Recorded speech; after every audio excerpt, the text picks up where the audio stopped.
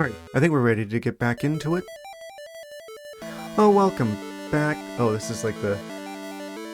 It's not me doing this, this is the game doing that. There we are.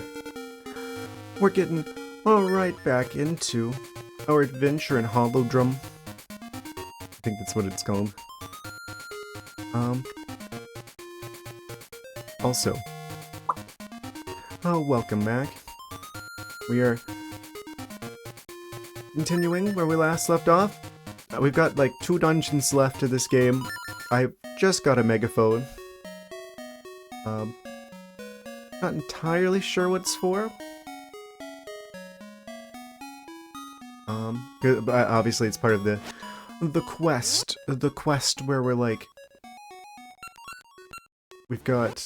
we're like trading stuff. So I'm assuming that's another trade type item. We're trying to get over to the cemetery across the ocean.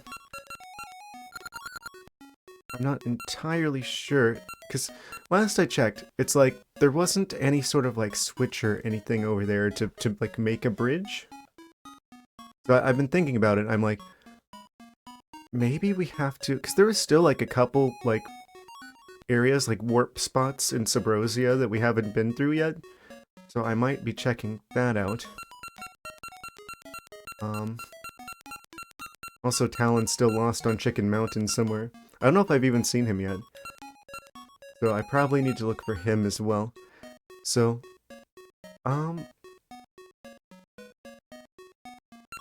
think maybe I try to do as much as I can with the trade quest, since we just gave the Goron his soup in the last stream.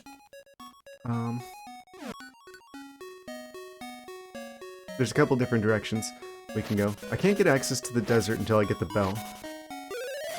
I do remember there being some... the pirate skeletons in Subrosia as well. So I have to assume that one of those directions is the right direction for us to get access to the last 2 dungeons of the game.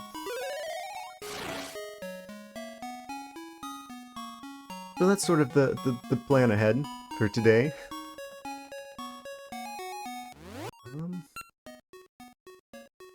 I guess with that said, I should probably be warping. Warp speed ahead. Warp speed ahead. To... oh wait, yeah, that's right, we gotta teleport up there. Where should I go? I should go here, because then we can take the stairs up to the top of the mountain.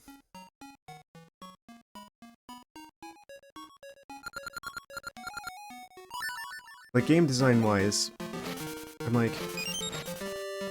there's like new ways to get into Subrosia that we didn't have access to before with our limited item selection. So, my best guess is that we're going to have to utilize our newfound items, probably the magnet gloves, to get access to one of the warps, one of the nether portals, so that we may make some progress. Where on earth am I going?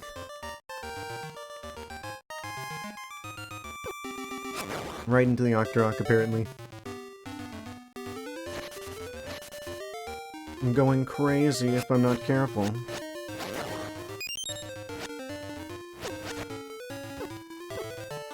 I really don't like how flying enemies are just, like, invulnerable in this game. Oh, right, we need Moosh to get... wait, no, I don't. I could jump that. I could make this.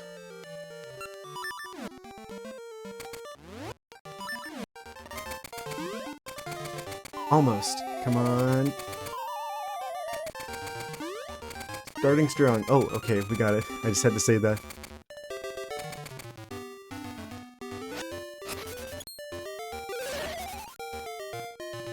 There's the stairs we're looking for.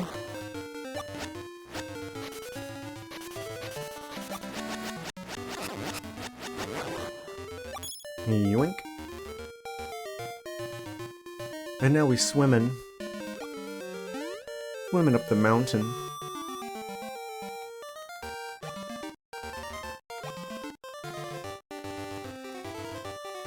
I'm really curious about how this game and Oracle of Ages, like, differ. Because apparently they do have, like, completely different maps.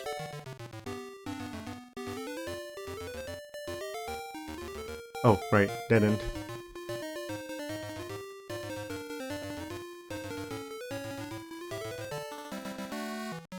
I'm gonna go through the Goron area. Go up the mountain. Where on earth would Talon be? He's on Chicken Mountain. So that's on this area in particular.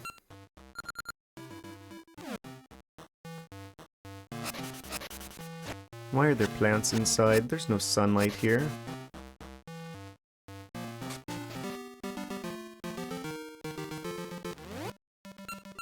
Bring out the crescent roll of strength. I do not like the enemies that burrow under the ground.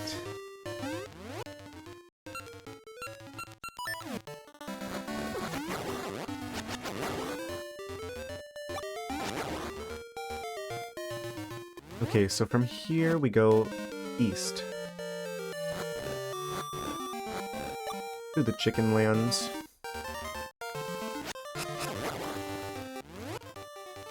Alright, we need to make it spring. But yeah, there's the blue chickens up here. If I was Talon, where would I be? I can just swim that. What do you bet? Oh. There's just a green rupee there. I was just like... That little corner looked really suspicious. There's another Subrosia thing.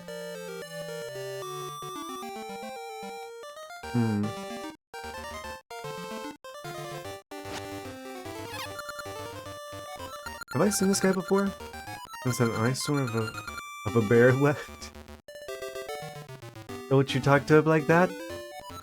Like no business in peace? Shield for 50 rupees. New. I will not be purchasing from him. How dare he. If I made it fall, we could remove the mushrooms, but that just gives us access to a patch of dirt. I guess at some point we can remove these rocks. I guess we'd have to. At some point. How else would I get through there? Oh, but besides jumping over the gap. I'm dumb.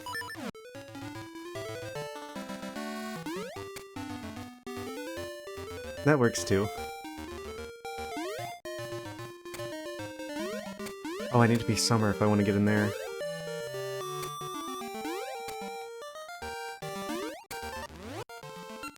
I have just the thing.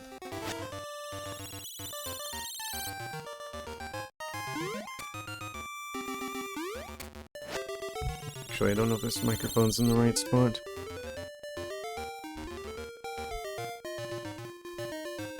Okay. Summertime. Wait. Spring has now sprung.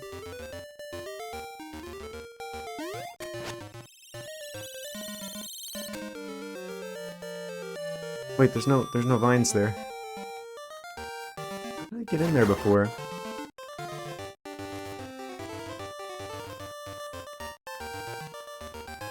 Is there like a ice thing that shows up in the winter?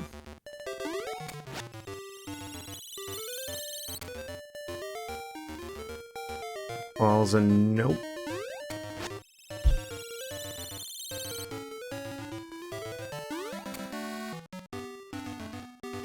Ah, yeah, it is an ice block in the winter.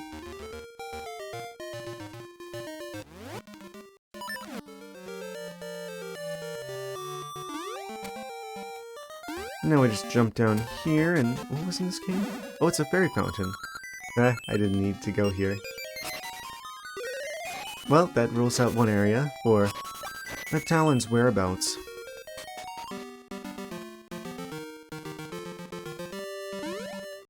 How do I get over there?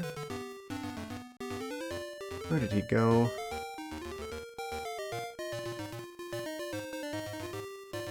I guess we gotta make it spring so I can get access to the chicken. Maybe he will take me to Talon. He is often associated with chickens.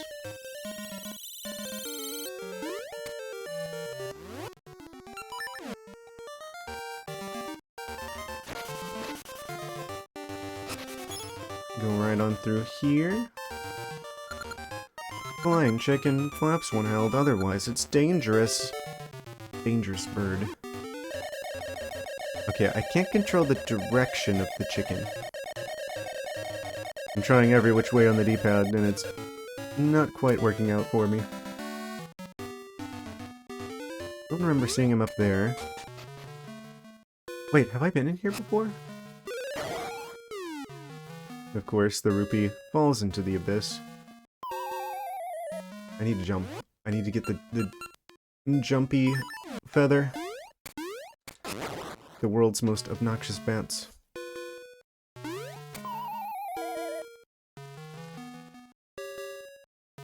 Let's try that again. After that attempt. I mean. What on earth? I guess what on Holodrum? This isn't Earth anymore. Actually, I don't know if Hyrule's ever been on Earth. What planet is Link from? Does that technically make Link an alien? Oh. Wait.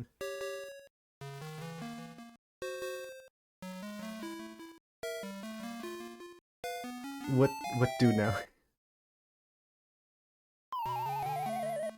Okay, that works. That works. I don't think that's the way I needed to go. This has turned into the quest for Talon. Kill him anyway.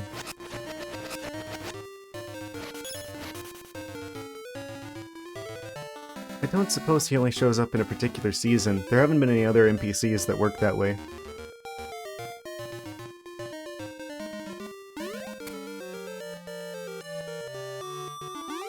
I'm gonna jump down here, and then we, wait. I've been able to get to that particular portal before. Oh yeah, I just jumped down here. But I don't think that takes us anywhere particularly productive. The Subrosian lava lands.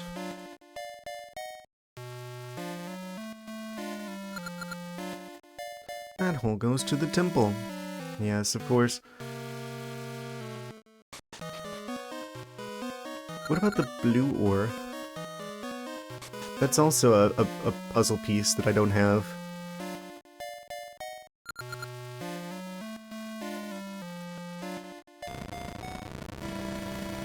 I'm not entirely sure where I would find such a thing. And those ore chunks nearby.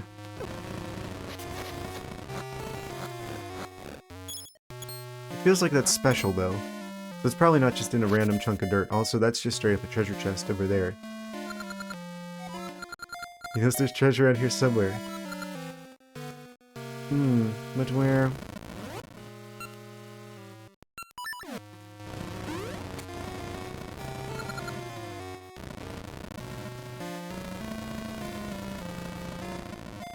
We could just... Oh, right, now we can get this, because we have the thing, we have the power glove. We can get over the gap. Neom.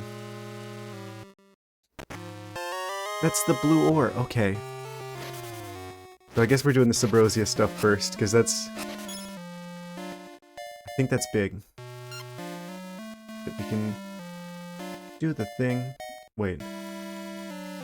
How do I get around here? I could go back... Oh, right, because I could also fly across this way. This is a very suspicious room.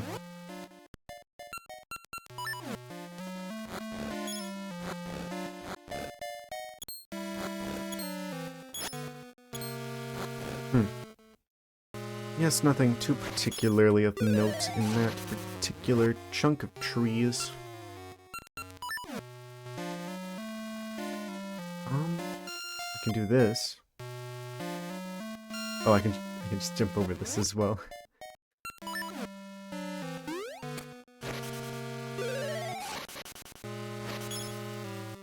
So, what might be found under this particular chunk of dirt? A ring.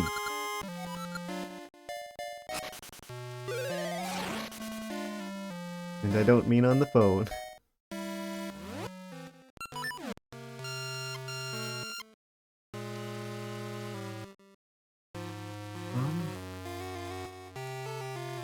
Why would this be here?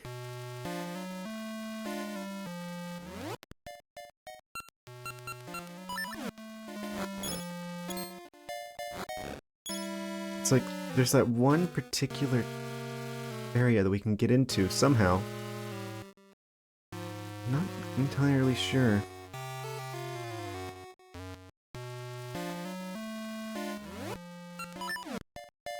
Jump over this gap. And jump over that gap.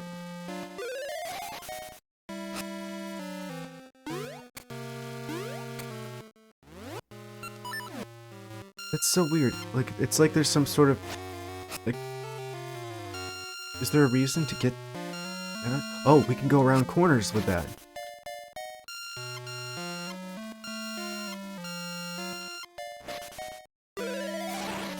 What does that do for us?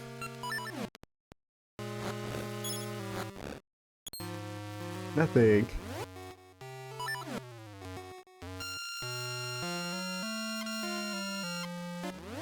That can save us from falling into a hole in the ground, though.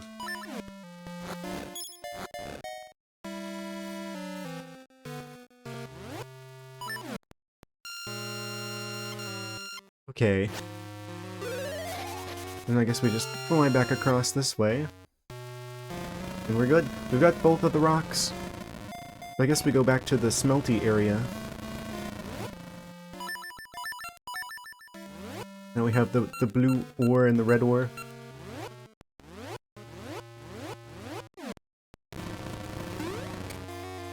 Not quite sure what that does for us. Oh, do we make the bell? Is that what this is?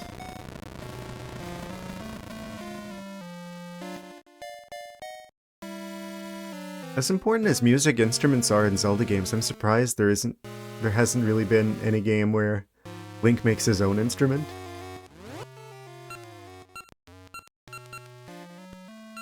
At least to my knowledge. Can I leave this chunk of Subrosia? There's the Subrosian volcanoes. I can't remember how to get there, if that's like a... we need the magnet gloves to get across like a gap or something? Or is that like an upgraded feather type situation? I don't know.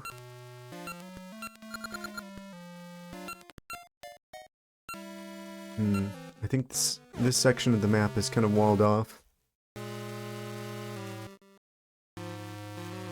Yeah, I'm not particularly sure how I could possibly... Wait, no, I can get across here.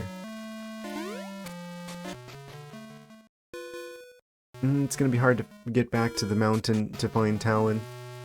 Maybe I will come back to this, because I know we gotta go back into Subrosia anyway. So instead of taking that shortcut here, let's continue our quest for Talon, and we'll come back. And then see what we do with the metals. I just don't remember seeing Talon anywhere up here, because all we know is he's somewhere on Chicken Mountain.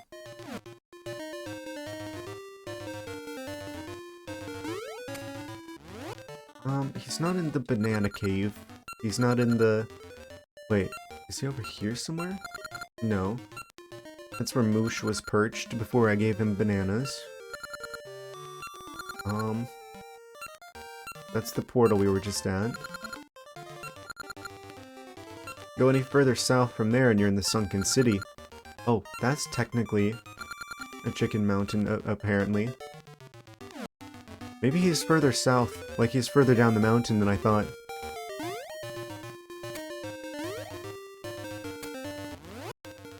Yeah, he's not in these first 6 tiles.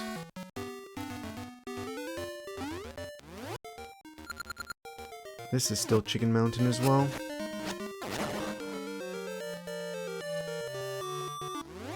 And what about this? He could be here somewhere, technically.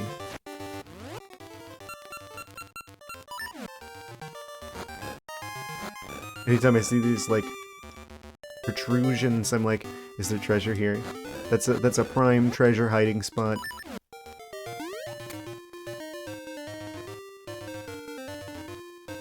Oh man. Oh, I can just swim across. What am I doing?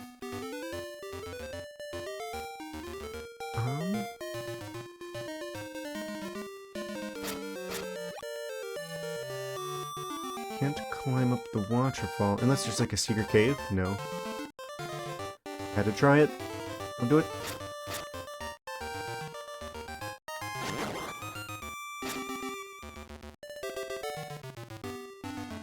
So where is Talon? Snow Mountain Chicken here.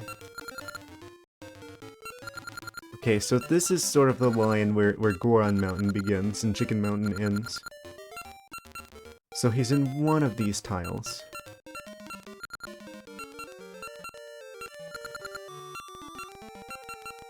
Somewhere in here. Not any of these. Unless he was in that cave and I just forgot about him.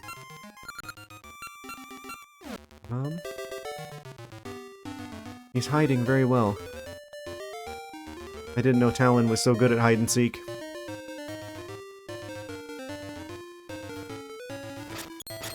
Secret cave? Nope.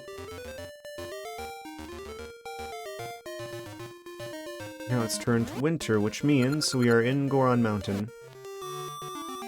Just not where we're meant to be.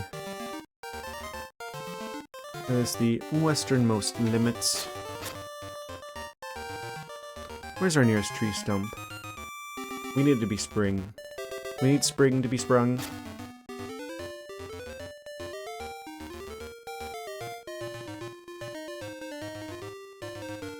Could be like at the base of the mountain.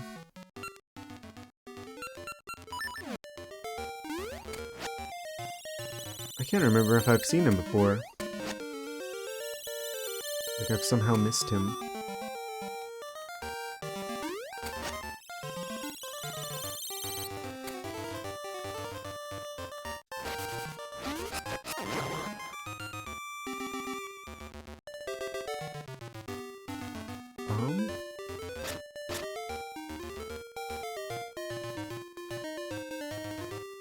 And the flower can launch us up to here.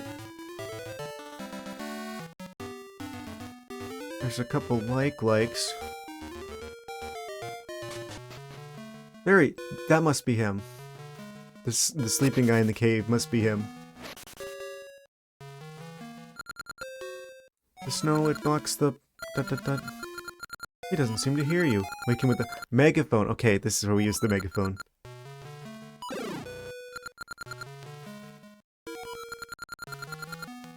He slept clean through winter. He hibernated.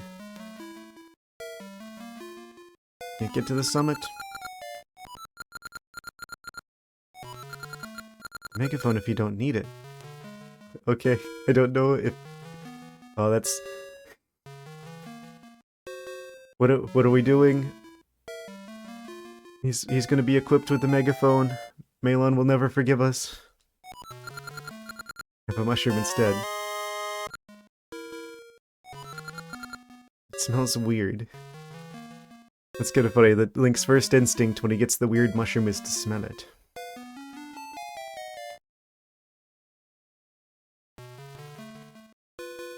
Okay, so we should probably check back in with them at some point. But now we have a mushroom. Which immediately makes me think probably goes to the witch that we saw, like, way earlier. Not the one that keeps running into us, but the other one.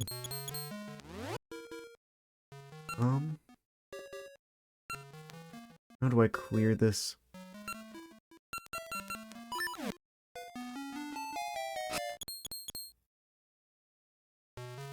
I forget what to do about this. Weird lettuces. Made of stone.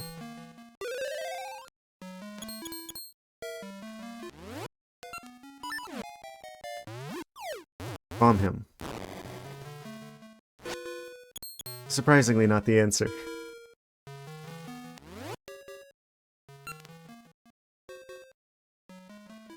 I can't remember if I had a way of dealing with this or not.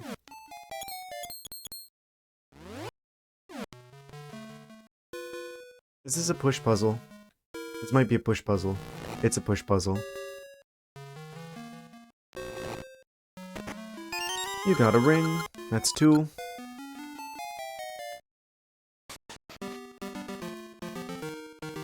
Get away from the like.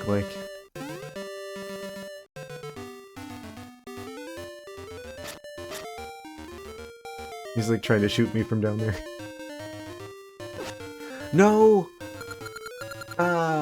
Stupid likes. They're the absolute worst in this game. Because at least in other games, you kill the like, you get your shield back. In this one, it's just, no shield for you anymore. And it's particularly bad because there's some enemies that you need a shield for.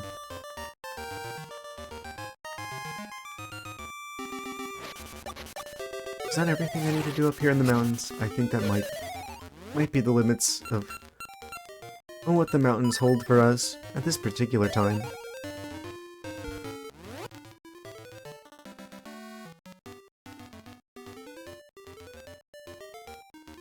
Okay, so in that case, I guess we should go back to...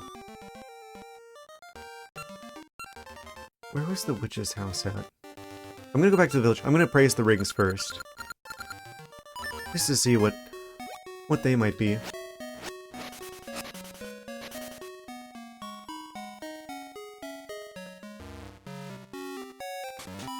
Quick, in the building!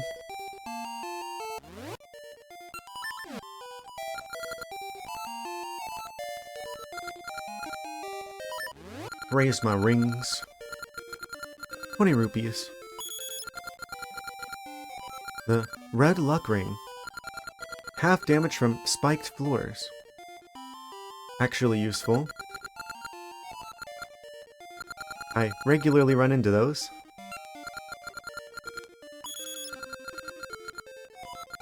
Subrosian ring. Become a Subrosian.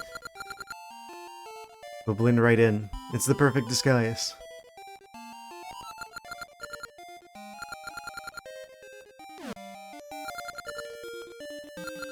I definitely want the spike ring. I'm assuming that Subrosian ring is probably cosmetic and more of a for my collection kind of thing. And cracked floors don't crumble. No sinking in quicksand. No damage from Zora's Fire. I don't really get hit by Zora's Fire very often. So I kind of... I want to keep the sand one if we're going to go to the desert, because that's one of the last 2 areas left for us to go to.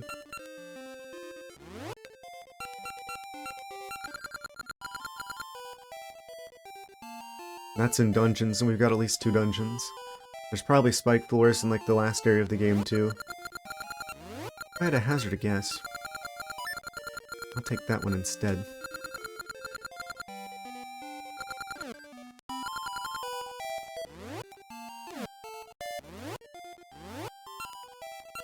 And quicksand... Red... Yeah. No, I'll do the quicksand ring.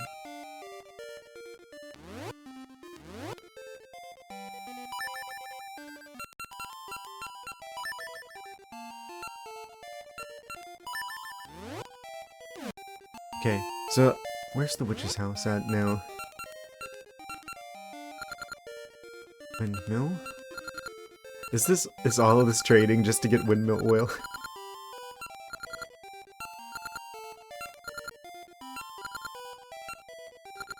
Woods of Winter.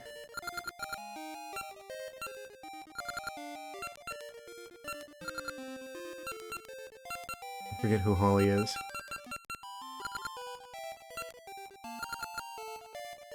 Alright, Talon and Malon's house. We should go talk to them.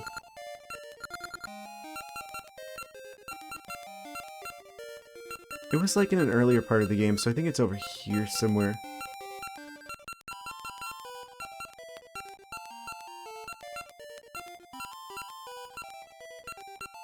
Maybe that's Holly's house. Maybe that's the witch's name? I don't remember.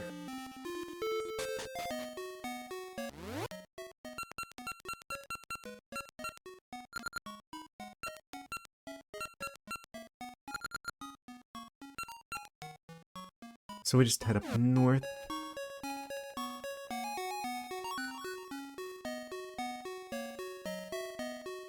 Still haven't retrieved the wooden chicken for this guy.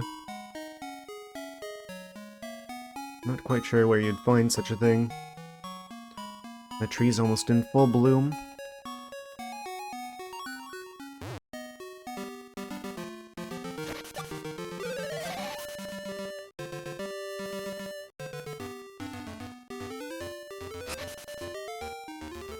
And we head north.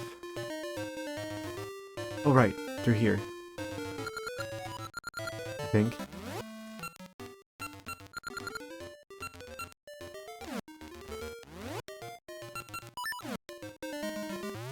Yoink. Okay.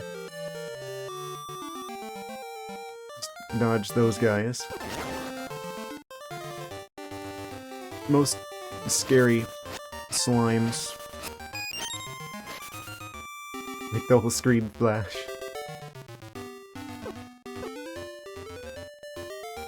Wait, I may have made a wrong turn.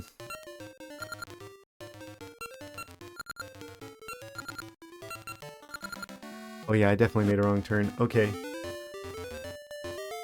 Quick, get through there.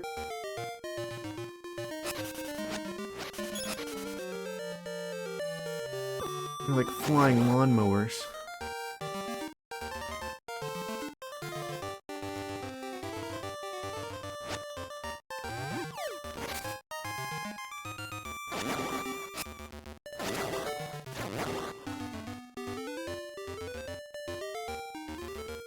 And the chicken keepers are home. Really caught it from Malon when I got back. Oh, she's hiding under the chickens. I'm like, where did Malon go? She's hiding in the pile of chickens.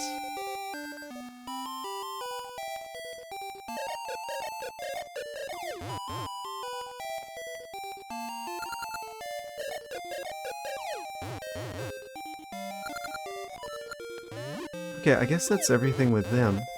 For the time being. Head check. So in that case... how can I get to Holly's house? The fastest way possible. Oh. Right, there's a warp right there. Excellent. I wonder how the game decides when to put more fruit on the trees.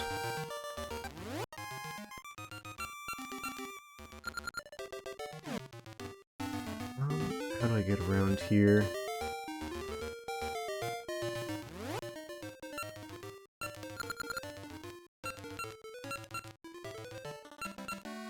I think we gotta go around the long way.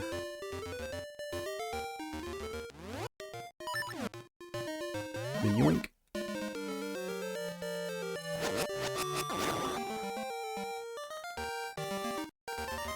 I swear if they pushed me into the abyss there, would have been real angry. Oh, I could have gone through. Make it winter again, the best of seasons.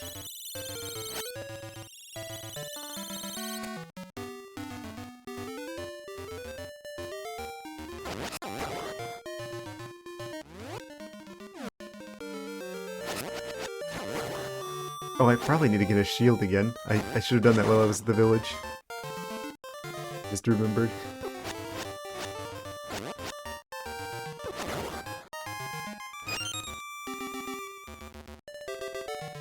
This has to be like one of the scariest games for likes.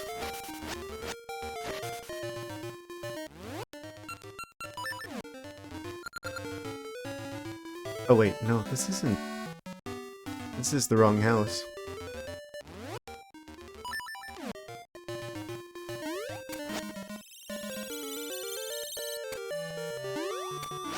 Unless it isn't.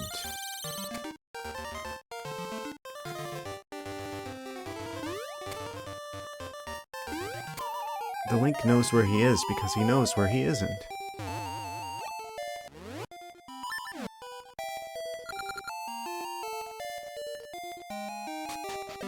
Oh yeah, that's definitely the wrong way. I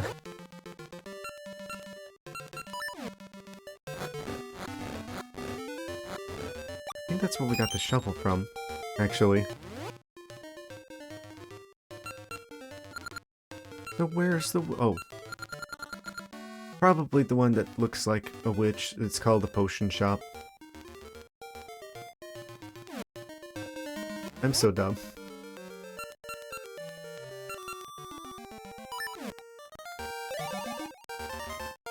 How'd I miss that?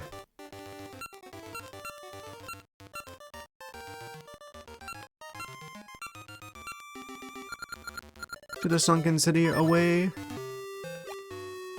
Yoink.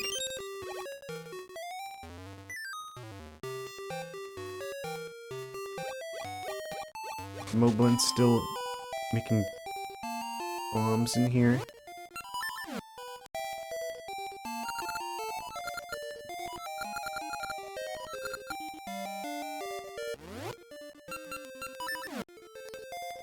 Give him a surprise. Ah, that didn't set the other ones off.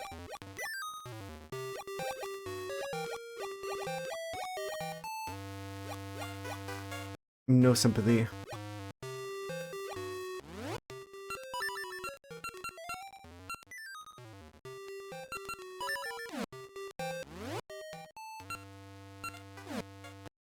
Okay, so they should be right next door. It looks like a dungeon entrance. Wait, how do I get up? How do I get back up there?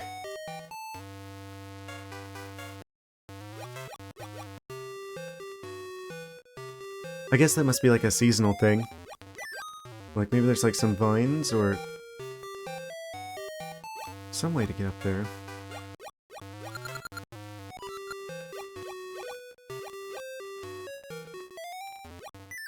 I've been up there before, but I forget how. It's been too long. Okay, that's like a boundary where seasons change anyway. Hello. I have obtained the mushroom. I am trying to deliver it to the witch.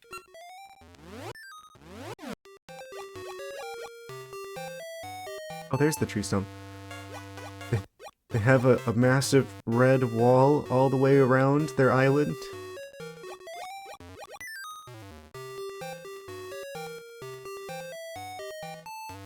Of course. I'm assuming one of these seasons will let me up there.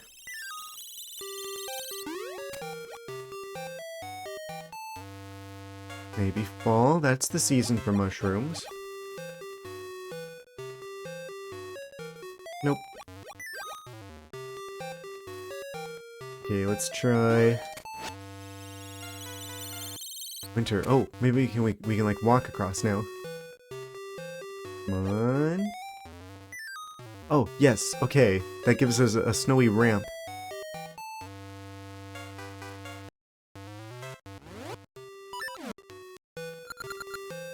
Where the monster that came to town came from.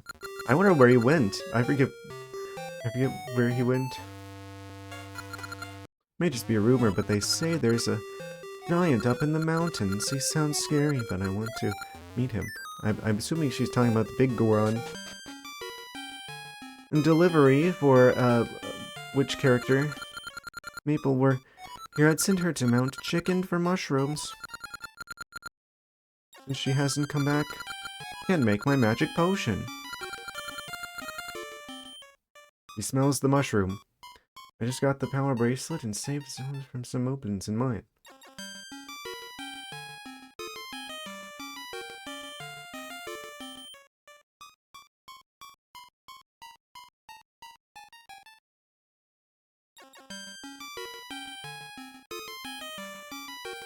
I have no clue what's going on.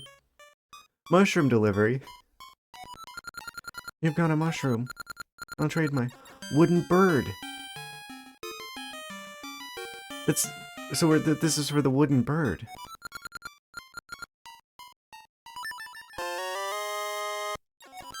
Why does the witch have a wooden bird? It looks real. Maybe it was real. She turned it to wood. With spells. Finally make my magic potion. Guess I'll open the shop soon. If I leave and come back, is she just going to have suddenly got a bunch of stock? Yes, she has. Actual use for money unlocked. So where'd this chicken come from? Was he here before?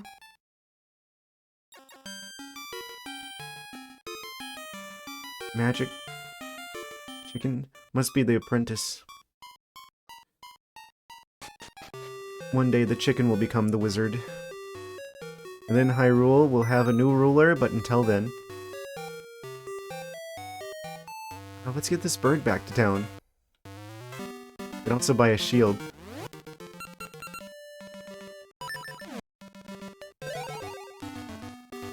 Chickens truly are a force to be reckoned with. I guess in Holodrum as well as Hyrule. I have no idea where Holodrum is in relation to ordinary Hyrule. Like, is this some sort of weird alternate universe or something, and that's why, like, the goddesses are just kind of hanging out? Did I get another ring? A Praisma? Oh, I don't have any more rings. Okay. We can finally deliver the wooden bird to the guy with the clocks.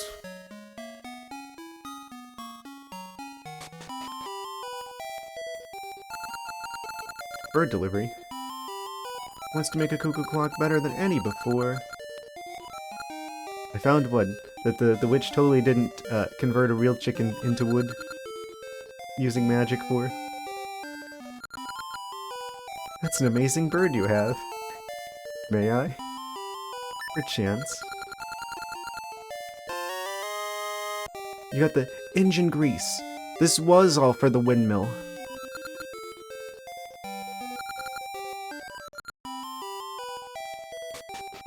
Now I can go back to the windmill guy.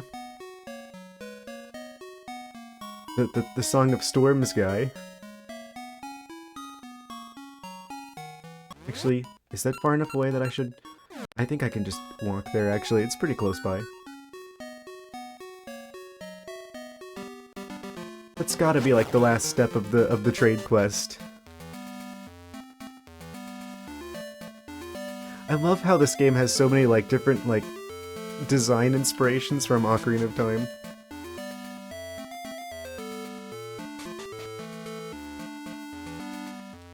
I have the windmill grease.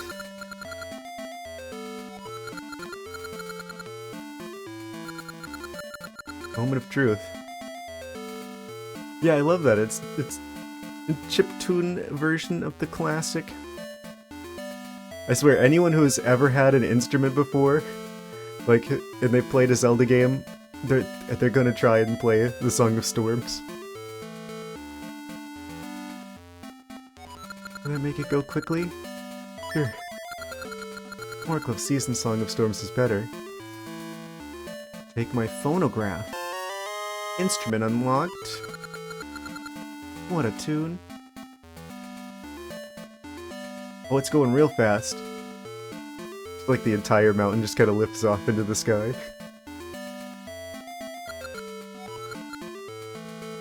Is it going too fast? Kind of want to stand back a little bit.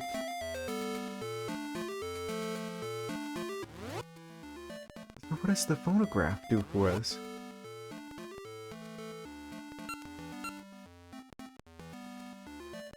Is there another step?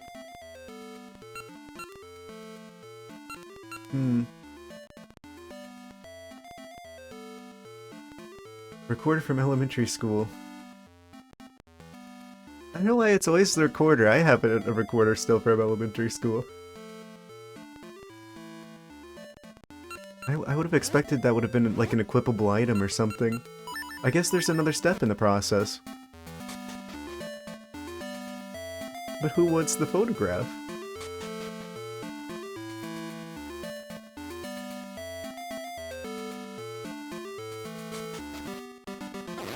I guess I'm gonna go back to Subrosia now that we've got the red rock and the blue rock.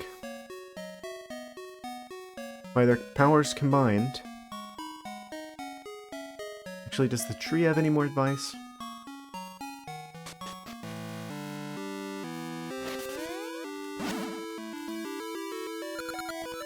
So it's weird how there's like the weird teardrop shape that looks kind of like one of the magical gotcha seeds falling from the sky whenever he does that. I'm like, am I supposed to catch that? Could there be an essence in the cemetery, but how can you cross the sea? Yes, our other big goal for today, crossing the ocean. I don't think we can use the power of song to cross the ocean. This isn't Wind Waker.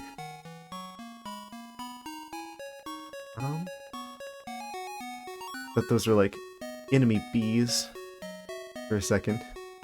Oh yeah, shield.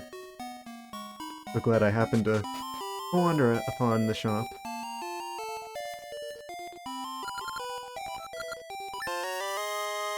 Once we get 300 rupees, I need to come back for that red potion. That's kind of a big thing to have access to.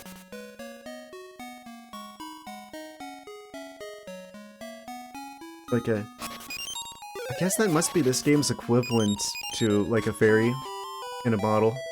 Like something that you can just automatically heal from. Now back to Subrosia. Ah, that takes us right back to where the pirate guys are.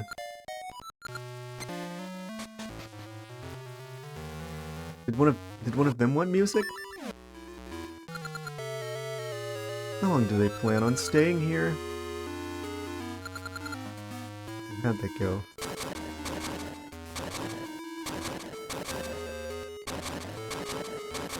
I have the pattern memorized. Look, Mages, there's an island with a new species that is really cute, too. Well, I guess I'll be looking forward to that whenever we do Oracle of Ages next. Is he alright? That bloke's so forgetful. The skeleton pirates are British.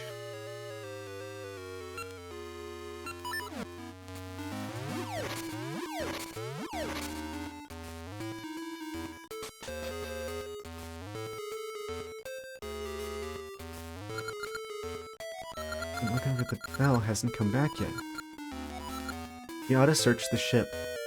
So it's probably on the ship, but I thought the ship is in the desert. You know, a ship would be useful for crossing the ocean. What happened in such a state?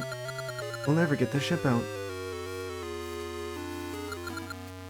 It was so stormy that Captain lost the bell he got from a special someone. Ah, it has sentimental value. They're caught in a storm.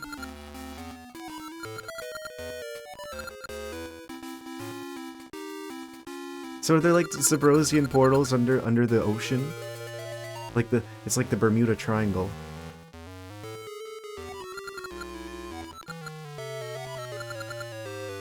Queen of some great land. Wait. You can't forget what's more, she's said to be the queen of some great land.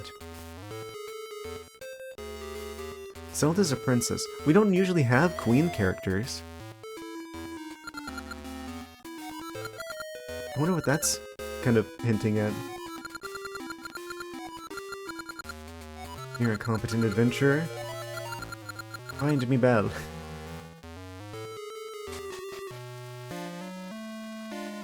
We've got to go to the ship somehow.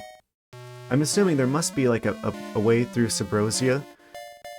Like either like an alternate path into the desert or an alternate path into the cemetery on the other side of the bridge. Queens are rare and typically evil. I know, what's up with that? Is it the just like the logical next step of, oh, you either die the hero or you live long enough to see yourself become the villain? Whenever the princesses evolve into the queen state, they turn evil. Evil type.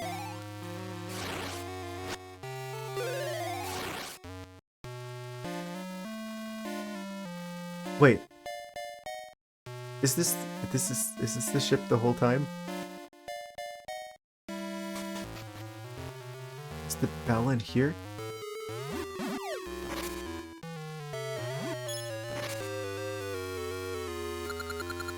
The ship's bow is in the desert. Oh, it broke in half. That means...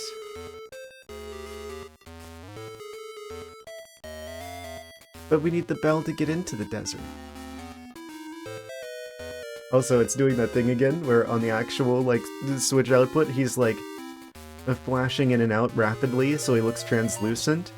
But because of the capture card, it looks like he's just kind of phasing into reality and then out of reality again every couple of seconds.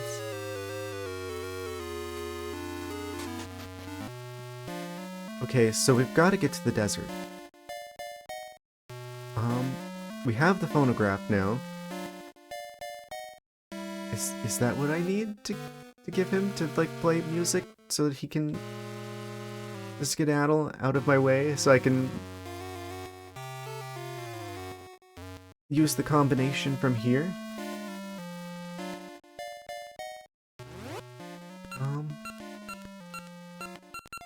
There's no other portals here.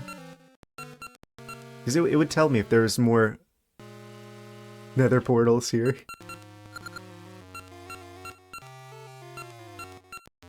So I don't think that's the way to get back. I'm gonna try it. I'm gonna go try and give the phonograph to this skeleton pirate guy. He's currently guarding the desert from us.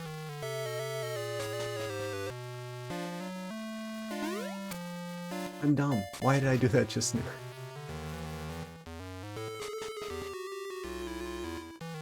Up the stairs.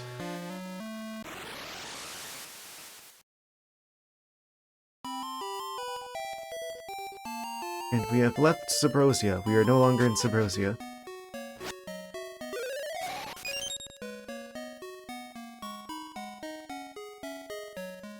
To the beach. Over here, where it is perpetually summer.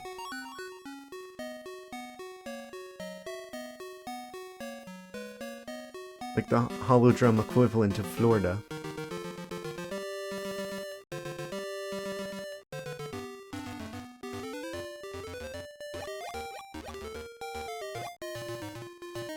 Would you like a music player?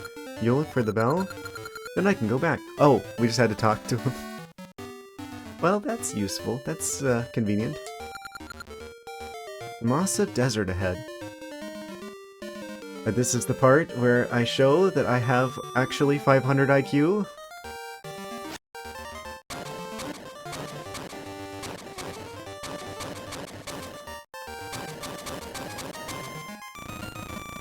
Memorized it.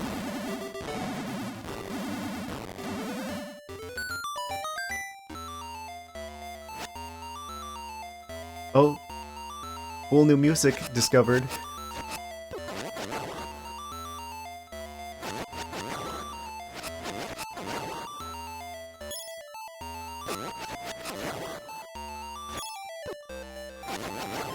Are they just continually spawning in? Is it just infinite enemies that dig out of the ground? That's a thing in this game. I know that there's rooms in the Lost Woods that have infinite like-likes. I think this is an infinite enemies area. That's the guy from Mario. And he's heading right towards me. Get me out of here. Maybe we can hide in this cave. Okay.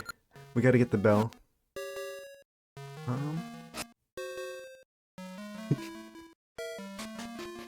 Why are the cactuses aggressive? Oh, and of course there's like-likes. I just bought another shield.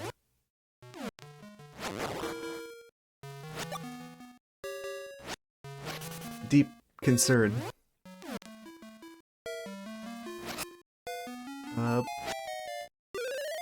Don't do it.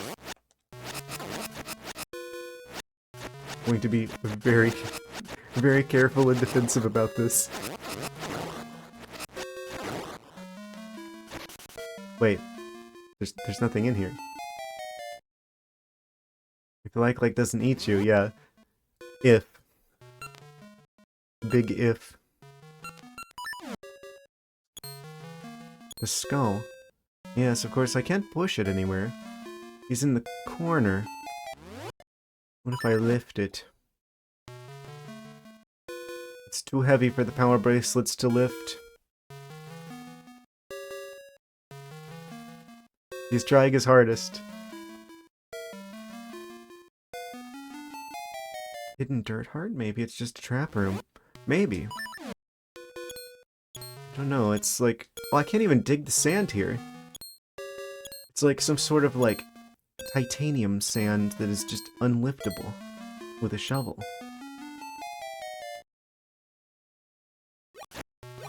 I can't swim in the water either.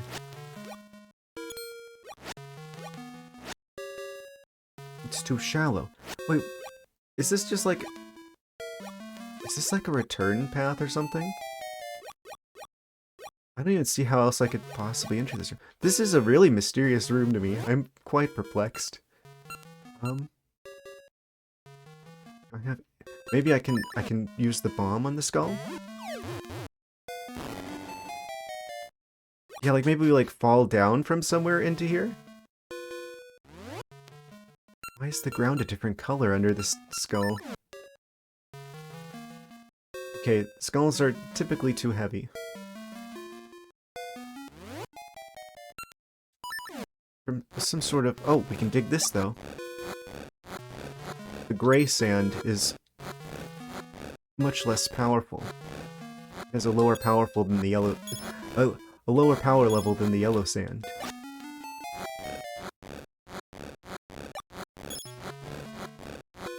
I really wonder what... I don't know what this cave is for. Maybe we come back to this at some point. Like we need like another character to do something, or we get a new item that allows us to interact with the skulls.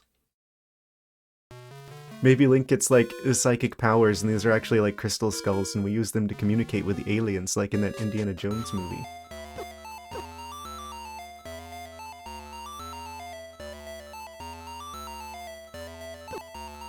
The Pokies are very concerning though. The Legend of Zelda and the Kingdom of the Crystal Skull.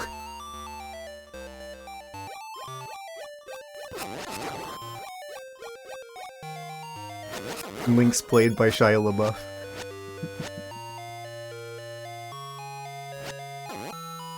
We can defeat him.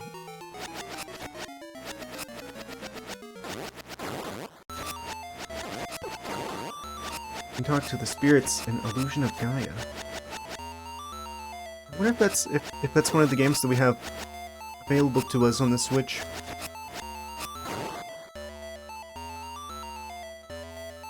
Do I take damage if I touch these? Yes, okay, I had to try it once. This is quicksand. I have a ring specifically for this. Oh, I actually have it equipped. I forgot I did that.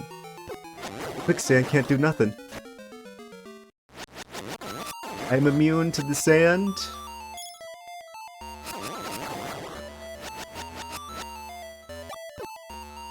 Link's a true arch nemesis. Sand.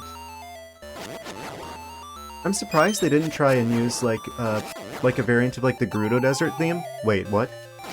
I guess if you walk in the very center, it still gets you. I need to remember that these will just keep spawning in.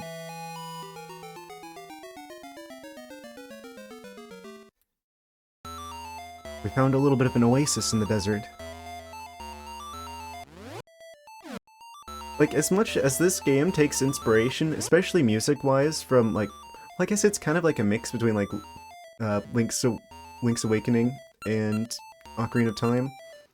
I'm surprised they don't have, like, a variant of the Gerudo Desert theme out here.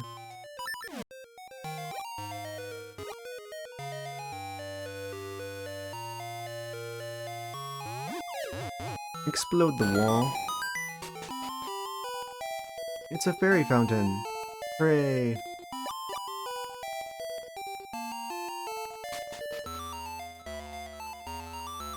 Major Seasons games use the same engine. Ah, yes. I don't know if they would even have been using engines at this point. I think they would have basically just, like, basically modified, like, the stuff that they did for Link's Awakening. I guess that would constitute an engine, kind of. This is back when games were, like, way harder to make, because they had to do everything in, like, assembly, basically. No, I think you're technically right. So they would have to speak directly in Game Boy processor language. And that's why it took like a bajillion people to make games as simple as like the NES games and the Super Nintendo games, because all of their processors spoke different languages. I don't know, maybe they were using some sort of like... I guess I shouldn't get too into weeds.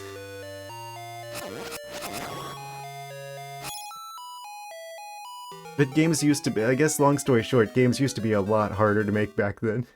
You couldn't just like pull out like, you know, Unity or Godot or something, because that by itself wouldn't, like a fraction of that wouldn't fit on a Game Boy cartridge.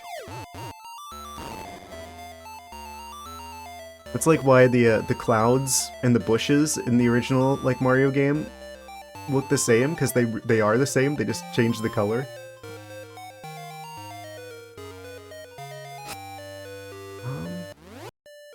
They could reuse the same, like, sprite. It would take up less space. I used Dreams to make some animated stuff, and it was tedious. Yeah, I mean, things have gotten a lot easier now that we've got, like, pre-made engines and stuff.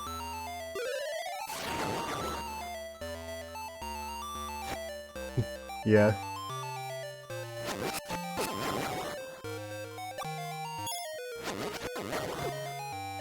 I need to get out of here. There's the other half of the ship. Of course, the last tile of the ocean I go to.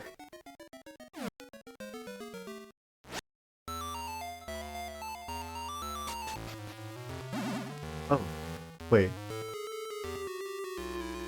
Wasn't the other half of this in Subrosia? Is Subrosia just like under the ground? I thought it was like some sort of like other dimension or something, but this is just straight up the other half of the ship that was in Subrosia. So I guess the ship is like halfway between worlds?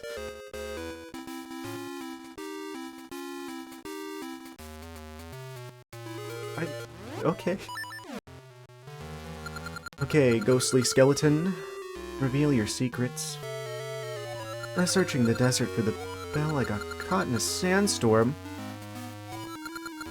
I woke like this, I can't go on to the afterlife. Let me find that bell. Oh, he doesn't even have the bell. Rolling out in the desert. Find that first. That's probably what the cave is for. Probably like his skull or something. Unless I have to dig for it.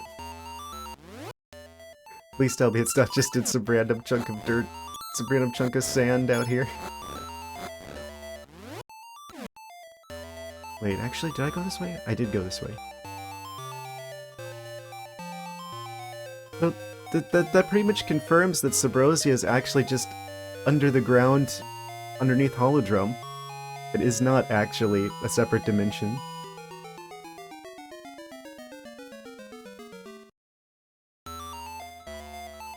Wait, when did that get here?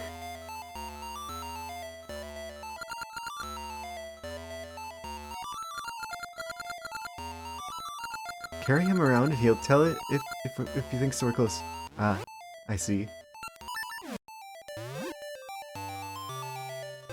He has a bell radar.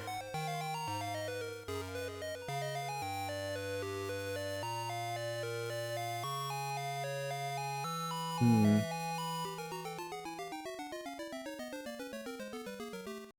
And just like have to dodge all of the different sand enemies that are burrowing under the ground. Wait. There's probably like a secret passageway to get up there.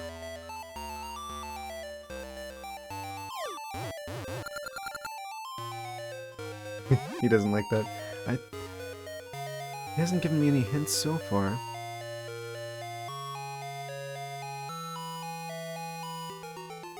He isn't helping a skeleton.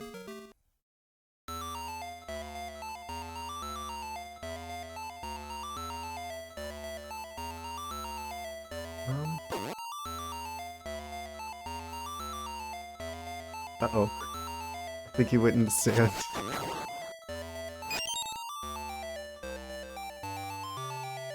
Okay, he goes back to here.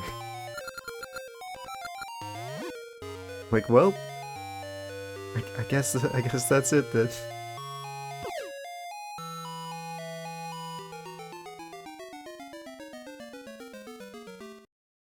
Must resist urge to get extremely angry.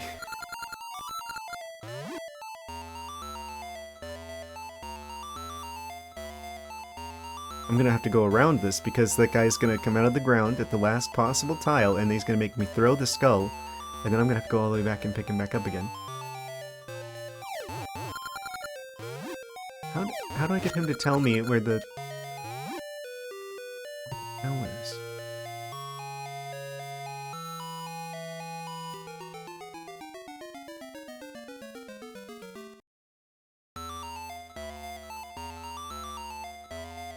Am I missing some sort of cue here?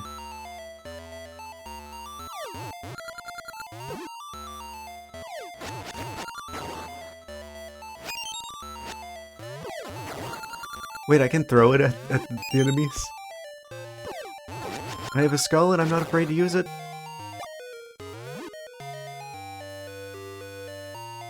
They really just had to make them, like, infinitely spawn in.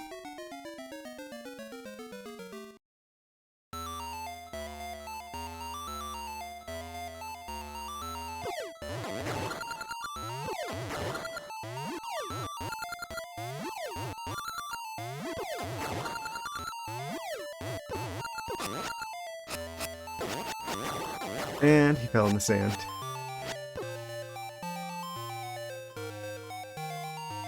I was kind of expecting you would be like, either beeping or saying something or...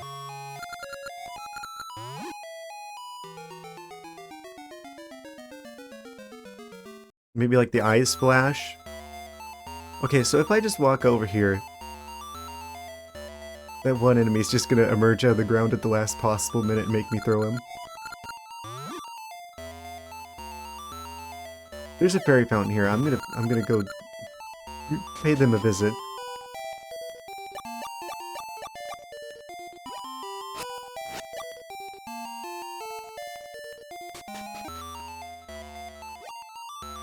Yeah, games used to be a lot more, like, efficiently... I mean, I guess software in general was a lot more efficiently made back in the day, because it had to be, because you didn't have hardly any space at all. So they'd reuse, like, a lot of the... as much stuff as possible. That's why there's a lot of, like, memory bugs in, like, older games.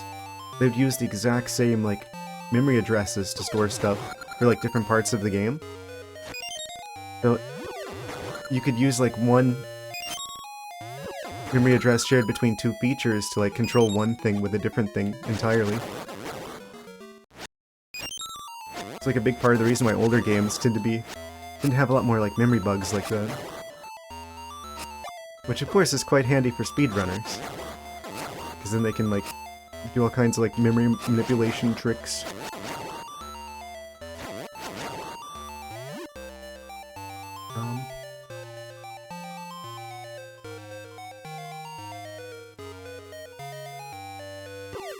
How close do I have to be to where the bell is to... Maybe I'm being dumb. I need to bring it back to the guy.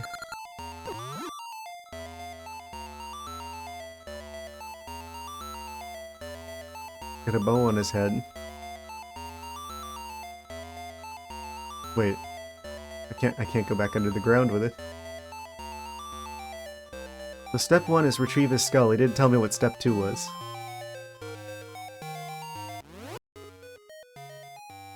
I've been all over the entire desert at this point.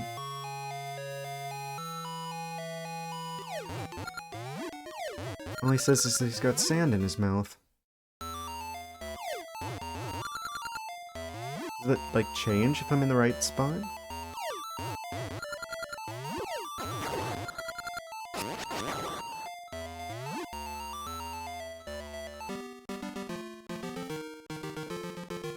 You can take him out of the desert.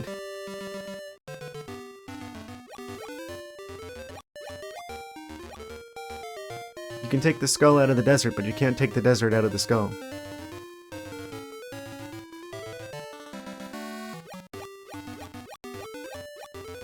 There's still sand in there.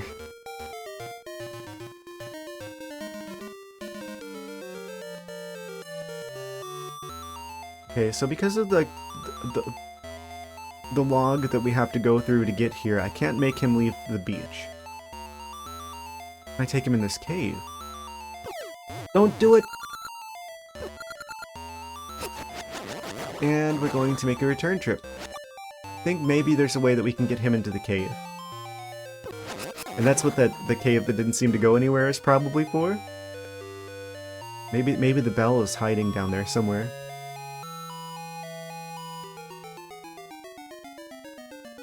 This would be a lot more annoying if I didn't have the ring that, like, allows you to not be affected by the quicksand.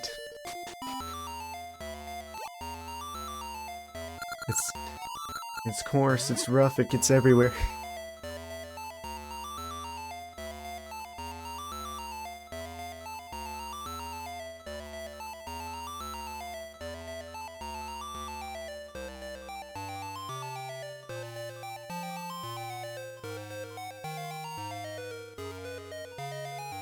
Just dodging everything as best as I can. And it forced me to drop it and then pushed me into the cave.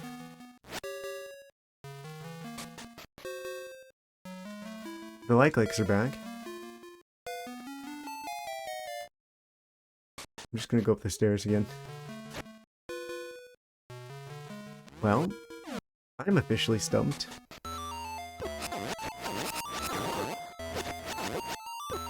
They like trapped me in there.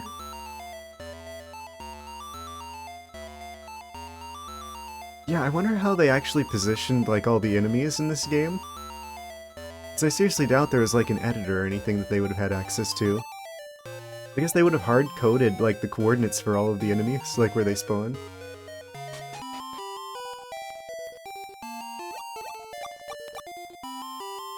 I'm gonna go back to talk to the skeleton guy. Maybe he'll tell me step 2. So I found his skull. Random set of coordinates for spawn. Yeah, I know with Pokemon, the individual like tiles of grass have like their spawn rates like set individually for like what Pokemon are catchable there. I think tufts of grass in like a lot of Zelda games are specifically like they have like their own like loot tables. That's why there's like some patches of grass that you can like get like bomb refills, for instance, or arrows, but then there's others that you never can.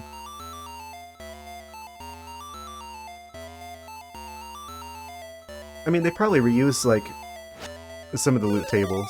Like they probably have like one loot table for one particular set of items that they probably use. I don't know. I'm just guessing.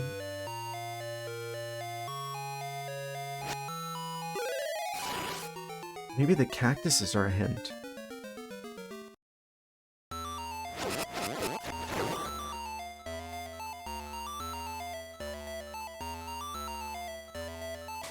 Get on the phone with Nintendo. But I don't wakaru the Nihongo. Wait. Skeleton Boy is gone. So much for getting answers.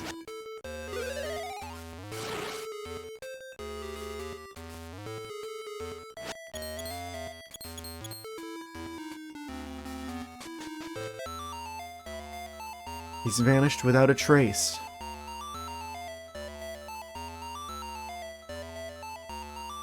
I'm gonna dig around here, trying to find a passageway up there, because that chest is like... That's gotta be something up there. But how do I get to it? They really just had to make these infinitely spawning.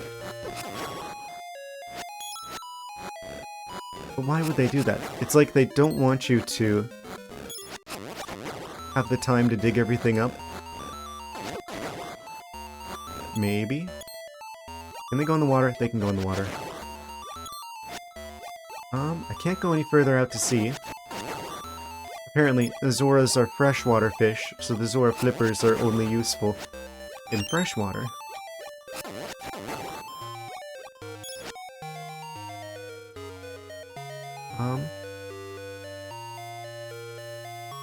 Maybe there's somewhere I can dig up in here. Mermaid tail, yeah. Plant the seed out in the desert, I guess. I'm sure I won't forget about it here.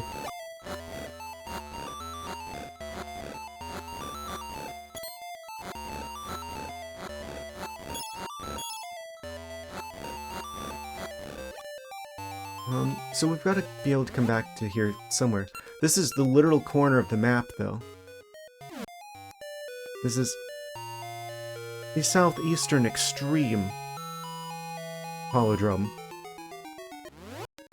And it is blocked by coconuts.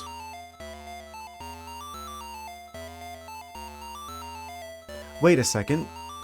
There's no way to change the seasons here, are there? Are there any tree stumps so I can make it like winter in the desert?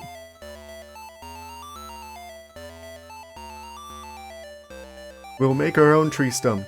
I will chop down the palm tree and then I will use it to gain control over the seasons. I suppose that's not gonna work. Winter desert is just a tundra. True.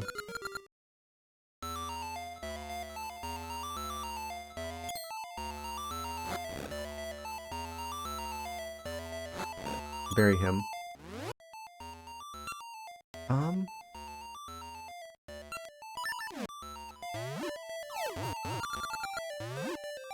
So what if I throw him into the water? Will he still say he got sand in his mouth? He got water up his nose.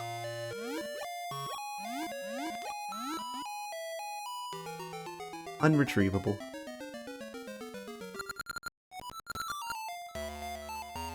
What? Carry him around, he thinks that we're close.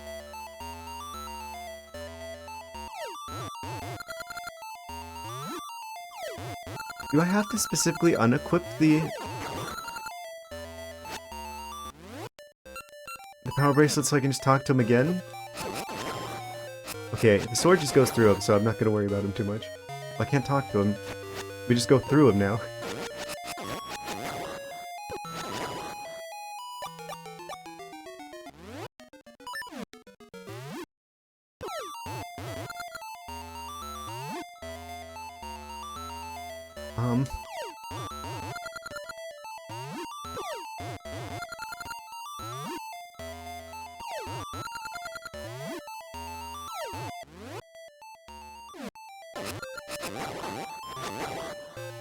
How do I get him to like, talk to me again?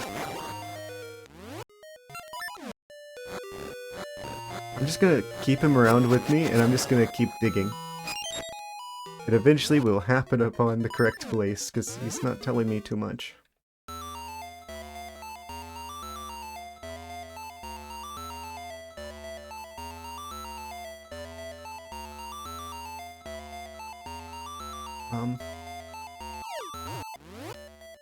It's probably gonna be, like, rather obvious. Like, there's probably gonna be, like, a... It's not gonna be somewhere with quicksand. You can't dig in the quicksand. So it's gotta be, like, some random patch of sand that probably sticks out somewhere. Is there a way I can, like, turn into one of them so they'll stop attacking me, or...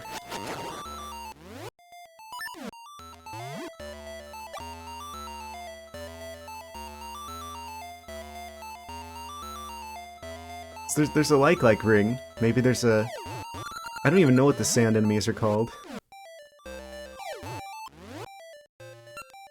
The sand likes.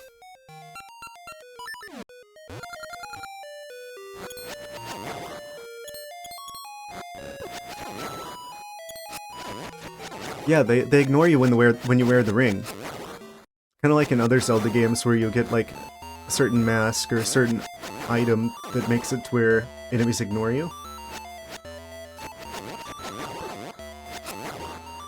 But it's specific to that enemy type though, so the like ring only works on likes. I don't know what these enemies are called, but I don't have a ring for them.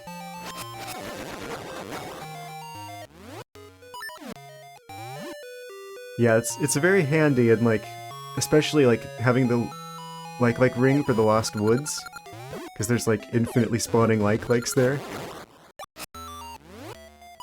They'll just ignore you.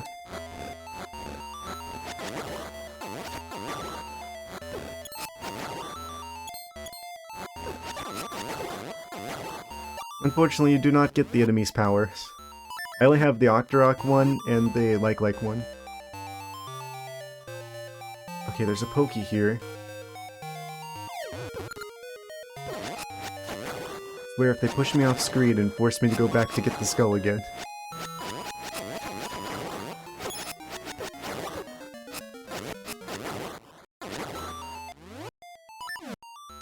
Okay, maybe it's between these cactuses. The fact that there's no invulnerability frames here either is making this particularly obnoxious.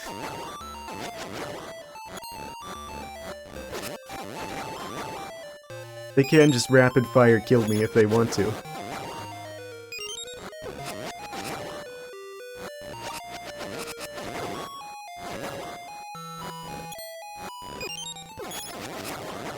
I don't think it's in this particular... There was a fairy in the sand. What's she doing there? Don't push me off the screen, I swear.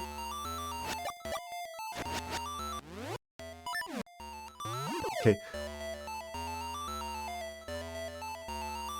As if they bump you, then they make you throw whatever item you're holding, and if you're on the edge of the screen, then it pushes you off the screen, and now he's gone.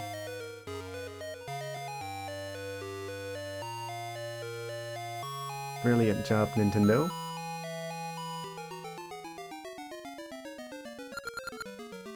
I'll tell you if I think we're close.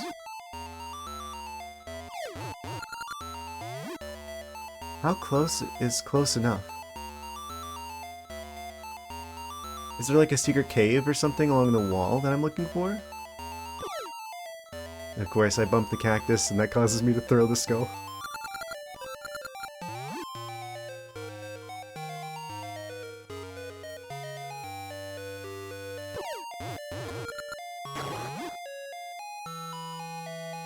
Wait.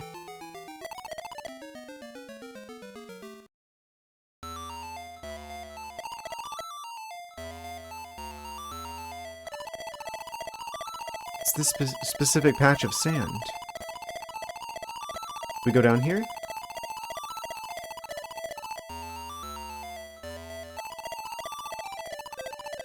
We go south. No activity from him. I go in the sand, it's nothing. It's gotta be here.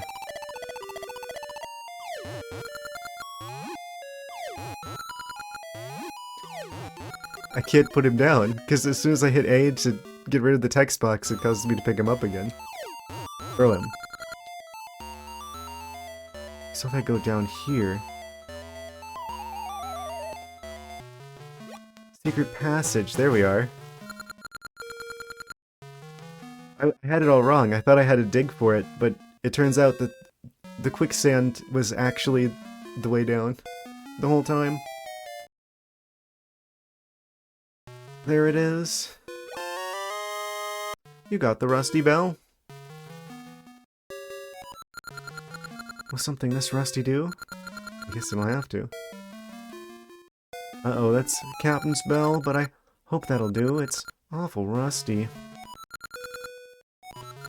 What did they make it? Why would it be made out of iron? It's gonna be a really heavy bell. At least I can go on to the afterlife now. The rest is up to you.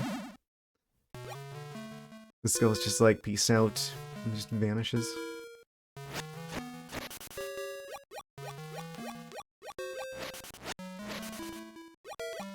So where does this go?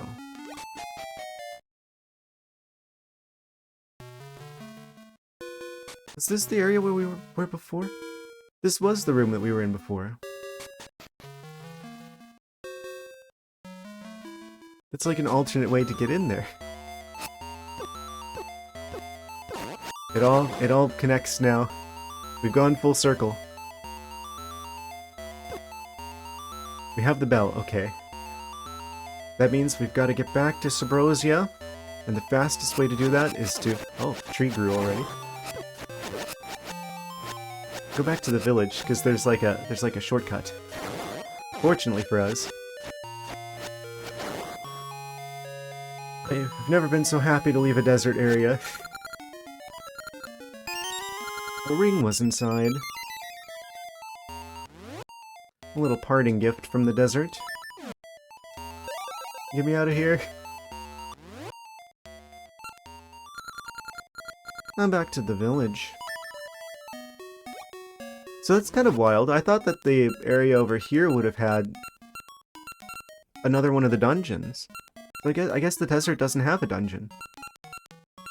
So that leaves the question of where the 8th element is going to be. Because I feel like one's got to be in the cemetery. I guess the other one has to be like up here somewhere, or maybe like the final boss has like the 8th one or something. The ship puzzle was the dungeon. Ah, I see.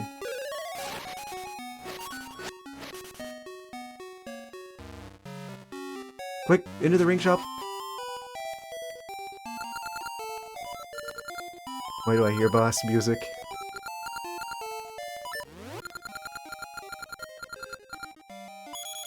Praise my ring. The Maple's ring. Maple meetings up? Oh, we can increase the odds that we run into Maple again.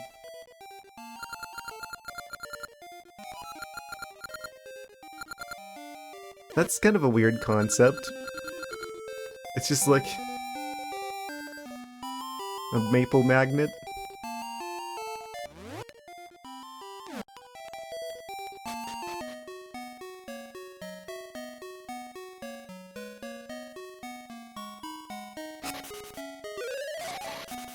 Did I need a shield still? Did the like exceed it? No, I still have my shield.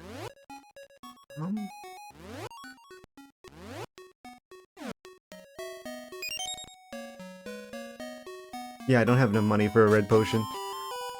Back to Subrosia.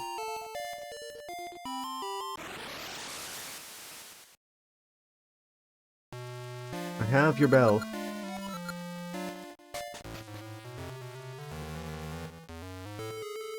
Where's the captain? Brought you something.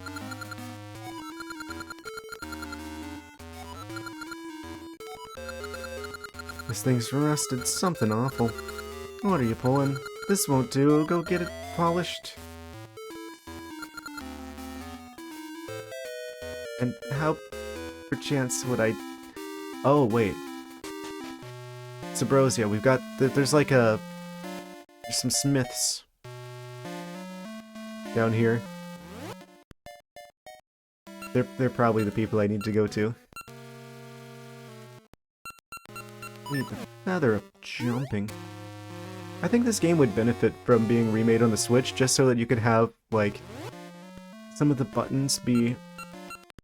Like, make it so you don't have to, like, equip the shield, like, so you can use, like, a shoulder button for the shield instead. Let's go bury some treasure, make sure no one sees us. If anyone does, run. Oh, I guess it's minigame time. Another stealth minigame. We had our feather before. But now what are they burying? They're going on different paths now.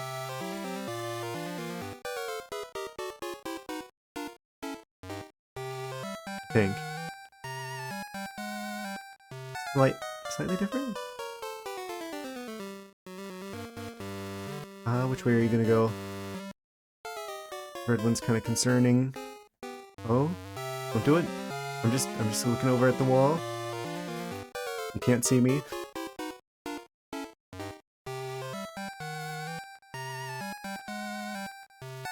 Of course, they're gonna go through there because that's the most obvious hiding spot. And they go up there, and then we gotta go across here.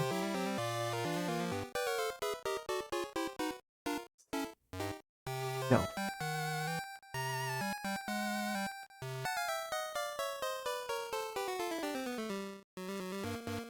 This is tricky.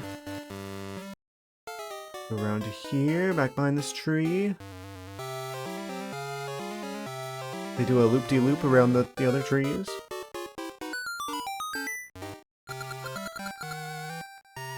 Of course, they buried at the same spot.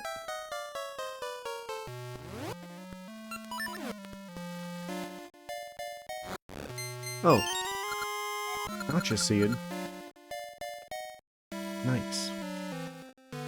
Yeah, I don't know if they're all random, or if it's just like some of them there's a particular item you get. If it's just totally RNG. What surprises the trees have inside. Yoink. Okay, enough fooling around, we need to find where the smelty guys are. Well, find them again.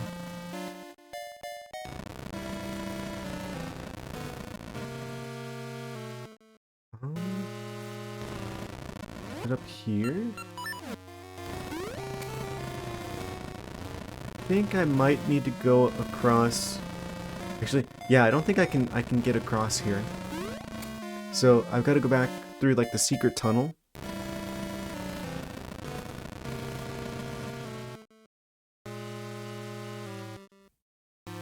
Just over this way, back through the temple.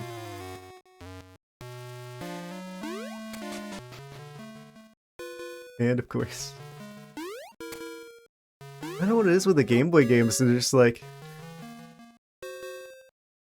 Link is gonna be the new Green Mario.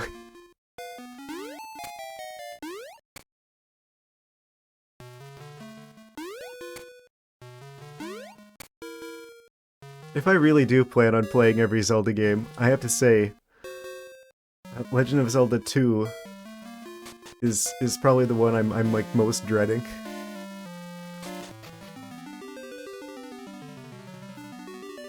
Wait, I don't need to go here. Wait, I can't leave from here, can I? Spring is just isolated.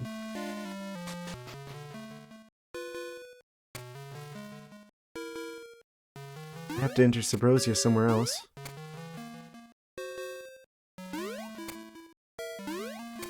That's an easy enough problem to solve. Wait. What about over here?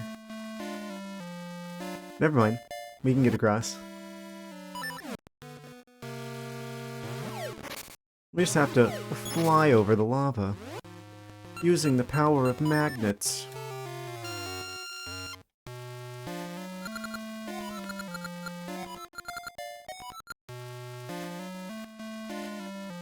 Magical.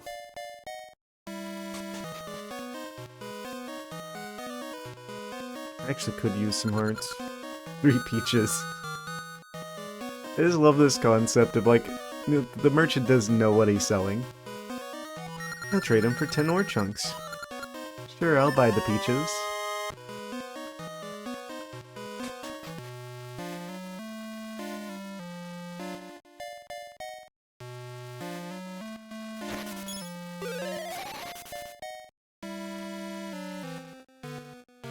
So from here, we have access to the rest of Subrosia. There's only like one square of Subrosia I haven't visited yet, and that's like the path to the volcanoes. Oh, maybe that's one of the dungeons. What if Dungeon 8 is like a Subrosian dungeon? That would be cool.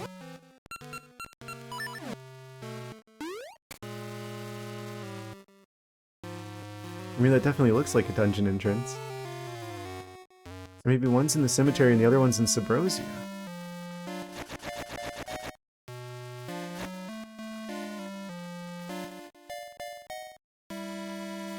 Is this the smithy guy? No.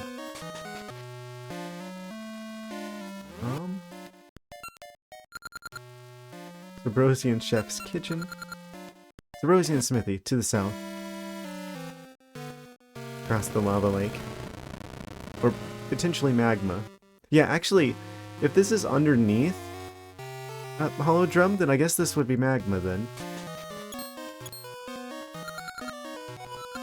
Subrosian Smithy, we do the finest work in the land, but we take on only jobs that interest us. The twin back are masters of the trade, I'm just a manager.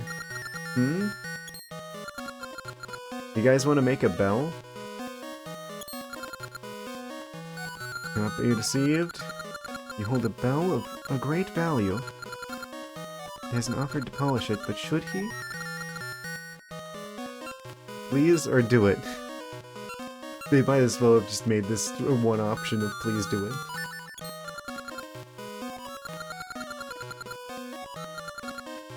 Try again later.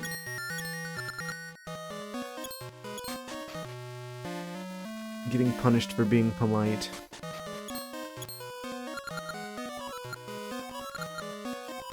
Truly in a strange land.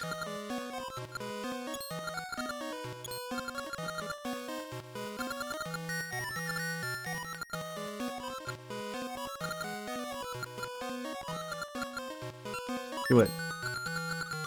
A splendid answer. Straight into the point.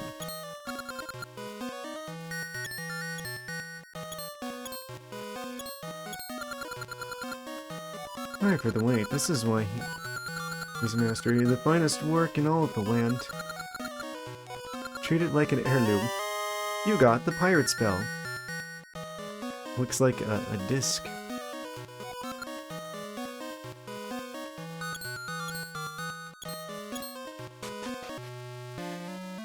Now back to the pirate we go.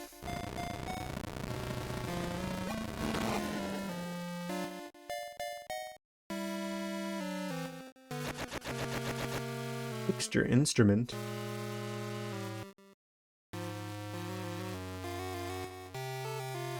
Okay, how do I actually get back there?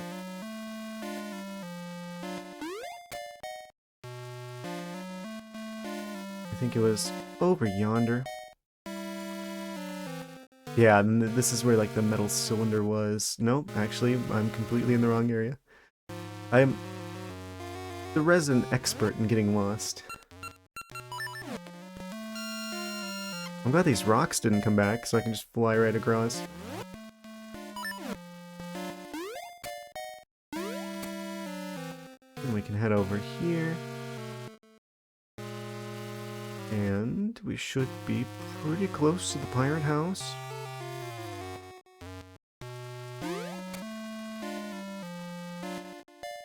There they are. I've returned with your bell. Let's take a gander. There's no mistaking it, this bell is full of memories. That don't mean they're all good.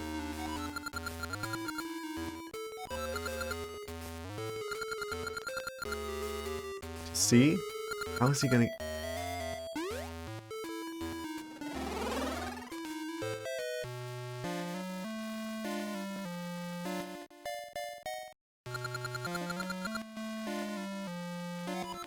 The ship's all fixed. We can set sail anytime. So this is gonna be how we get to the other side of the lake. On the other side of the ocean.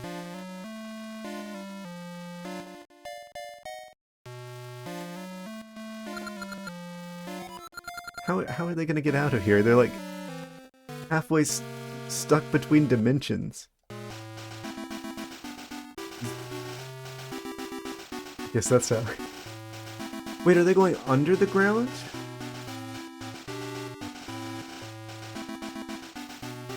Like, oh, we're on the boat. You go the wrong way. Actually, I'm sure he knows what he's doing. Desert dead ahead.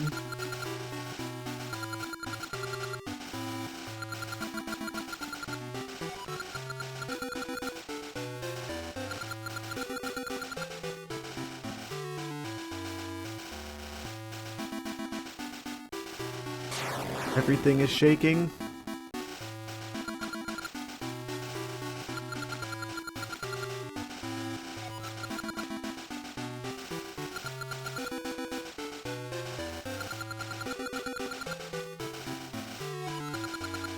They've made it back to the ocean. Sound the bell. Can't do this without the bell.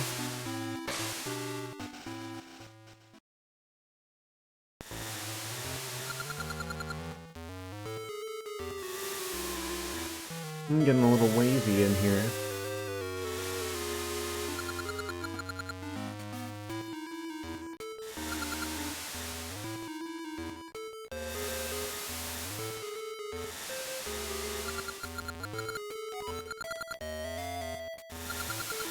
How does a skeleton get seasick?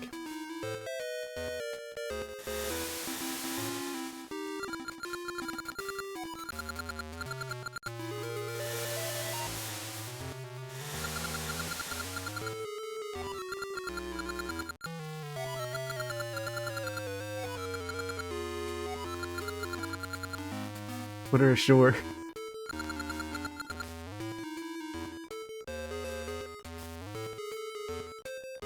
It'll fit perfectly between the gap.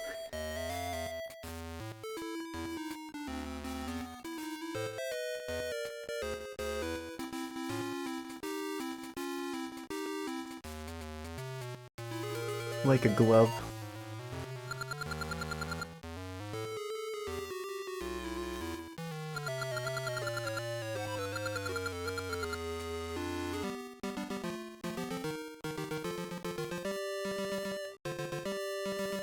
That's way better than hitting a switch to just make a bridge magically appear.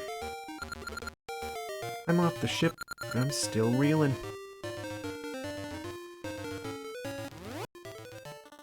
And just like that, we now have access to the southwest corner of the map. Wait, are they... Oh, we can go underneath this? That's like the first time in this game that we've been able to actually go underneath something. Treasure acquired, it's a ring.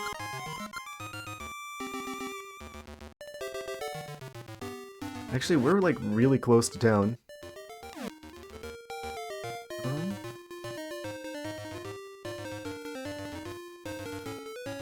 Yeah, I'm gonna go appraise my ring real quick.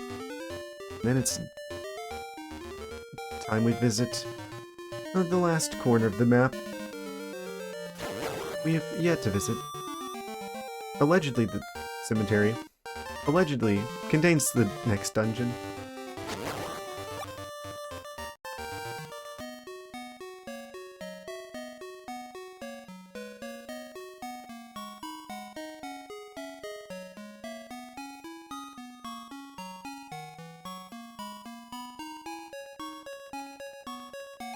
And the ring shop's right over here.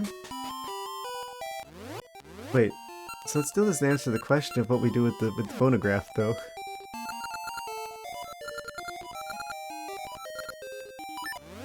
Appraise my ring. Last ring. Bomb damage up. We can make the bombs do more damage now. That's very fitting after a pirate ship ride.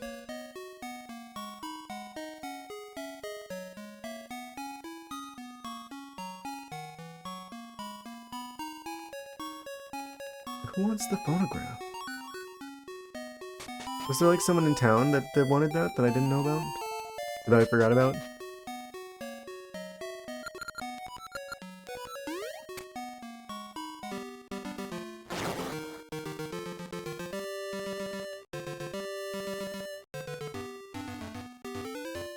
Back across the ocean.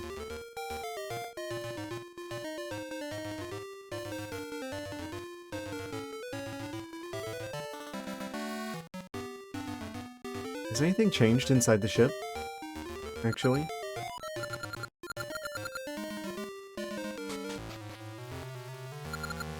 You keep the bell until we set sail again.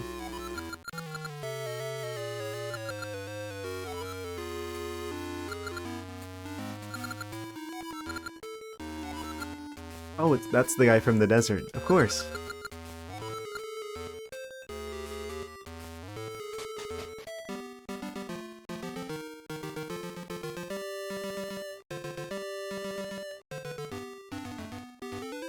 Decisions.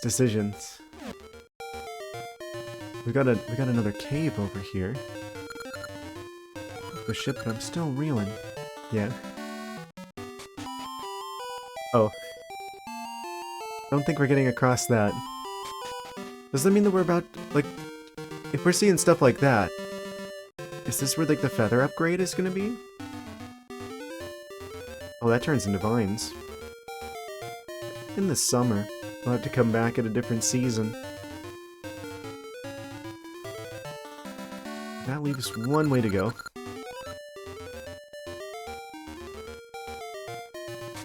Wait, who lives here? You got 10 bombs? Oh. There's a hole in the wall.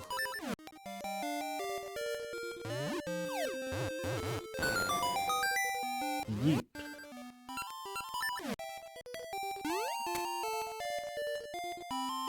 What's in here? Oh. Tree access.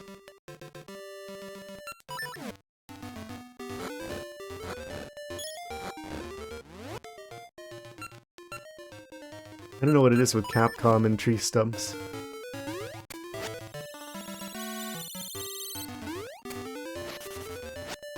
Okay, so those trees over there are always going to block our path. We need it to be summer so we can climb the vines. Yes.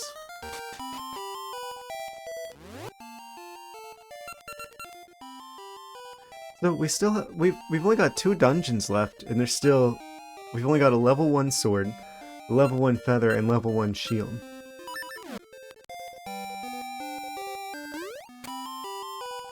That's more items than we have dungeons, which means there must be alternate ways of getting the other upgrades. That surely must exist. Otherwise they wouldn't specifically distinguish that it's level 1.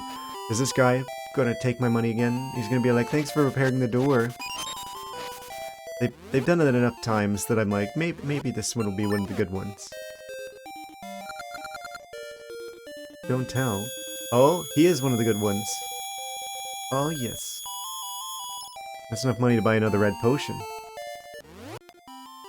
Very nice. Yoink.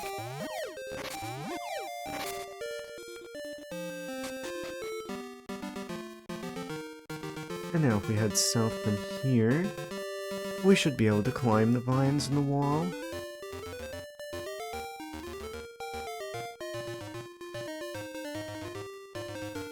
And we got ghosts.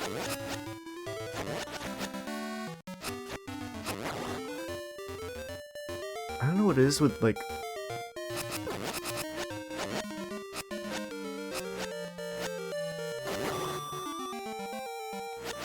the cemeteries in Zelda games, where it's like...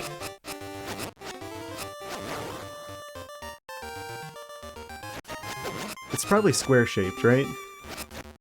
It's like one big tree in the center, and the whole thing will be like a 2x2 square. Yeah. That seems to be like a weirdly like running theme.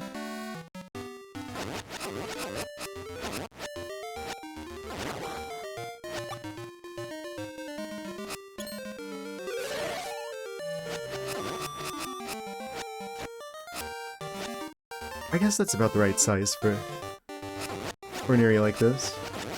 I'm assuming one of these, you're gonna have to push one of these aside.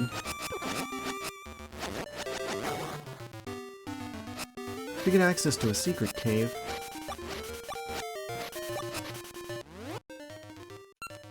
That's this corner totally mapped out.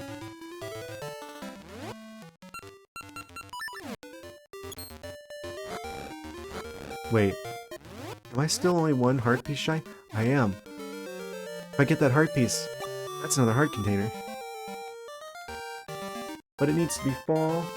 Of course, we have to visit the cemetery on like Halloween season. Wait, how would I go about doing that?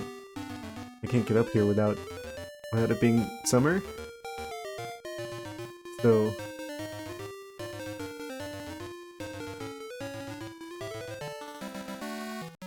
there's gotta be another way up here.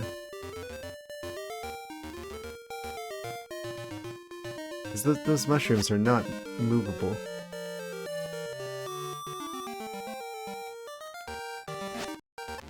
Can I just like grab it with the boomerang? No, of course it wouldn't be that easy.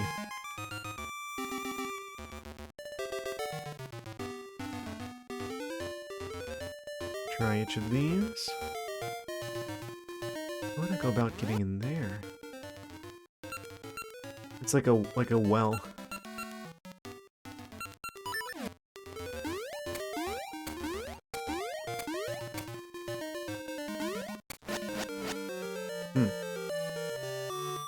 I guess we come back for that one.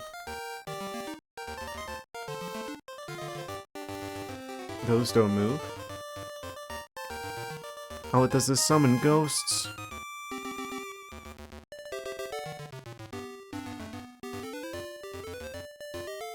What do you bet there's like a specific direction I need to push one of these? That's everything except for this area. Investigated. Oh, this just straight up is level 7. Explorer's Crypt. It's dungeon time again.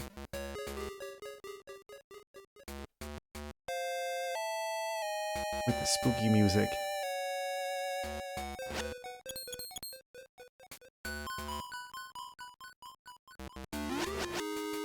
I swear, it's such a surprise to me that I haven't heard any of the themes of the music from this game anywhere else.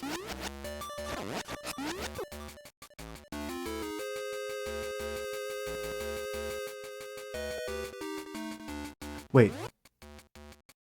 Can I use the boomerang to kill him?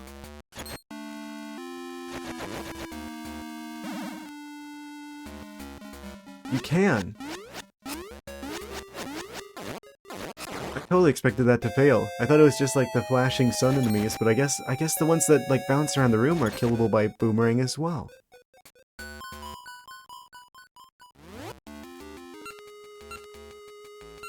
Huge discovery. Okay, we need a key to come back here. And that's got like the texture in the pit over there, so we can fall there.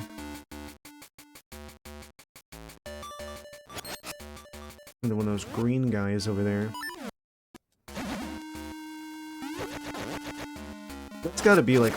That's a really nice thing about this game, because usually enemies like that are unkillable. At least as far as I'm aware. I just kind of mentally... like... put them in the category of like stage hazards, basically. Oh boy, it's another owl. What great advice does he have?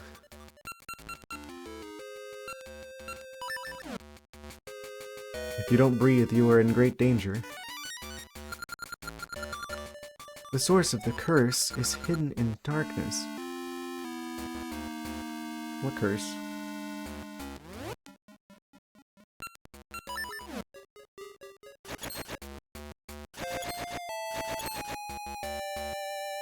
Oh?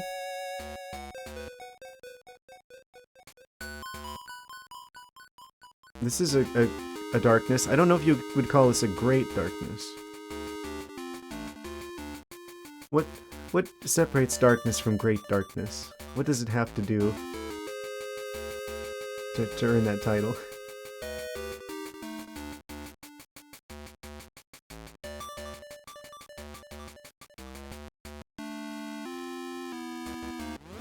This isn't just darkness. This is advanced darkness. Oh, I can't shoot fire seeds up there.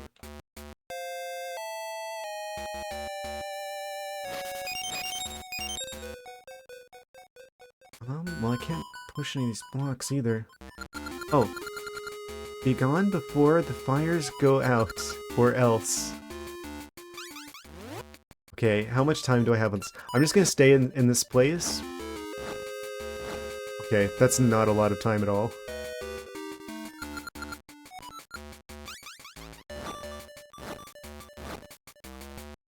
It's like... what, maybe like 5 seconds to do whatever we need to do in there? When I say or else, what do they mean? It's not an instant game over, is it? Or is it just like a slow damage over time? Oh, it's a teleport back to the start.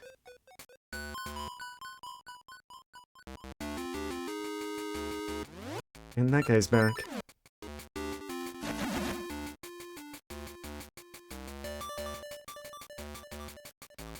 Long story short, move fast in that room. That's so weird that the other enemies don't come back. Like, the skeletons didn't come back, but the wall hazard guys did.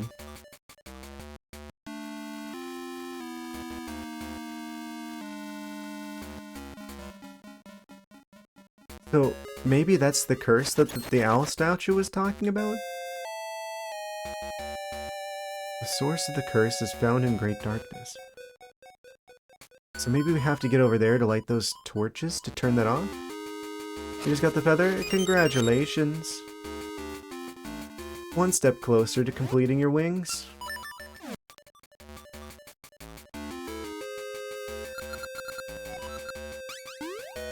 Okay, we gotta get through here, like, very fast. We got different colors of whiz robes. They're going to use every school of magic against me simultaneously.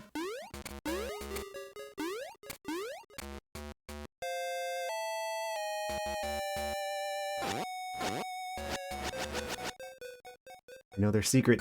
They can't turn. Once they start casting spells, then they're just kind of all locked in.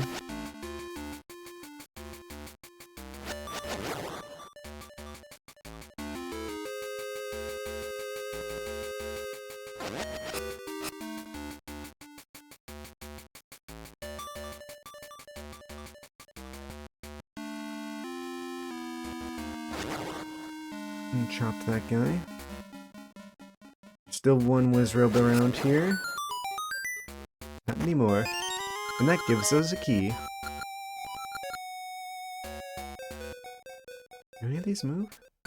Anytime I see these kinds of blocks, I'm like, okay, which one do I push to open up, like, a secret passage somewhere? Actually, we don't have a... yeah, we don't have a dungeon map yet. Doesn't appear there's any doorways here.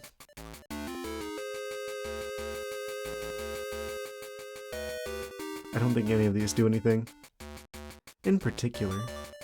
Oh, right. We gotta skedaddle. The last one went out, but we got through the door fast enough that it didn't warp me.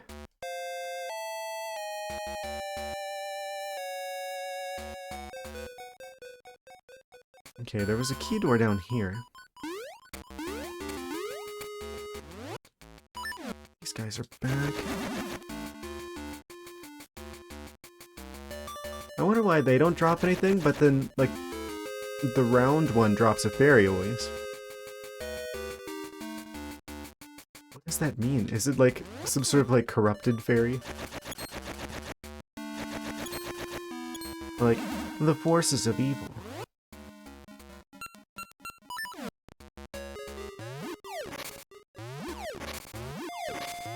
I'm surprised they haven't tried to do, like, an evil fairy kind of situation.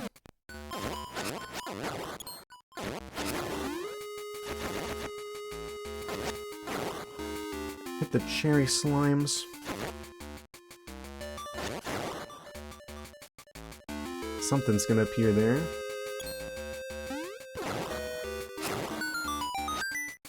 Attack of the enemy gumdrops.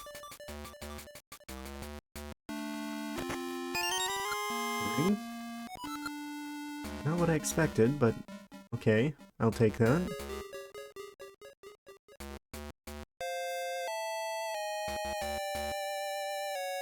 I could probably shoot ember seeds across the gap. Oh, whoosh. Trying to break my curse? Don't be silly, I won't let you.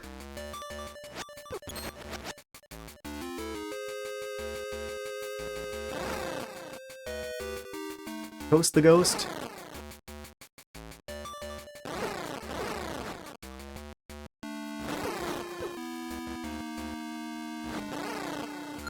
Not bad, but it won't go so well next time. He's gonna be a reoccurring enemy. It went out again. And I jumped down there.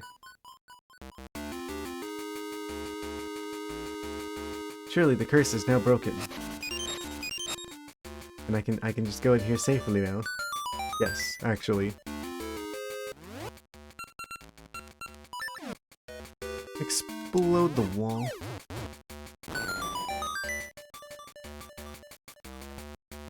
That looks very suspicious. Actually, we did have to blow a hole in the wall to get here. Oh, compass. Nice. Explorer's Crypt. Wonder what this dungeon looks like overall. Big picture. I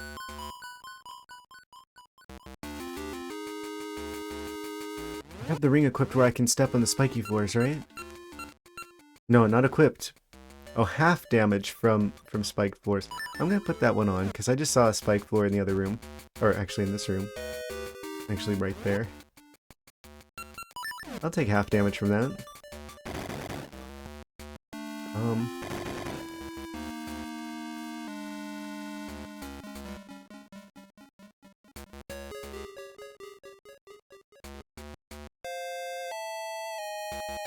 I can go around this one if I'm pushing out of the way. Oh, secret passage.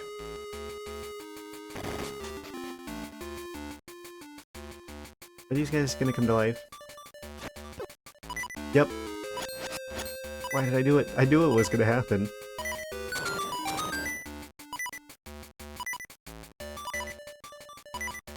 I probably have to like move enough of them that I can push the block onto the switch. Especially I'm cooking nearly at 1 in the morning. As good a time as any. Benefits of living with an insomniac. Lucky. I always have to be really quiet if I'm trying to do stuff downstairs because the other people that I live with go to bed usually around like 10 or 11ish. Or the reason why I stream now. They're like kinda loud.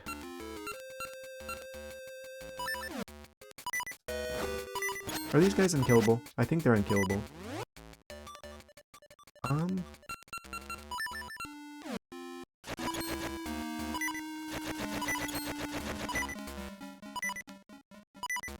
Supposed to be 8-ish, gets up at like 6 in the morning. Yikes.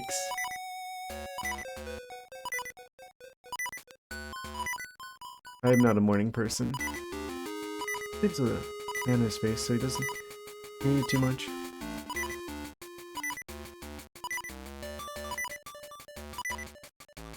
Okay, so I can't push this block out of the way. Maybe it's the one over here?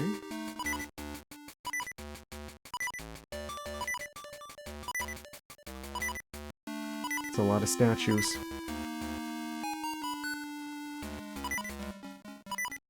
That's a very Link's Awakening sound.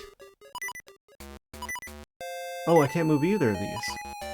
Okay, so I just don't have anything I can put on that button right now.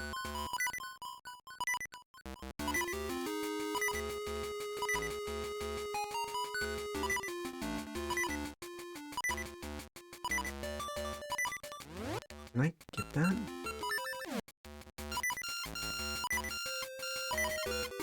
Nah, it's just too far away.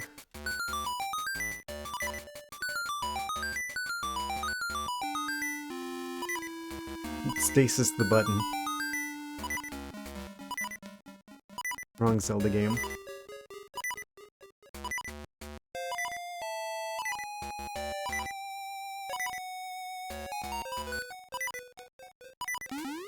Prize slimes.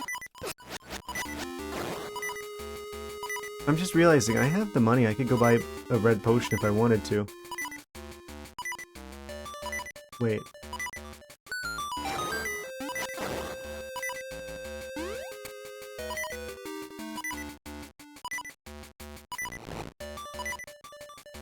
Trampoline recovered.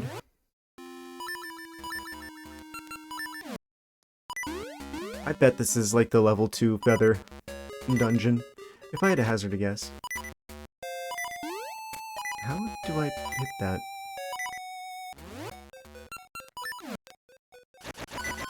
Monk.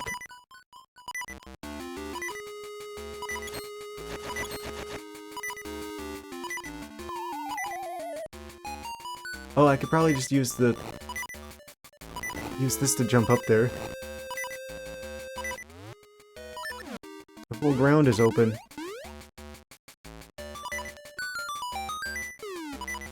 Got him.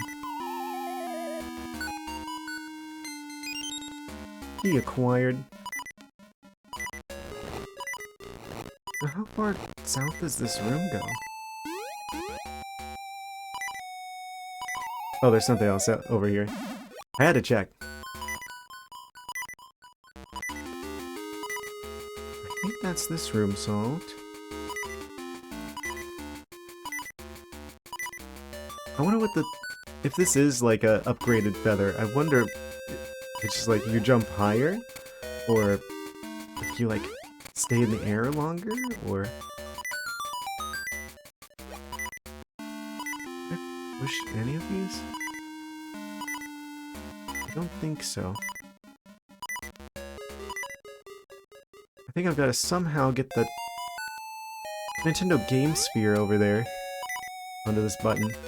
But I think we gotta go around the other way.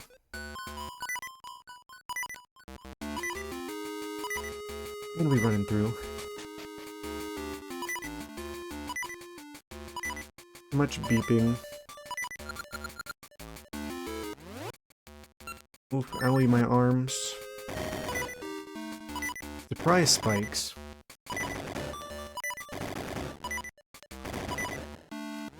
I can jump over that, right?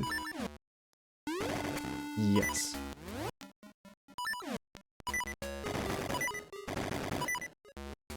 That is a return path. So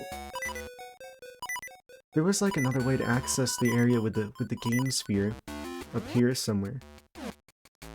But where?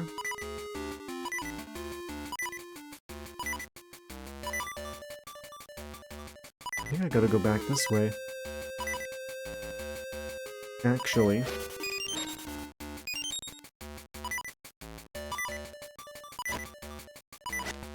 I don't think there was anything in that corner over there. So, I've got a key now, which means there's a key door somewhere around. Both the skeletons and the stage hazards have returned.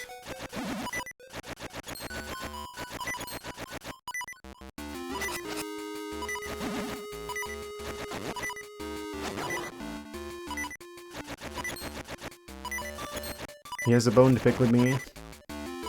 Apparently.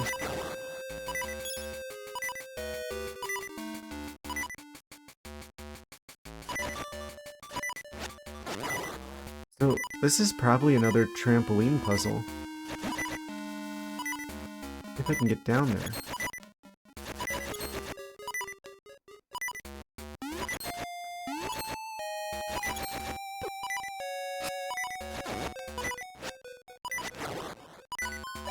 Got him.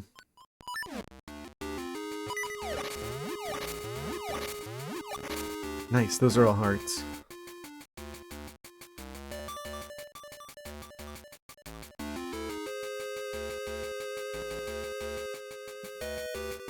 There's gotta be some sort of secret way to get back under the ground.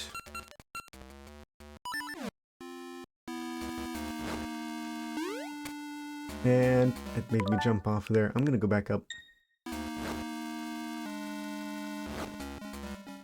That didn't do anything for us anyway.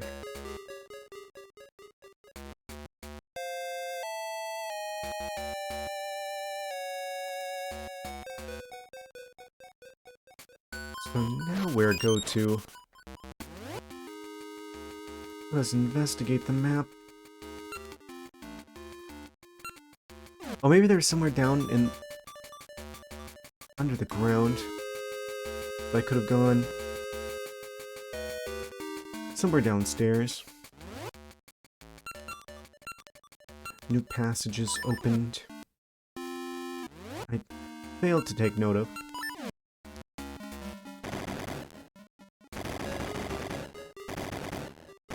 I don't know what those things are even supposed to be. Big blue rolly things. Well, I guess we gotta do something here with this button. But what?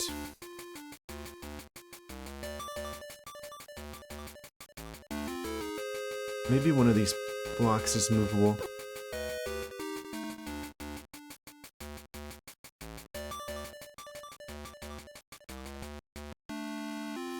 Can I stun them and like push them into place?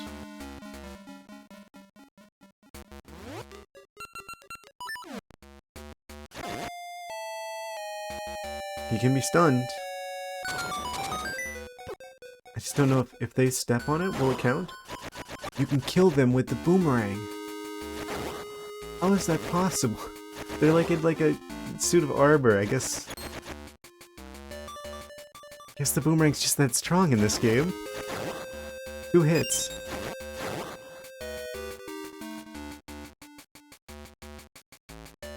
Oh, there's one of them that doesn't come to life.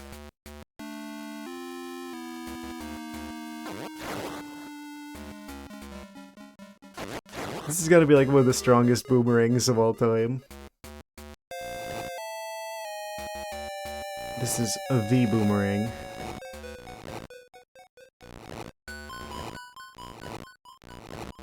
It's like the Zelda games where the boomerang is useful make up more than make up for all the times that they're not particularly useful.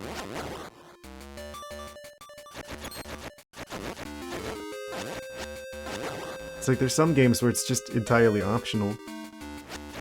Not this one.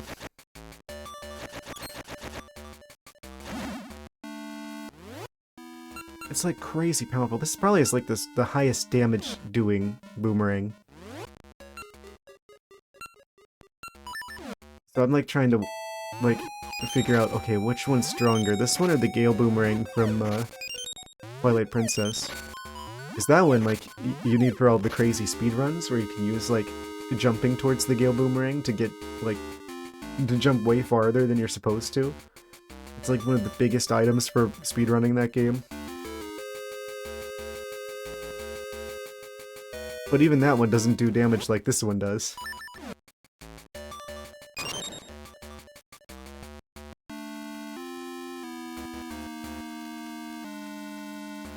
It's being guarded. The trampoline is in jail. We have to bust him out. Uh-oh.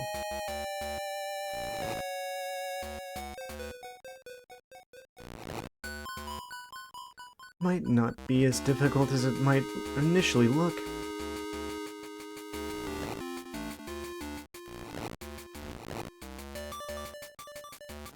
Is this movable, or is this just where it's supposed to be? We need a key for that. Is there another passage over here? There is. But at the risk of having to do this puzzle over again, I'm going to jump here. Oh!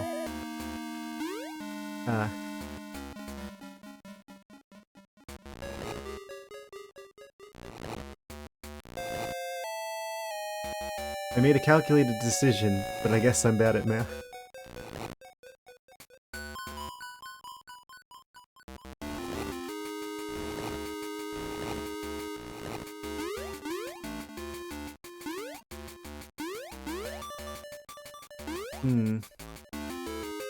So one of these is like, there's like a gap.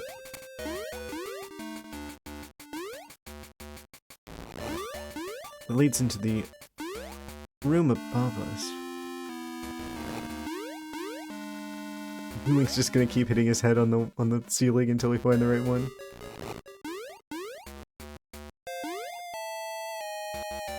I'm gonna need to jump back up there again to see where this was.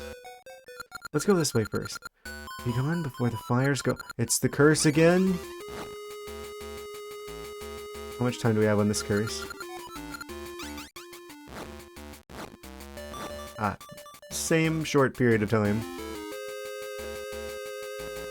Gonna have a ghost rematch.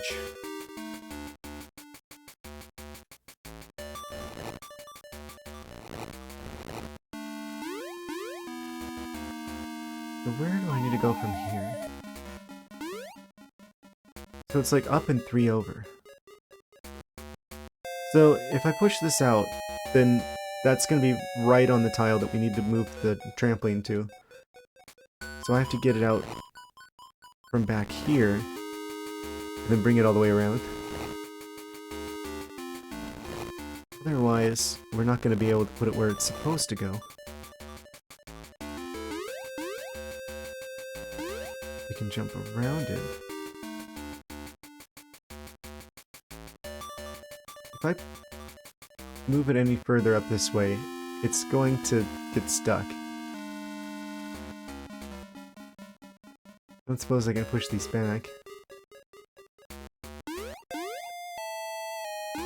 What about these ones?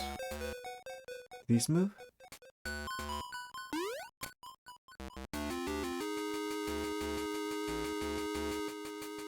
No, it has to be the ones on the sides. So we have to leave and come back. Because the trampoline has to go specifically here.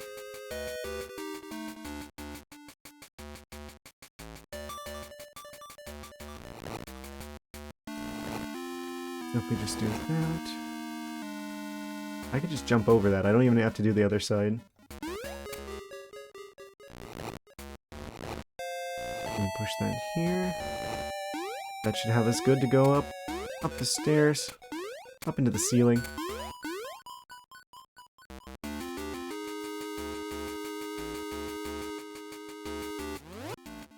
This looks like a job for the boomerang.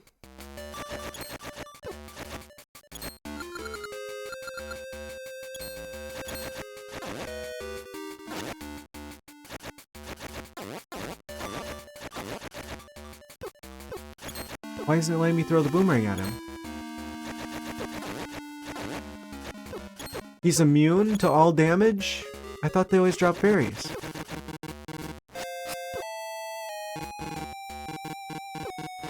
I can't use the sword here?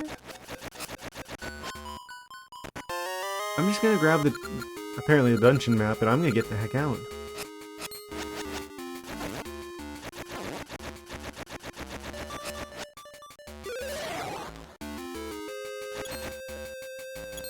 Wait, I got that guy. Is there any way for me to hit that? He's immune to all damage. I guess it's just the yellow ones that you can hit with the boomerang. The red one is indestructible.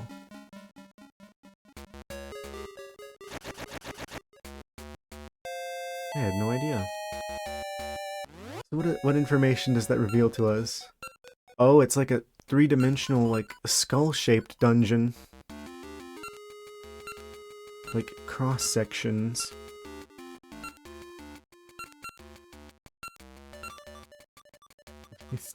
Skull MRI dungeon.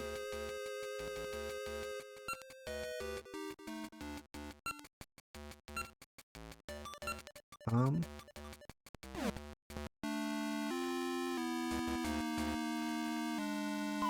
think that's everything I can do up here. Didn't exactly give us a...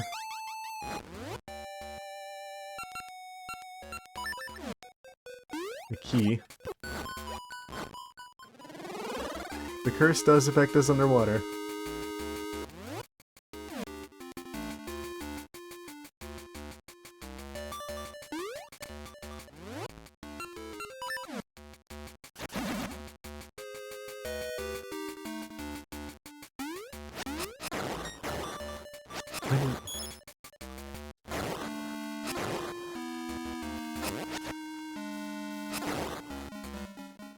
We gone skeletons? Okay, so... How do I get to these corner rooms, then?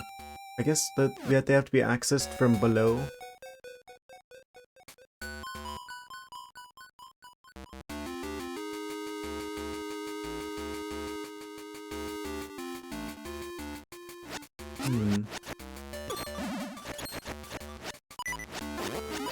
And the beeping has started once again.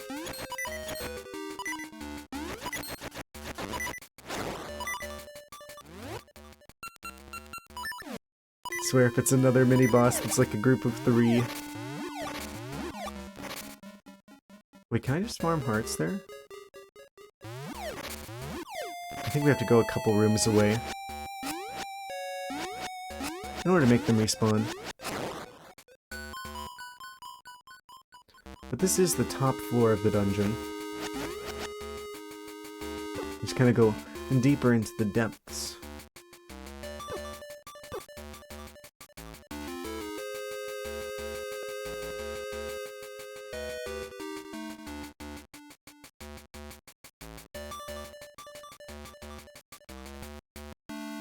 Where can we go from here?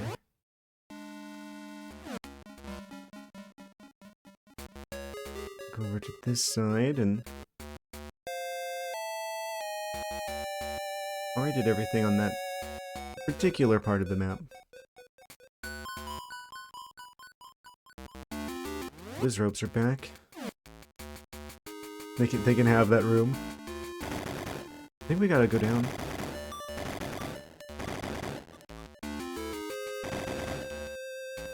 I didn't miss like a hole in the wall or something, did I?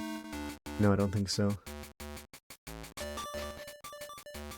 Yes, we have to go down here. And then where?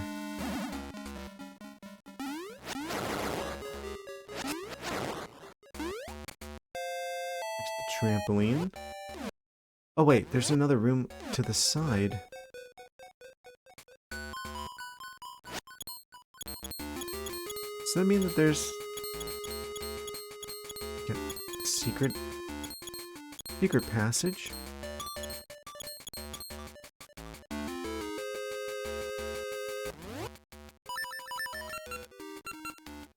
A very perplexing dungeon. You get like that screen shake whenever Link hits his head on the ceiling. The dangers of trampolines.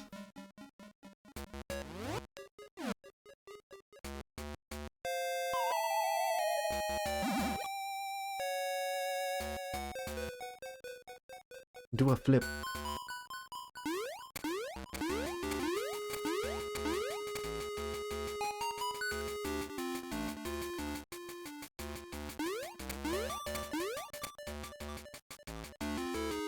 So I think that's the next step, is we gotta get the game sphere out of the corner there. But how?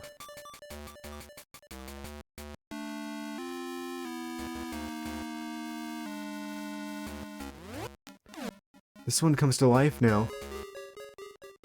Wait, is it just like the last one that you try to activate? Or is it just like randomly selected every time you go in this room? Oh, now it's this one. I guess it's just RNG which one is the pushable statue.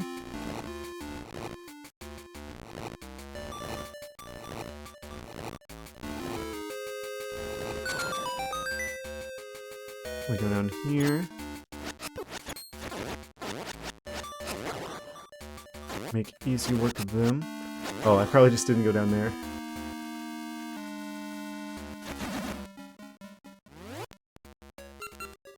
I just overlooked the passage. Overlooked.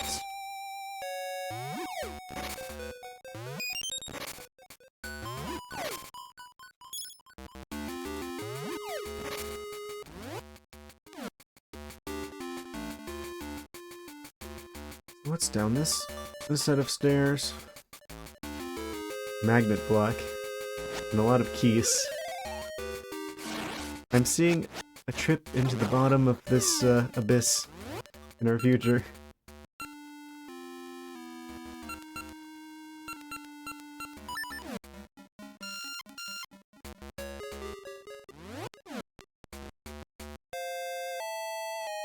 And the block will come back to here. Chop some bats. Oh, guess we're going back around.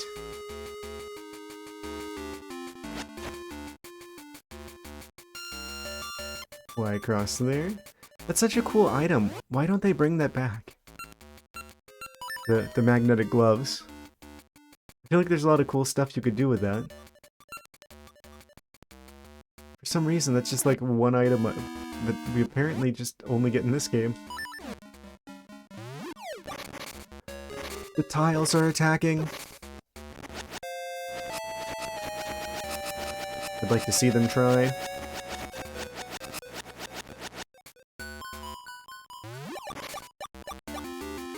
Oh, maybe I needed to walk across that.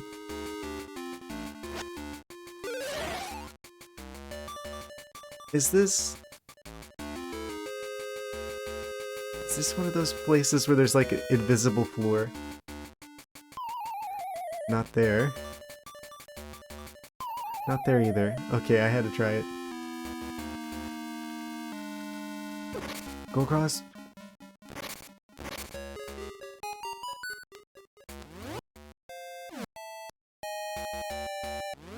Now what exactly would be in here other than a bunch of statues? They're probably gonna come to life and try to kill me. Oh. None of them are turning hostile yet.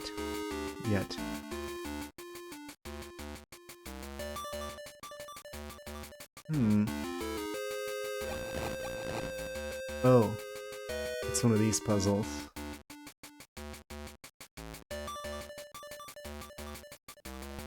Wait a second.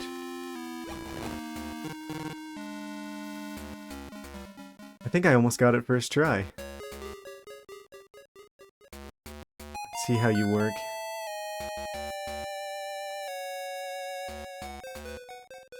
So...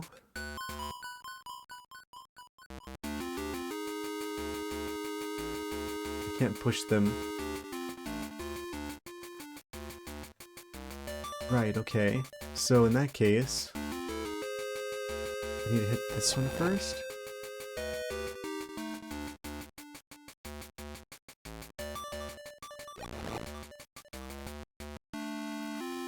That's definitely not it.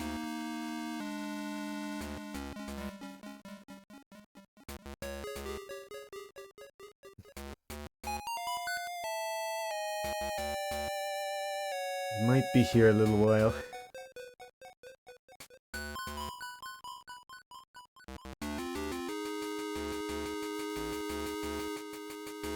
Analyzing.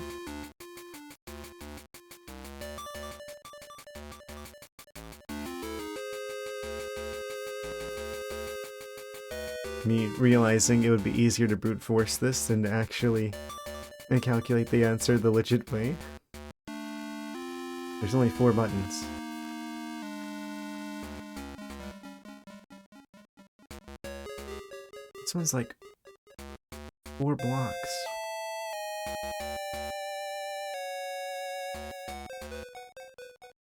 So... Hello. We're in Dungeon 7.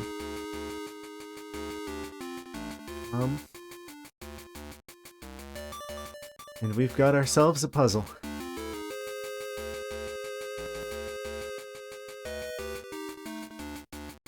Quite puzzling.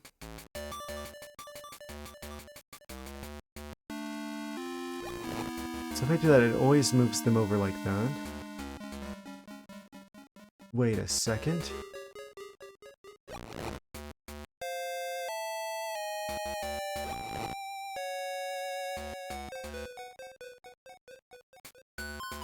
Okay, so there's definitely not supposed to be one in the middle, because there wouldn't be enough statues otherwise. You'd be one short.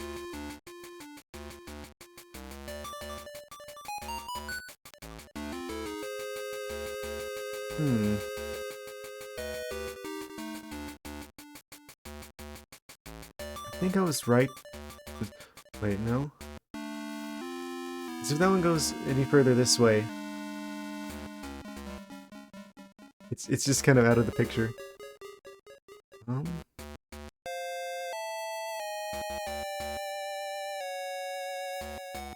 Well, how would I move you? I'm assuming I have to hit all of the buttons.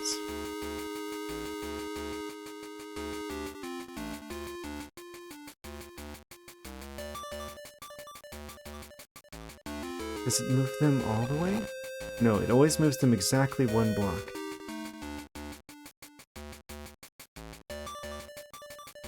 Wait.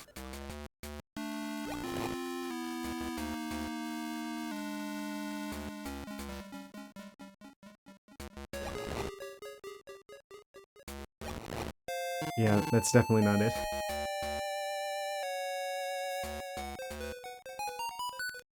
So it definitely can't be this one first.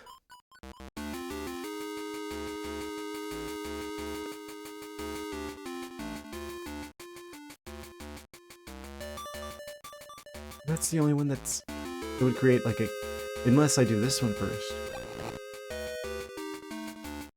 No, it still wouldn't create a gap. This is like the blue tile in the center.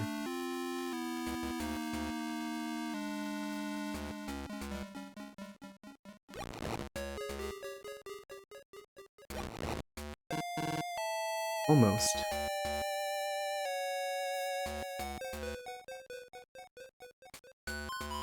Yeah, the blue tile in the center has got to be where like the item appears.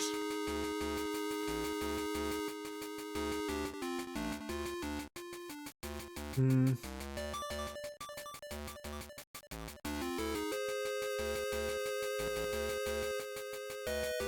I need to pull this one down, which means there needs to be a gap here.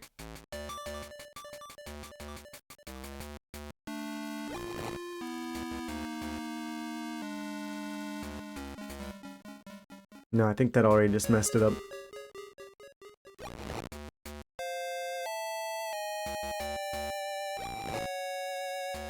What if I had that second one on the side first?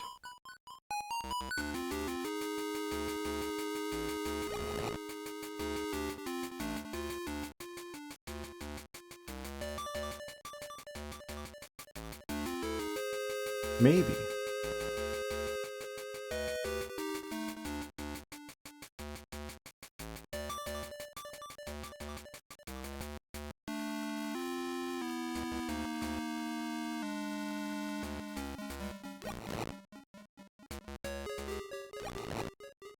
No. No, that would...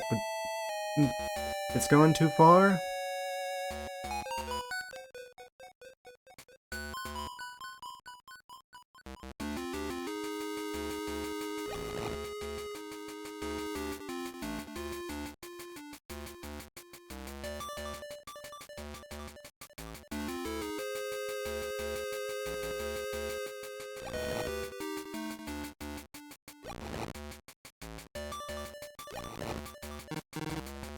It seems like it's pretty close to the right answer. It's just this one other statue. It needs to be north somehow.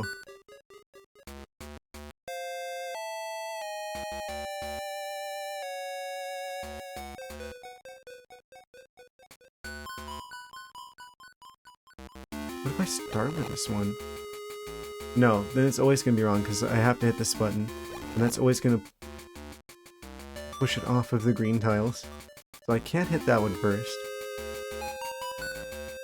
It's like, I think you can almost use like process of elimination here actually easier. Where it's like...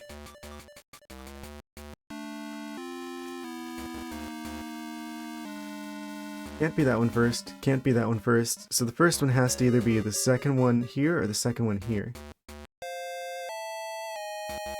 Naturally.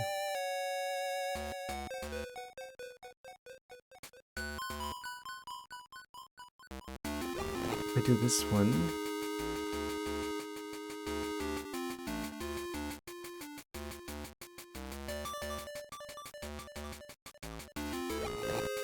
And this second one? No, because then if I hit this one, it's gonna go over this way. Unless I hit that one first. Okay, wait, no.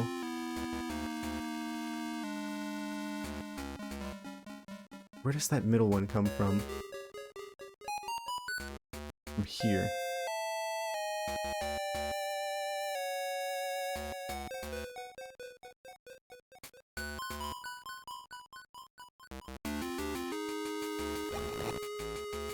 No, I think actually it came from here.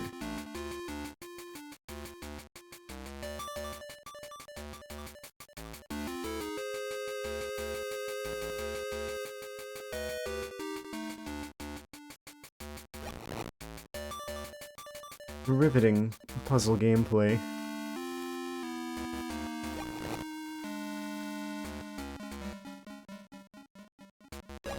I somehow managed to do the same wrong solution again. Hmm.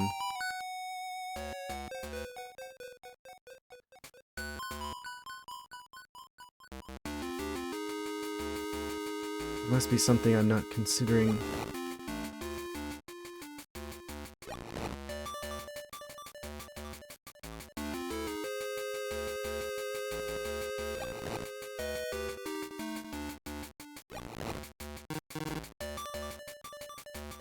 I think we gotta have to brute force this.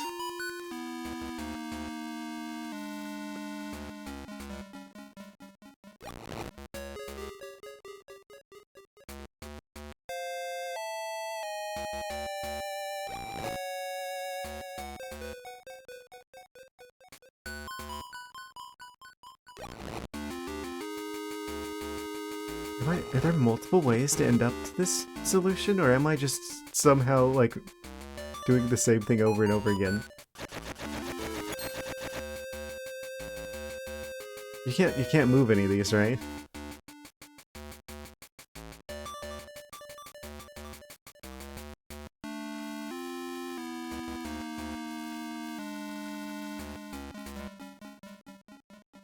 It can't be one of the first ones.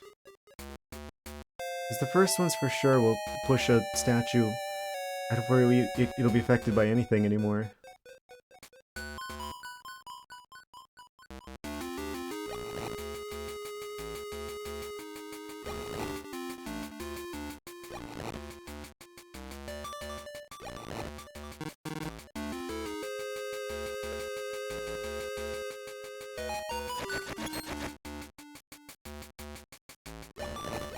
If I just go around like this?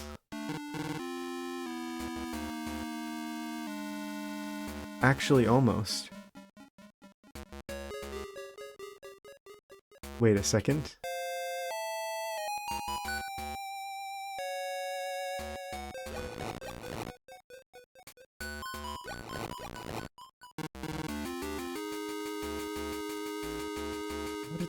How did those give you the same answer?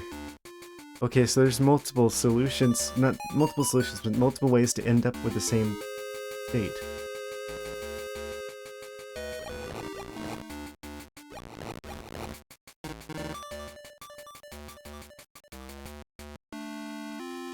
We brute forcing, because there's a small enough combination of buttons here.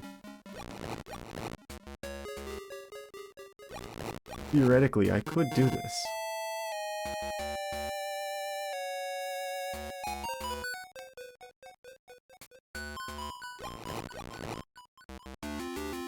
And then do this top one first. Nope. Is there like a secret button I'm missing? I don't feel like there is.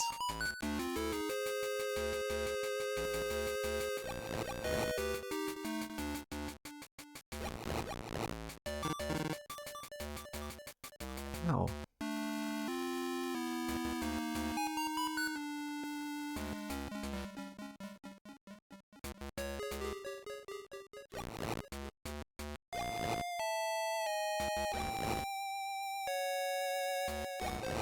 Got it. Took me long enough.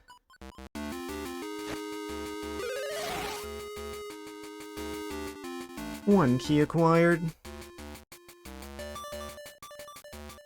And then the tiles attacked. And threw me into the pit.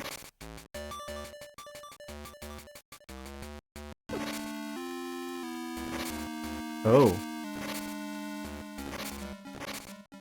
Can't exactly... Wait. Is it possible for me to cross that with what I have now? Or does that pretty much confirm this is definitely the level 2 Feather Dungeon? Wait. Maybe we can cross that if we use the Pegasus Seed?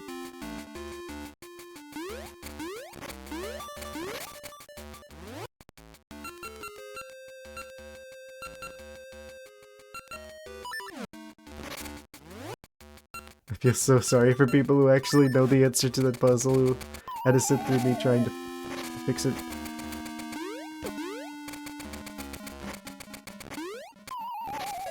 Oh yeah, we can't get across that.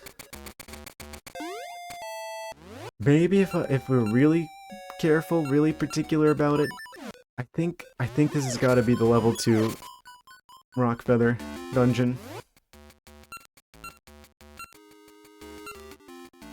I can feel it.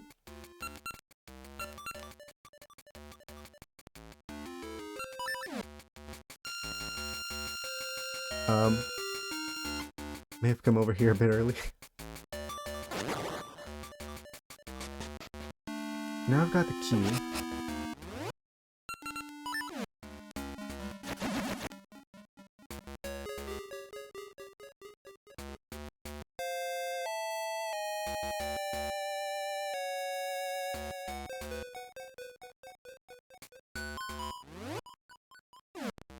Now where will that take us?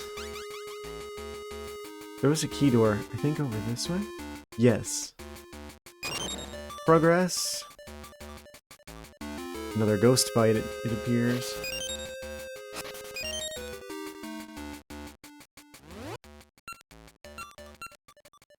Bring out the flames. Please tell me those don't go out in like 2 seconds. Like when we fought the Shadow Wizard Money Gang. I'm gonna have to use the Pegasus Seed here, aren't I? Yep.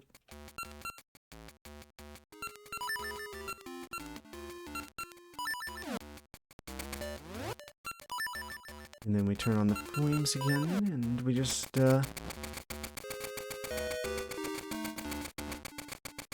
zoom around here.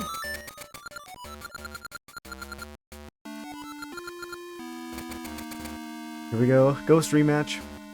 I guess, slightly different ghost.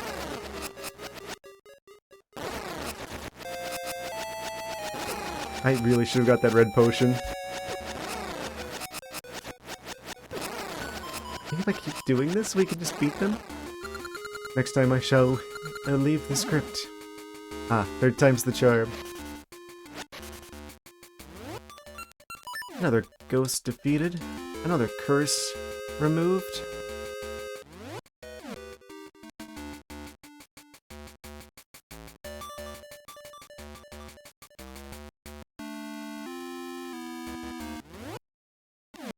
Oh, that was south of here.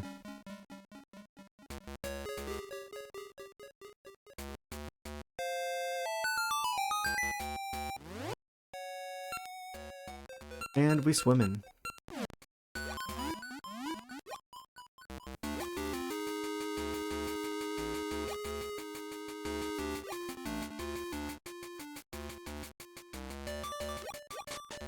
And down the stairs. Another key required.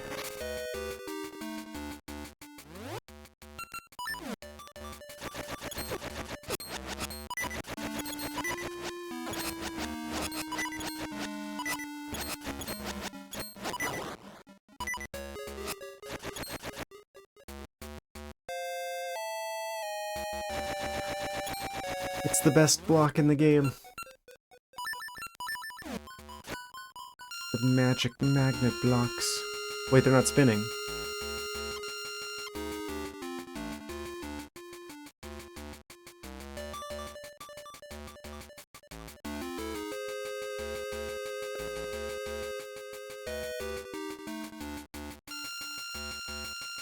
Oh, that's not good. I can't hit that with the boomerang.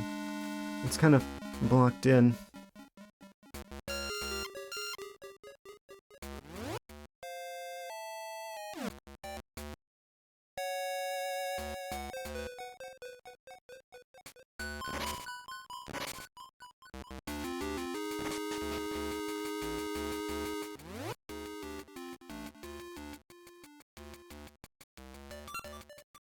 This is the same floor as the boss.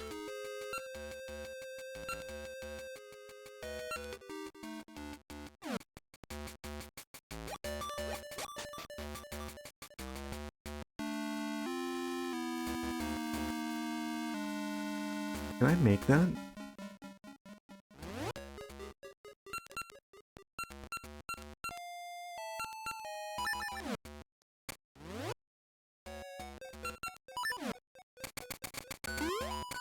Definitely not.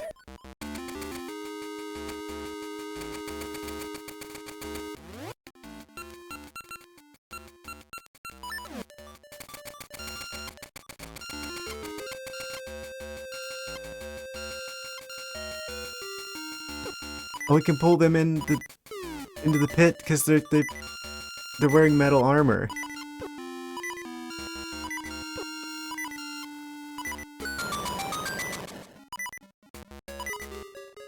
Suddenly, bridge.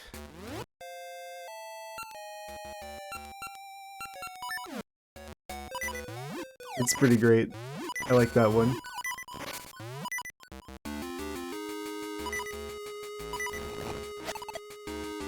Red trampoline. Are the trampolines magnetic too?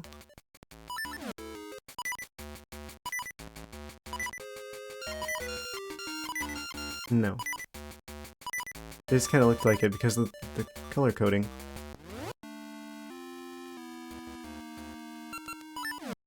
I kind of wish the items would go back to like a normal location whenever you swap them out. It does take a second to find what I'm looking for in that inventory.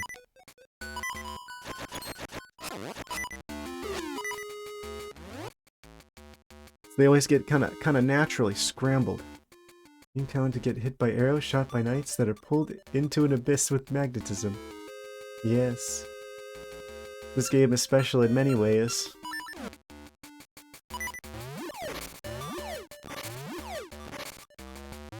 Yoink. At least we got enough hearts to turn the beeping off. And now they spin. They're spinning, which means we will soon be winning.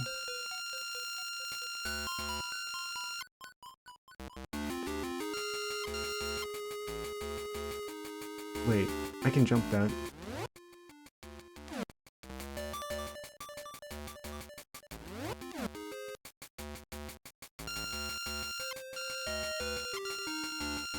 Oh, this is gonna be tricky to pull off.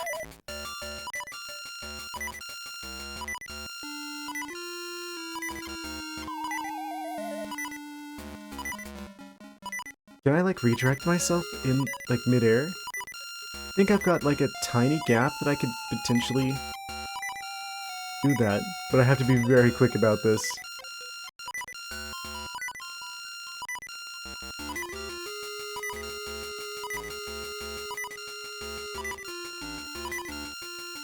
Rip in peace. Yeah, it's finally actually cool over here. Which I'm actually quite thankful for, because I don't deal with the heat very well.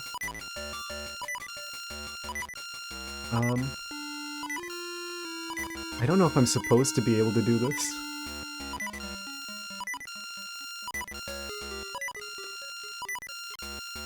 I think they wanted me to jump across those,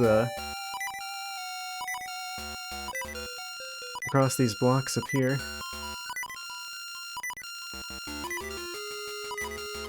We're very deliberate about it. We can actually change direction midair.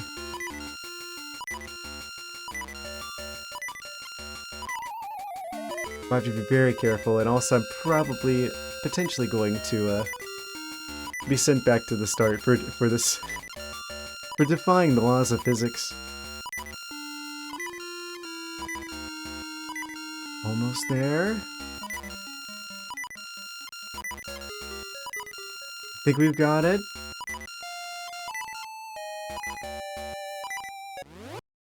I don't need your blocks. I'll just fly over there. And now we have a choice. Are we gonna be red trampolined or blue trampolined? You take the red trampoline, you see the truth. You take the blue trampoline, you wake up in Hyrule like nothing happened. Taking the red trampoline. The truth is I should have jumped.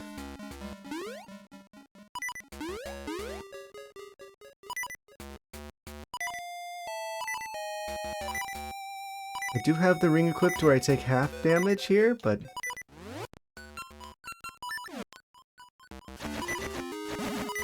still some damage. Like, I'm gonna have to be careful.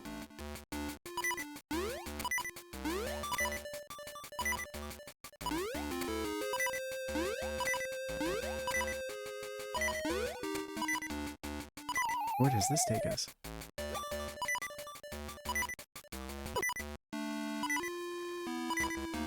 They can hit me through the walls.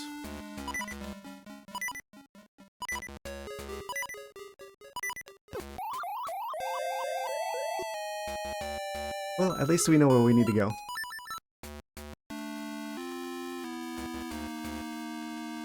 Actually, is this one of those dungeons where I can farm for hearts just outside?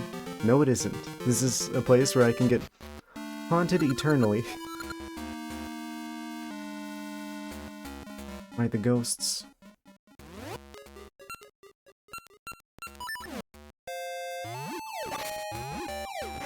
It has its own built-in hearts.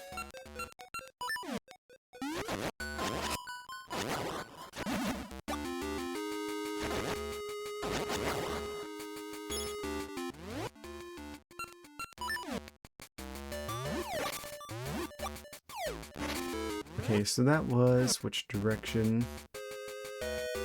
This way? Break through all the cherry gumdrops.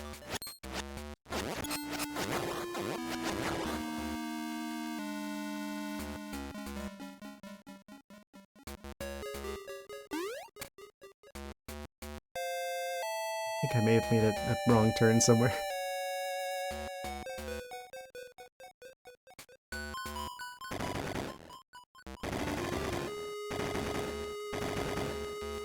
It's south here. Oh no, I know where we're at.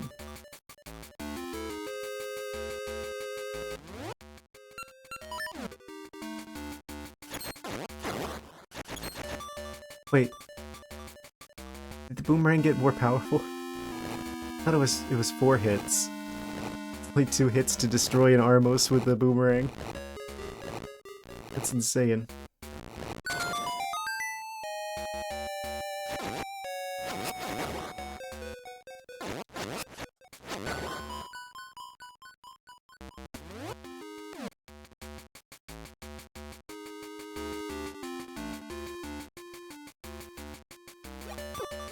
I swam down beneath the waves. Of course, at that time that's right when Link's like, I'm gonna emerge for air.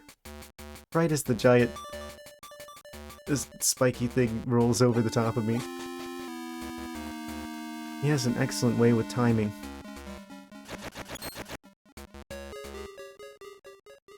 That means we get to do the fun, fly across the room with the power of magnets puzzle again. The switch went off.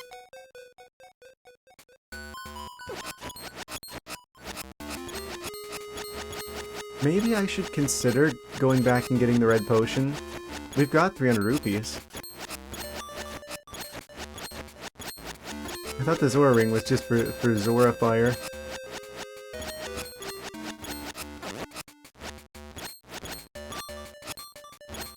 But, oh yeah, you're talking about the one that makes you breathe underwater. Yes. I just remembered what you were talking about.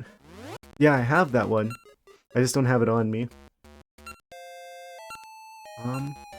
I currently have the one that gives you half damage from spike floors active at the moment.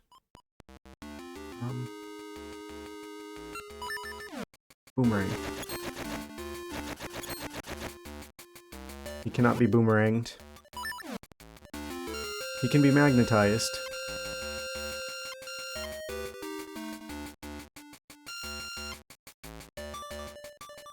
Can I repel him with it? No, it only attracts.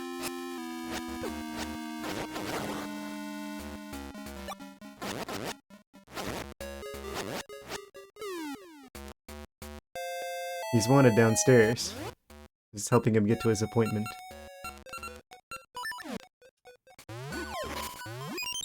He has a date with Destiny. Oh, I don't even have to push that out of the way.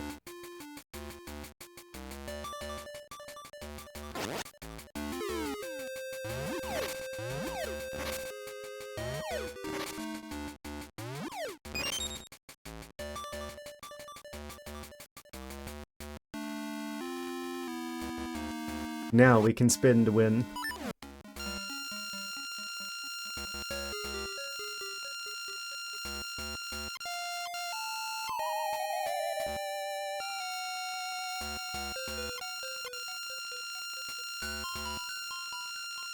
They didn't have to make the loud ringing noise whenever you use this item. But they wanted to. Why am I not doing this now?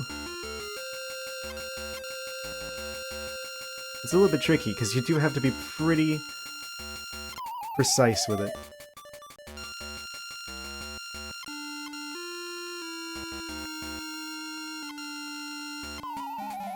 What?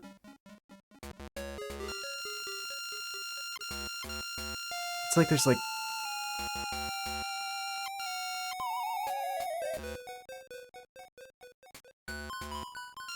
one frame that you can like redirect in midair before you fall. If you don't get the timing just right, then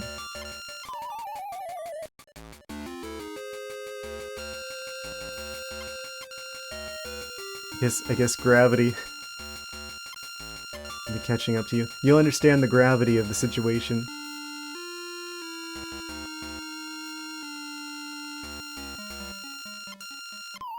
I'm assuming it involves the ledges along the walls.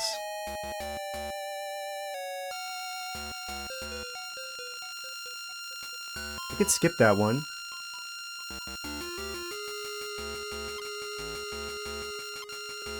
I could just skip that one. Why do I keep going for the one in the middle?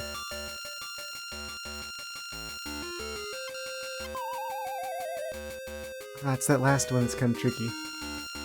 I should go back. If I end up, like, going back to the start of the dungeon again, I'm gonna go back for the red potion. Okay, now I've got it.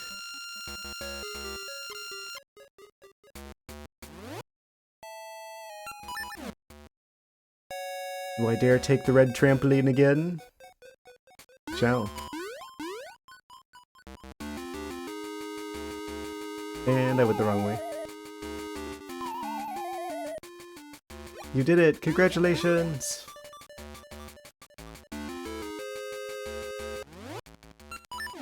They were waiting for me. They ambushed me.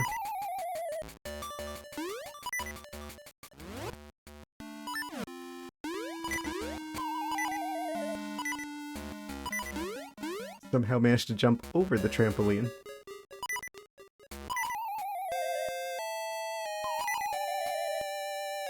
Maybe I was the trampoline all along. I'm gonna take the blue trampoline just to see where it goes. Ah. Pay the skeletones a visit. And it's the killer torches.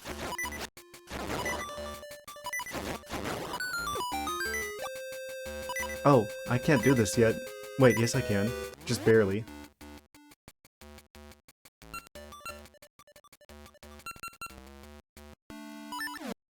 This is seeds. Grab our wings and fly.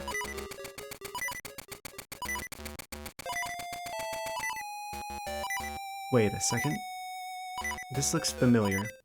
This looks awfully familiar.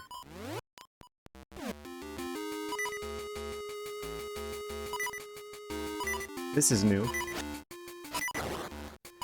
What do you bet? That's the fancy feather?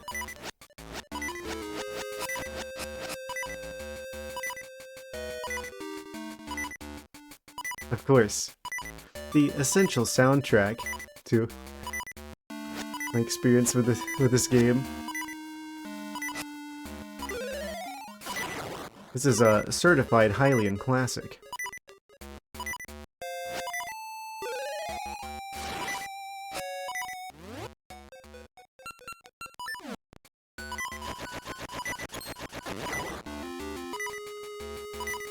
Remove all of the bats remotely. Give ourselves the best chance we have of getting this, because, yeah, this is gonna be pretty precise timing-wise.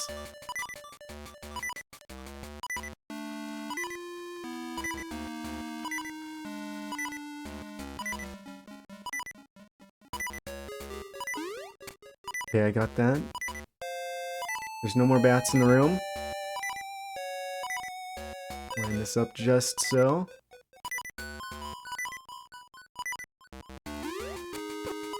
No, the spikes knocked me off.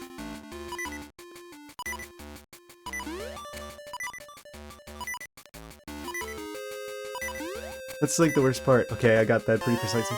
You got the Rock's cape?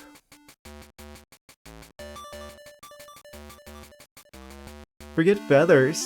We've got it in... Link got the elytra from Minecraft. You got Rock's cape, press and hold the button to do a double jump. Actually though...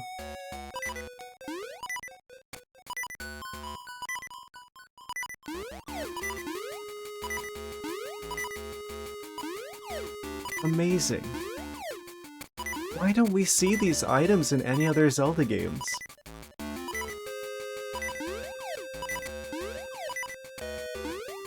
We can fall in style.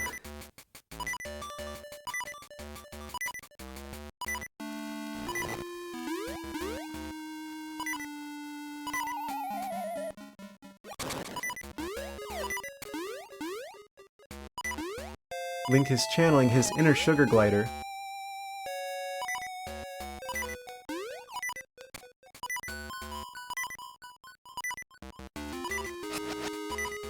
Yes, Link Molga.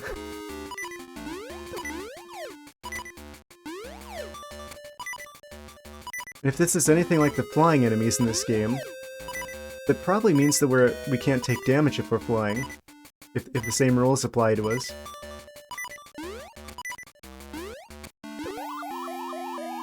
Of course. That's fine. We've already won. Do what you must dungeon, I've already won.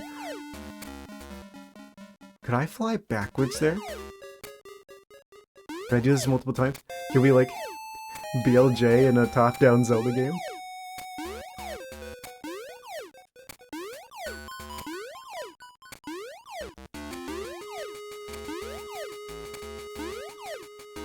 I can fly backwards.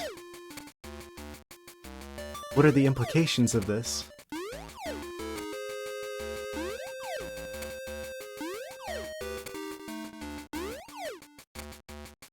I can't do it rapidly, though. Like I said, I think I'm gonna go back for the red potion, because I can afford one now. The second I see that I can fly backwards, I'm just like... Can I use this to break the game? If there's a way to break the game, I will find it.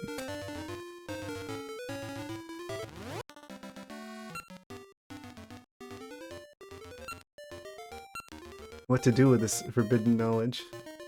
Nothing good.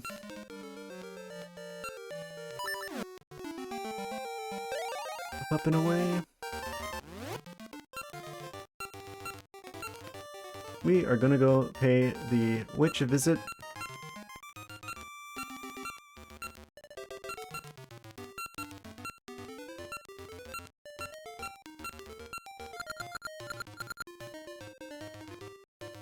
You could give us a free potion. I do have the ring that is like the maple magnet. But she doesn't always drop one, and I don't have, like, much else use for rupees at this point. So... this is amazing. Seriously, like, I feel like... is this really the only Zelda game that has, like, the Rock's cape? That just seems like... I guess you normally get, like, Pegasus boots, right? That would do kind of the same thing. So I guess maybe there isn't as much reason to include such a thing, because if you can just, like, run over a gap, then... you know, what's the point of double jumping? But you can redirect this.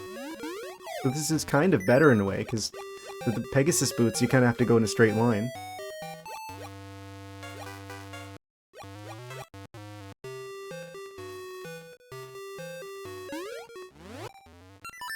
We need to be winter to visit them.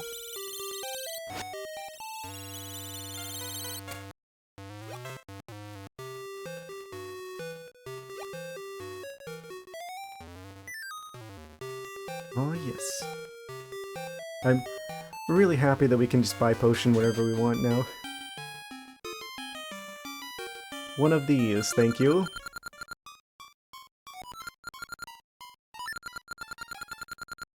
Syrup's magic ointment.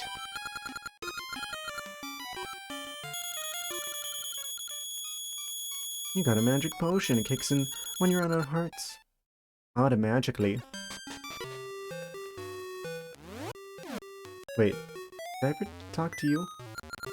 May just be the rumor, but they say there's a giant up in... oh, yeah, another person who wants to meet the big Goron.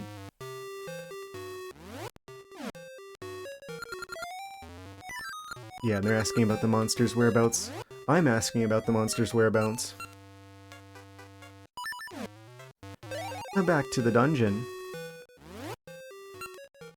By which I mean the village. 'Cause that's as close as we get.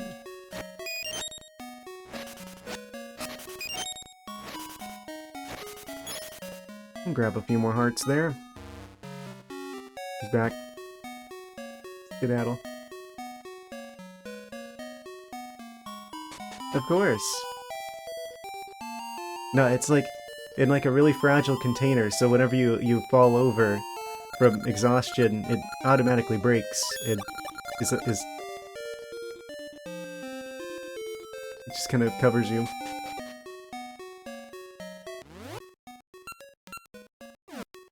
Maybe it's sentient. Maybe it's like because it's like magical. Maybe it's like enchanted to be alive, like Flubber or something.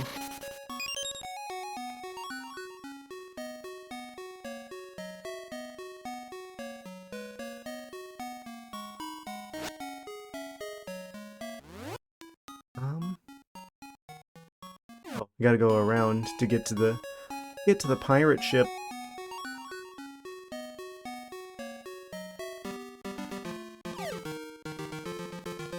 I have a feeling that third showdown with the ghost is probably going to be the mini-boss.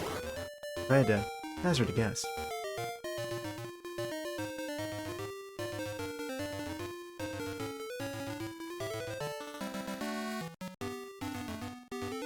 Almost back to the dungeon. I went the wrong way.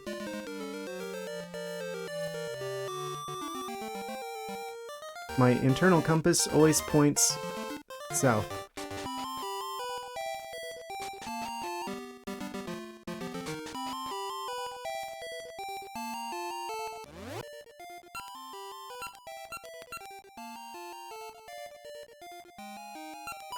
I can just fly over everything.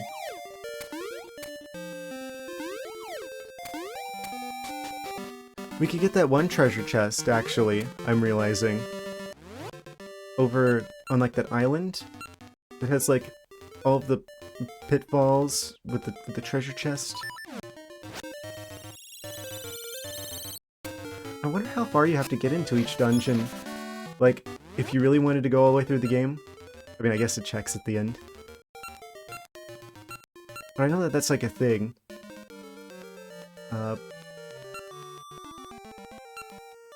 What am I talking about? Like, if you just got the items, like how much progress you could make without doing the dungeons.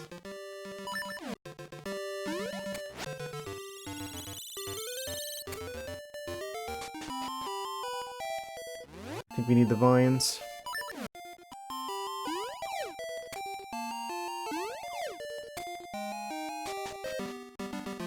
Randomizer mods? That would be really cool for this game.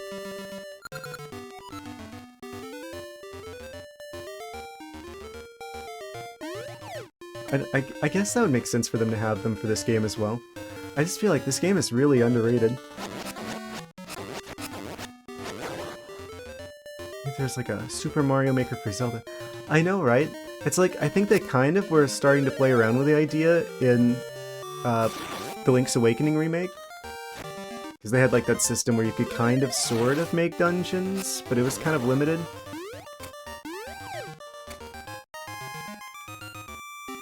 But like, if you could actually like tile for tile make your own dungeons, I think that would be really cool.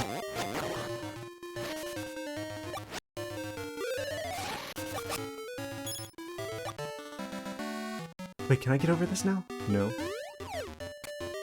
Replace the original Game Boy photo printer feature. Oh yeah. I forgot that they tried to make like a printer for the Game Boy. I never had one. I always thought that was like kind of a cool idea, but I never actually got one of those. I think it was like thermally like sensitive paper, like a receipt printer. Used to have a mouse that would ask you to take photos. What would they do with the mouse? Only in the DX version though. Yeah, I never played the original. Now it's the dumb dungeon maker. Yeah, I really wish if they were going to try to do a Zelda maker, that they would make it its own like standalone game. Really put in the time to make it as feature-rich as actual Mario Maker. But I guess making a whole dungeon is a bit more involved than just making one level. So I guess it's kind of a different experience. Like, people would use it differently than they would Mario Maker, because there's a lot of people who would be willing to, you know, make a level, but there's probably proportionally less people who would be willing to put together an entire dungeon.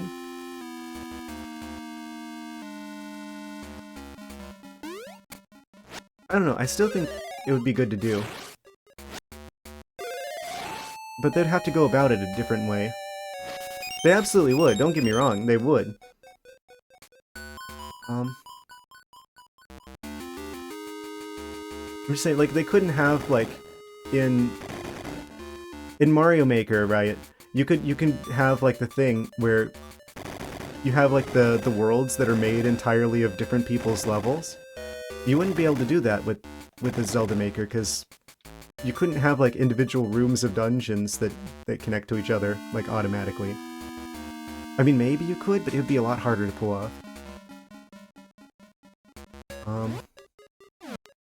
So each one would have to be more or less self-contained.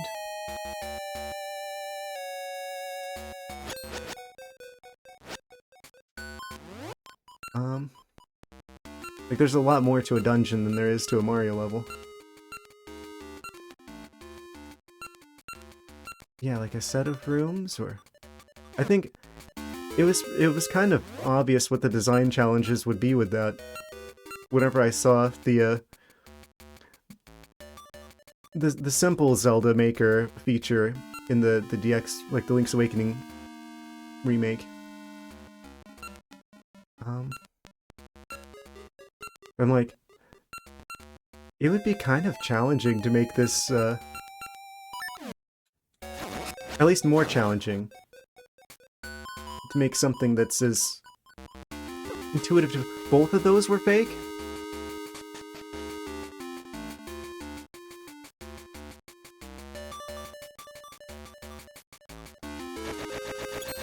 It'd be harder to make it more approachable. think it's a doable challenge. I think it would be harder to pull off than Mario Maker. Just due to how much more complex a dungeon would need to be versus a single platformer level. I think that plays part of the reason why they haven't done it. I'm sure they've probably talked about it. Of course, they have to know that people would absolutely buy that game if it existed. But it's just the engineering, like the design challenge of how to make it good. How to making your own Zelda dungeon approachable for just like a normal person. Without like fully featured like game engine editor tools.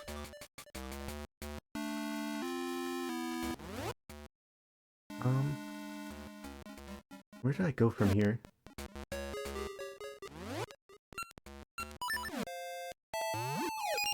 Yeah, I mean, theoretically, like, if you wanted to go, like, full-on, like, game maker here,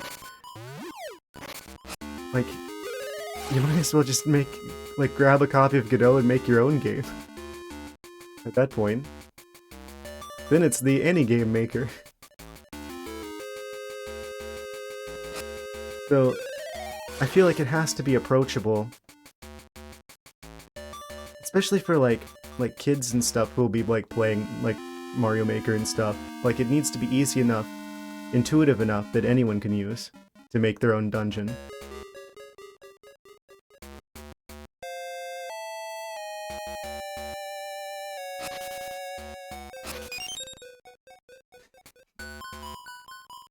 I mean, statistically, that's who plays a lot of, like, Nintendo games. I mean, they're the ones who have, like, all of the free time. Like, infinite free time.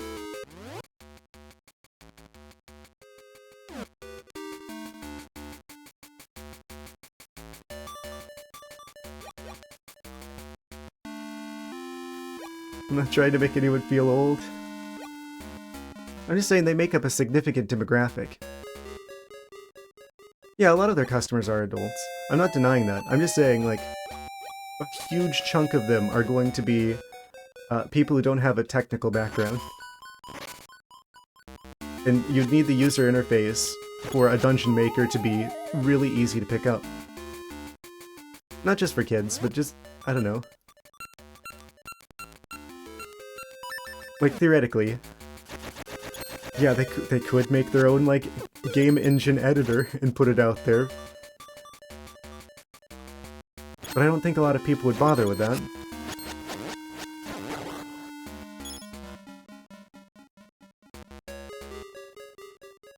I wish this puzzle didn't reset every time I do this room.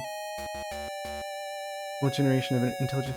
Right, but at that point, you might as well just grab one of the general purpose game engines that are out there and just make your own game at that point. As technical as that would have to be. To really be able to do everything that would be possible with a conventional Zelda dungeon.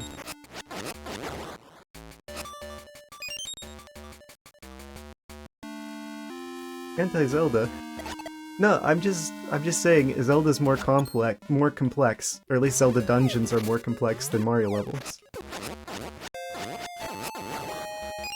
So it would have to be designed in such a way to reduce that complexity, but still, like, be capable of doing lots of stuff. Otherwise you're going to end up with the Zelda Maker we already got in the Link's Awakening remake. Where you basically just have, like, a selection of rooms that you can put together in a particular order.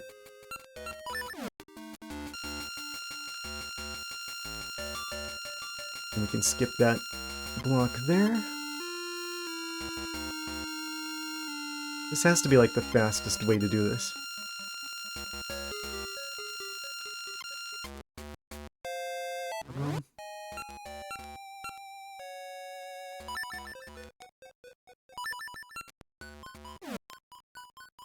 So if I went up that way, that gave us the feather. I think we just needed to come back around this way now that we can actually jump over gaps. Now that we've got the rock's cape. I don't even know what rock is supposed to be. Is that some sort of bird in this universe? And that's where they're getting the feathers from?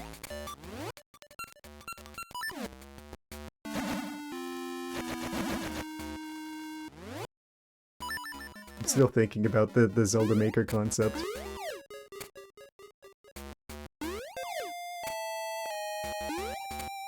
I think it's doable, but they would have to devote, like a lot of time to make it good. Like, it would take longer to make a proper Zelda Maker than it would to make a Mario Maker. And that is a problem that Nintendo does seem to have recently, is the idea that they won't let their developers, like, have more than, like, 3 years to make a game.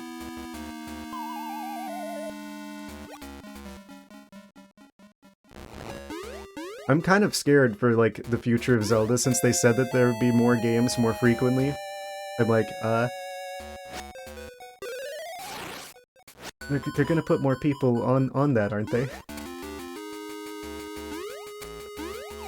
It's not gonna go the way of Pokemon, where they just have to release a new game every 3 years.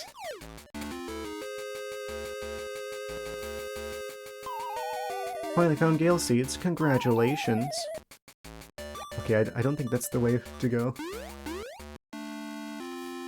Like, the people who work at Nintendo are extremely talented. They are some of the best game designers there are.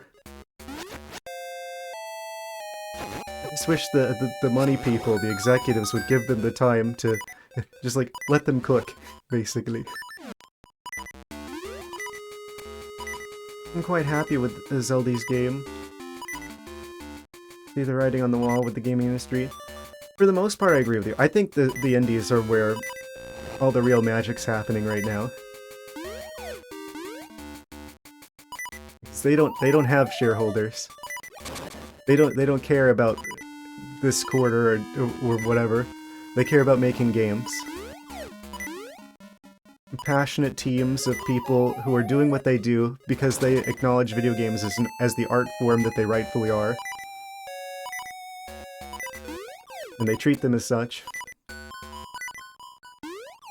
As art, not a monetization scheme.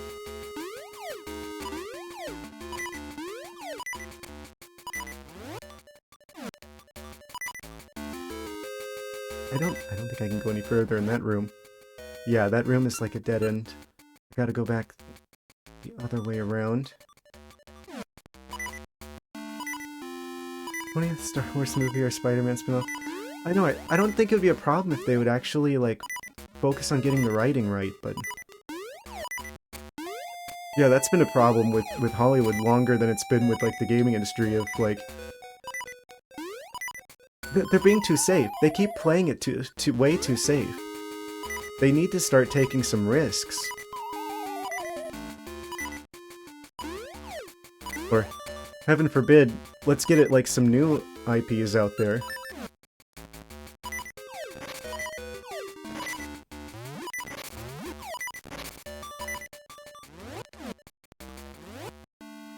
There's gotta be somewhere that I need to be able to jump over with Rock's Cape now to make progress.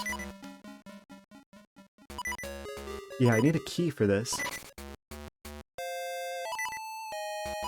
So from here... There's 3 chests left, 2 of which are on the floor above us. So I'm assuming that's where I'm going to have to go. I really don't want to accidentally use my red potion here either. It's 300 rupees well wasted. Yeah, these companies just keep not taking risks, and you can only play the same formula for so long before people get tired of it. That's a lesson they're gonna learn the hard way. They need to, above all else, like... I don't know, I don't want to say anything like, oh, they need to get, like, better writers, because maybe they have good writers. Maybe the people who are editing are the ones who are stopping the interesting stuff from getting through. I don't think it's the writers, now that I think about it. I think it's more so, like, if anything seems like too much of a risk, yeah, their hands are tied. They're just like, oh, you can't get away with that. Or like, oh, that's... I don't know. The people in charge are just... They don't let the creatives be creative. They only want, like, safe bets. And to be fair, in their defense, they do have, like, hundreds of people whose, like, jobs are, like, kind of on the line. Whenever you get, like, a business that's as big as that, right? I think the studios have just gotten too big. There's too many people whose jobs are on the line, so they can't afford to take risks. That's why you see, like, all of the good games, all the innovative games, they're all indies now, because they don't have that much to lose. If it's just, like, a handful of guys in a garage, you know, if the game doesn't work out, if, like, a risk doesn't work out, then, you know, it's not that big of a deal. But if it's, like, you know, a big studio of, like, hundreds of people, there's kind of more pressure for it to be successful. So they always play it safer.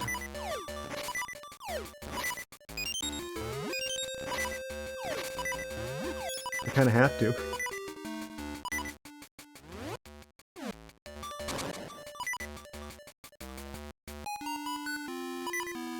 Any games? Sorry if you said before. I'm working with a few friends on a couple different projects. We don't really have anything released just yet, but there's like one that I've been working on that's getting pretty close to it. Unfortunately, I can't talk about it too much for a number of reasons. I'm gonna have to keep a little hush-hush about that, actually. Unfortunately.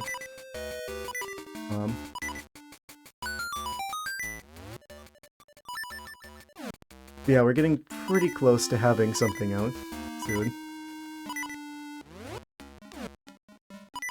How do I get up there? One day I'd like to be able to reveal, like, the stuff that I'm working on to you guys, but... yeah, there's a couple challenges in the way of that.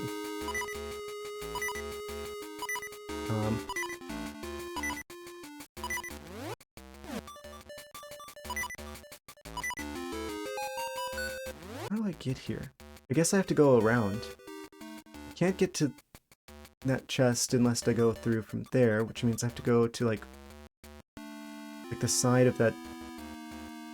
like, through that path through where that other chest is.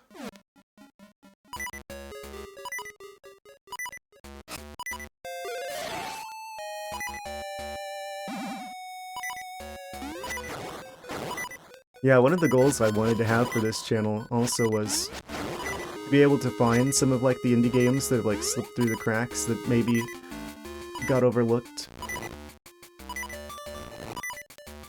And, be able to draw some attention to them.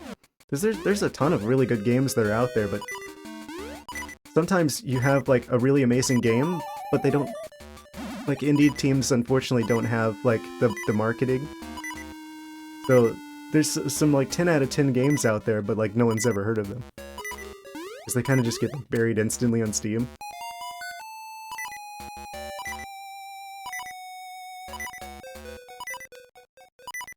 It would be nice to be able to give them some of the recognition they deserve.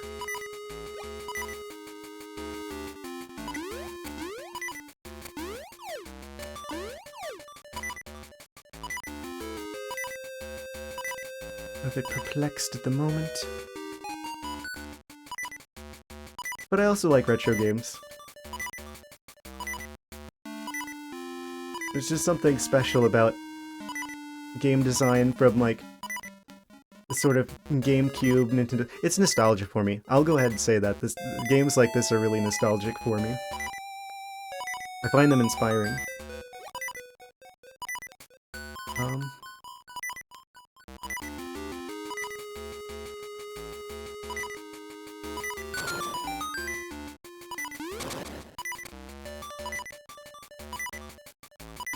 I need to get some more hearts, because I don't want to waste the red potion.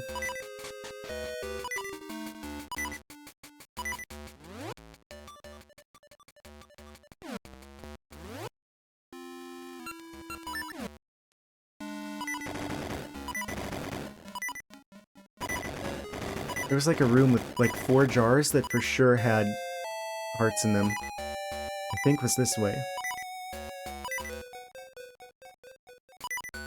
And there's the owl statue again. We meet again.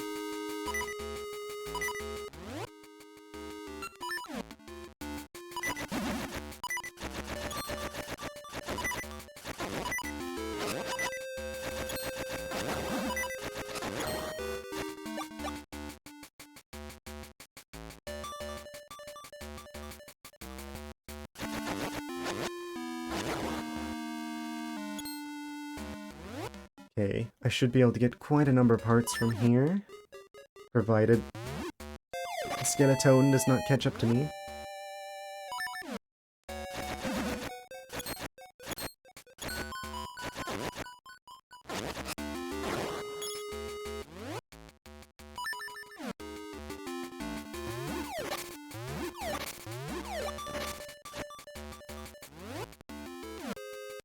Alright, so that should keep us from wasting the red potion now.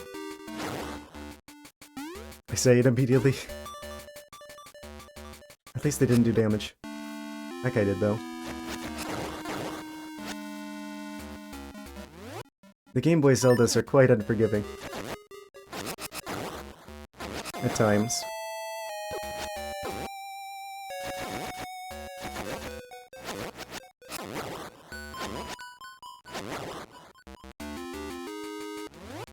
Okay, so how am I gonna get into the room with like the... There's like the 2 chests and there's like the magnet ball. I'm assuming there's like a gap that I need to jump at some point. Now we've got the Rock's Cape.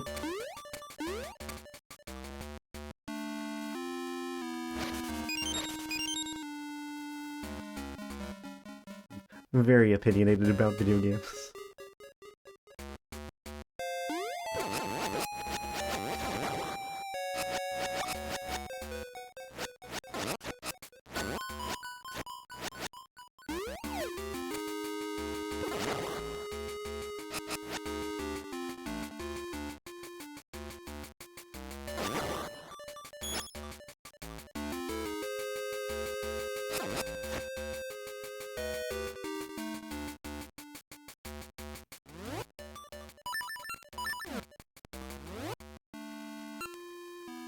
I think we gotta go deeper.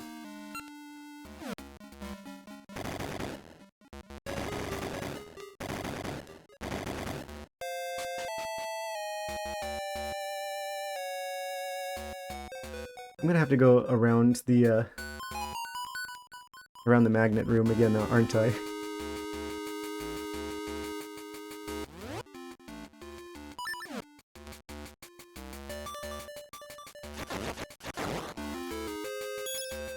Oh. I was like wondering if that was the... It's just like randomly one of these that doesn't move.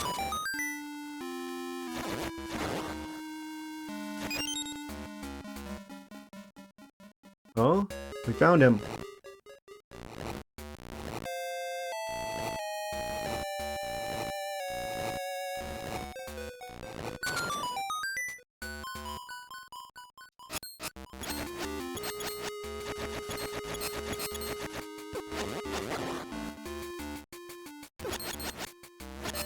I think one day they're gonna start teaching video games like how they have like cinematography classes in school, like in college now.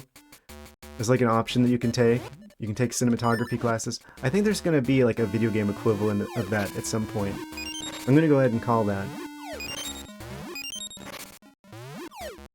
There's just some stories that you need like an interactive medium to tell.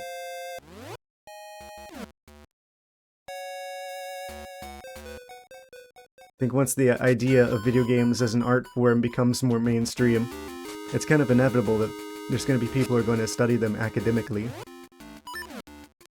Just like they did with film.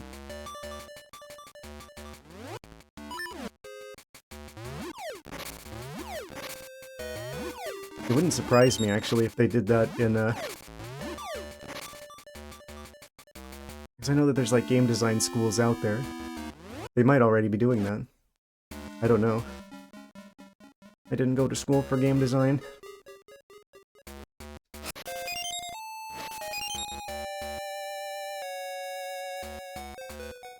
I did this already.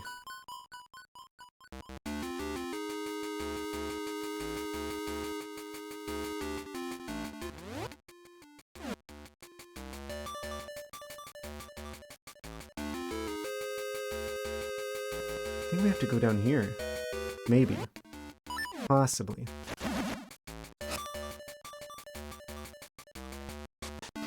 Could be backtracking. In fact, I probably am backtracking.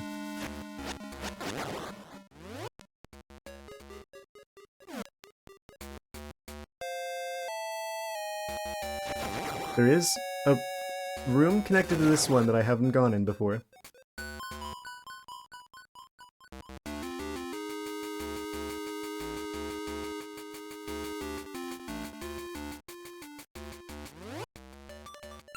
Gotta be ready with a magnet glove so I can fly right on over.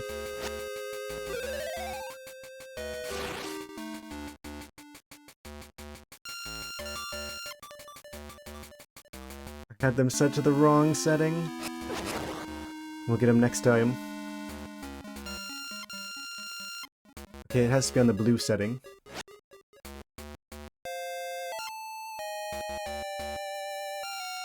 There we go. Fixed it. Oh, this is the one where the attack of the killer floor. That's that's a fun one. Reoccurring character in the Zelda dungeons. The room that tries to kill you.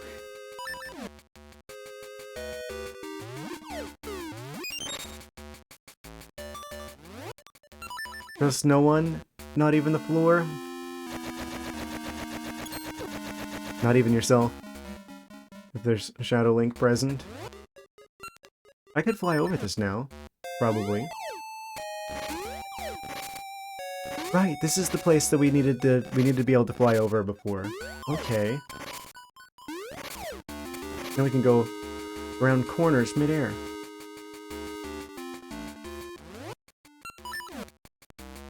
Progress is being made.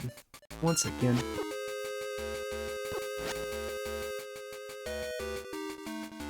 Wait, there's water here?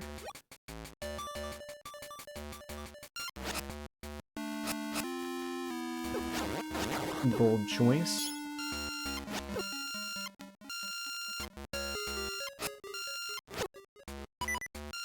Okay, kind of annoying.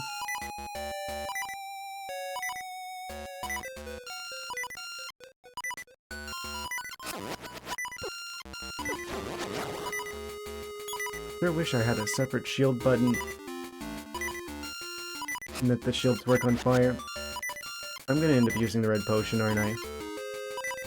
Why don't I just go up the stairs? I could do that instead of having to fight them. That's an idea. Wait, can I get this over there?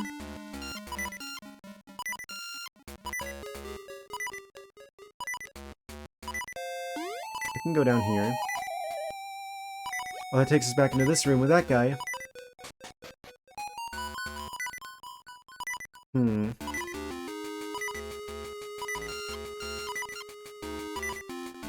I fly over that?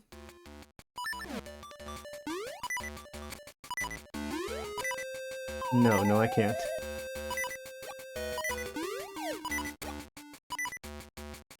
Is there like something under the water? It's in the water.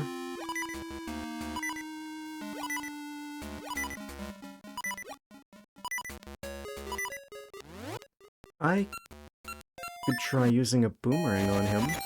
Oh, he's immune. I could try catching him on fire, since he likes fire so much. He is immune. In that case... Oh, that's right, you can shoot diagonally.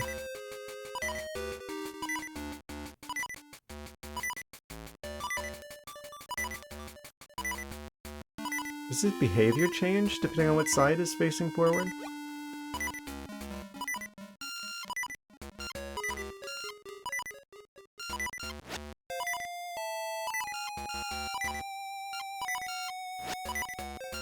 We're gonna have to be very careful with this. I think I might have to kill him. Oh no.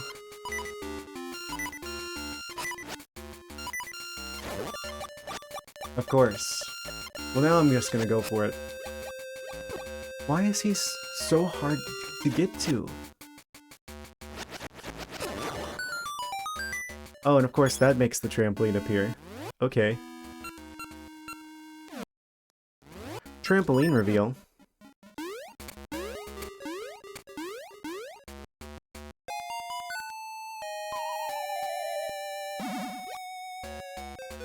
Now I just move this forward. We can get around that block. And hey, we made it!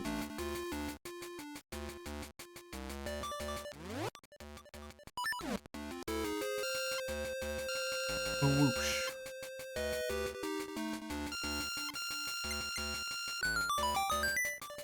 Wait. Why'd it go over there?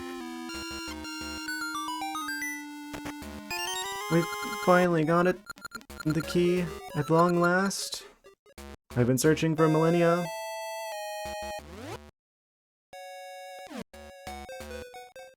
I'm assuming this is for the yellow key block.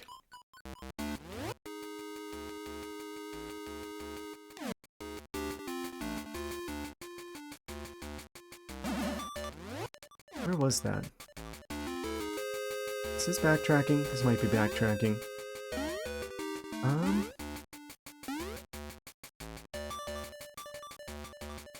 think... Did we go south? Yeah, I think we go south. The statue... detecting time.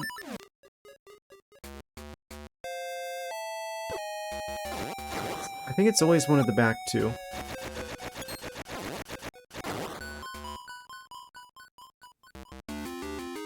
Not this time, the one time I say that.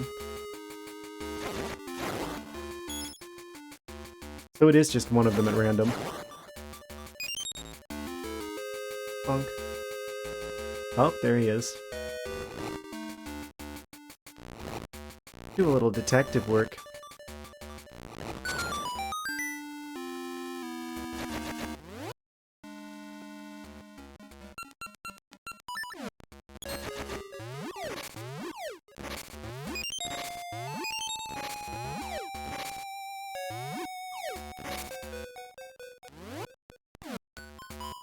Let me go south here.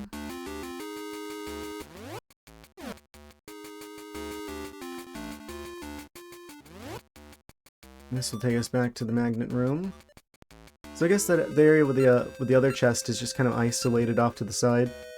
We probably got to get access to it from, like, past the yellow key block.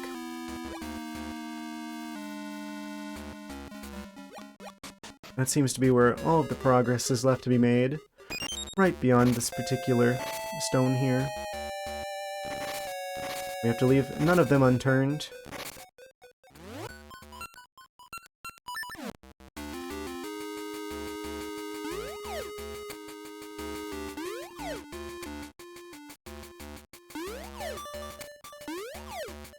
Those break, but I have a ring that will make them not break. Is that Rock's ring? Cracked floors, yes.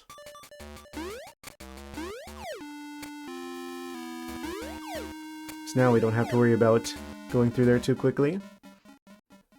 We are light as a feather.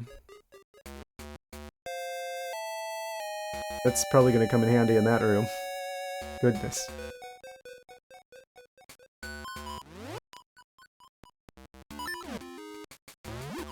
That was smart to bring that one. If I do say so myself.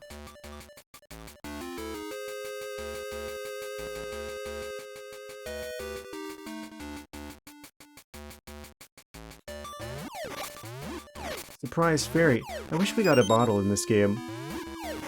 I always find fairies exactly when I don't need them.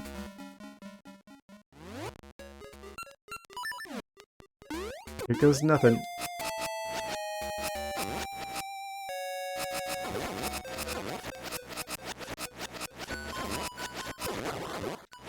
I do like that you can attack as rapidly as you can hit the sword button in this game. It's not like dependent on like particular animation to play out. I know it's more accurate, but I don't know. I just think being able to attack rapidly is more fun. Personally.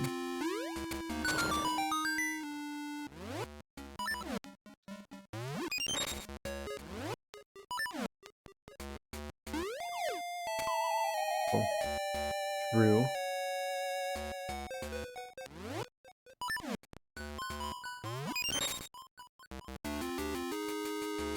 And now, we go over here. Wait. Could have gone north here. I'm gonna go this way.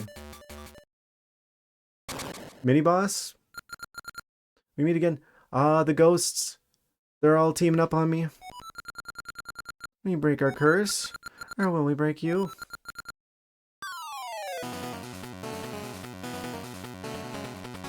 What do they do? One of them goes around with a sword. The other one goes around with a point. What? What just happened?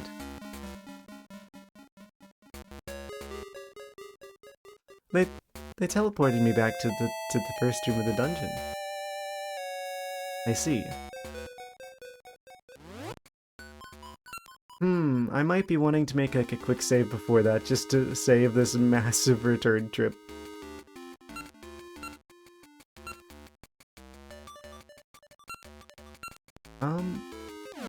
Actually, before I do that, I think I'm going to go get some water. I'll be right back in a second, guys, and we will continue with this dungeon and hopefully beat this mini-boss.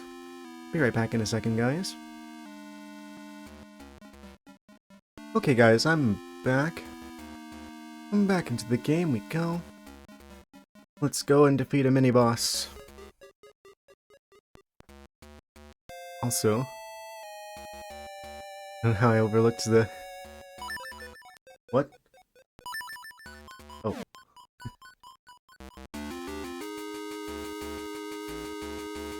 If the small studios do something new, the people complain about the low budget involved. See, I don't even necessarily buy that. It's like... Small studios do something new, complain about the low budget involved. Do people complain about budget? It's like, I feel like if people get a good game, they don't really care how much it costs, as long as the game's good. I've seen some really impressive things. I've seen things that are legitimately better than stuff AAA studios are putting out from indie teams. Like, in a lot of ways. For instance, like the last indie game I played, Cassette Beasts. I'm like, that game is a lot more technically impressive to me than anything Nintendo has put out in like the last several generations of Pokemon games. I don't necessarily think it's a budget issue.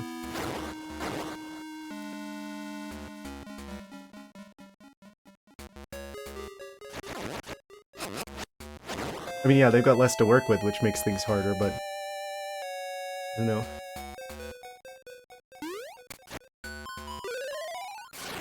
Yeah, I guess that does impose certain design constraints.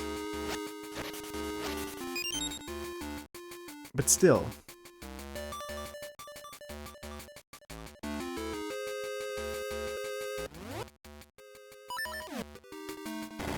I don't know, I feel like you can easily make up for lack of budget with creativity, imagination, skill. To an extent.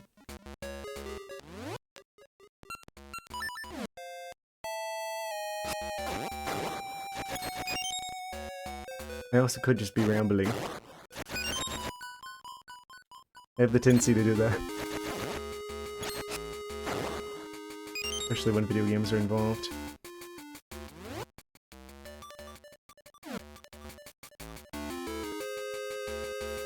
I'm gonna make a quick save whenever I go back down there. I wonder why they chose to do that with this game, where it's like, you get the ability to fast travel back to where the mini-boss was, after you beat the mini-boss. You're probably not going to need to go back there as quickly.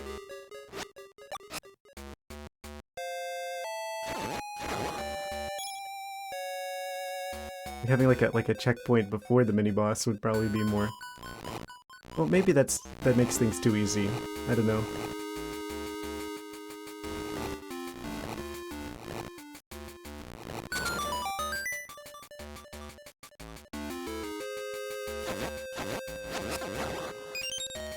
Yoink.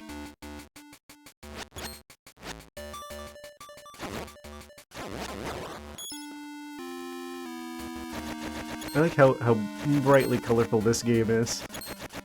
I like all the Game Boy Color games were. It's like, oh, you don't have a backlight, so you have to use like vivid colors to make everything stand out.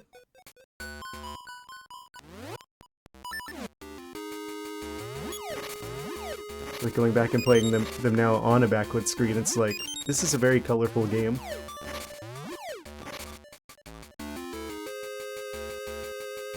Game Boy colorful.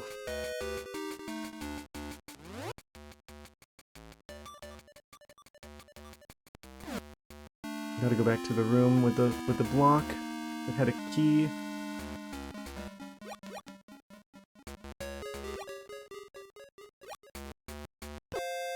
Yeah, wrong time to go for air.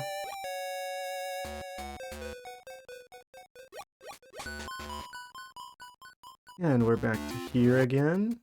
Not too bad. Fly right on over here. Attack of the killer floor.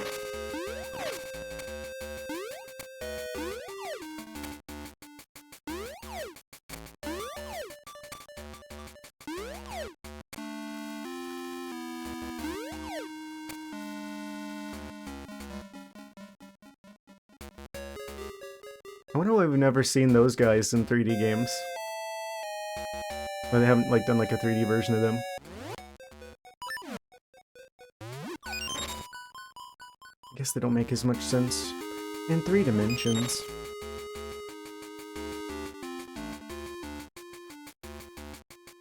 What was up here? I don't think I went this way before. This is how you get into the pit.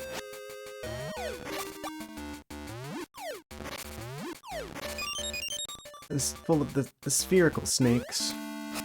They probably have a specific name that I don't know the name of. Rapid fire sword action.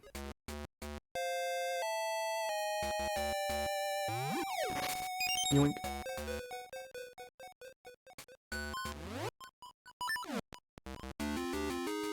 And now we fly.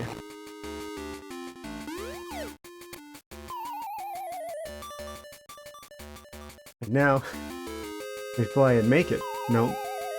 I meant this time.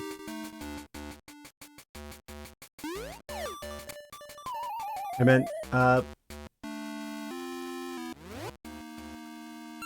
after we get the Pegasus seed, of course.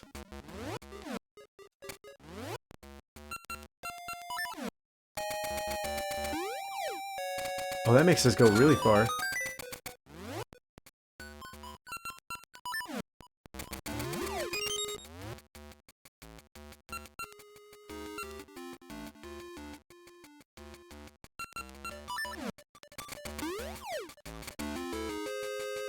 And now... Wait, what did that switch do for us? Yeah, I don't know. Oh, right, back to here again. Also, creates a spin point.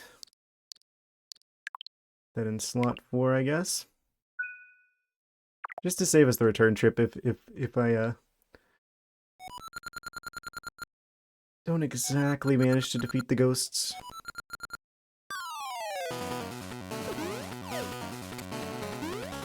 So I'm not sure what happened. The curse is in this room. So if you let all the torches go out, it'll automatically kick you back to the start of the dungeon.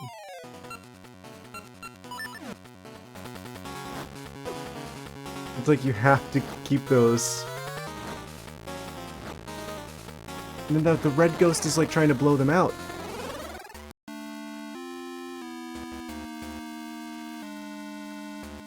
Well.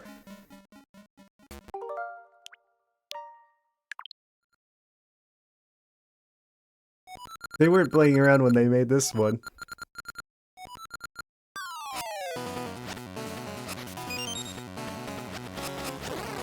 So what, do I need to just like stay near one of them just to make sure that you don't accidentally... Like, make sure one of them doesn't go out.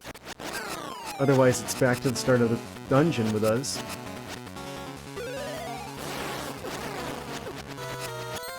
Just gonna have to... Don't you do it! If I wasn't, like, using, like, suspend points here, this would take several years.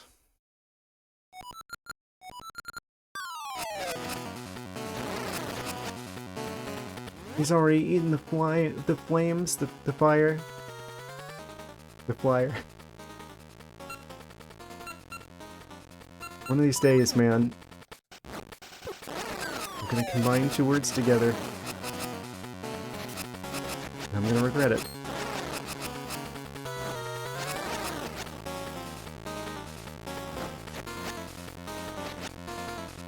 Don't do it.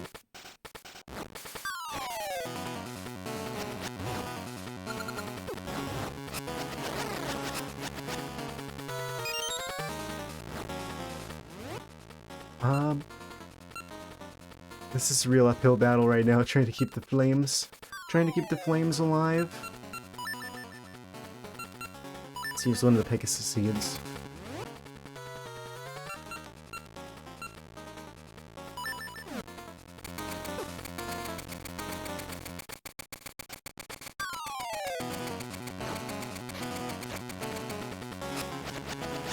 But also kind of acts like ghost bait. Does he always come out from that side?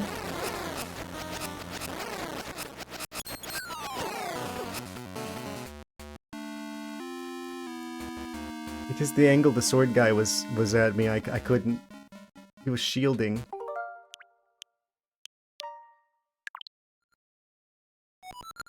We meet again indeed.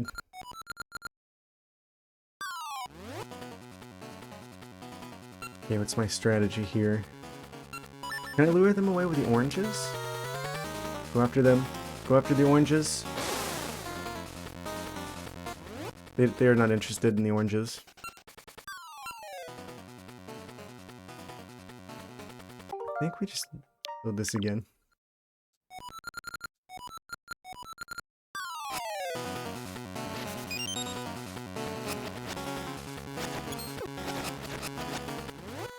Okay.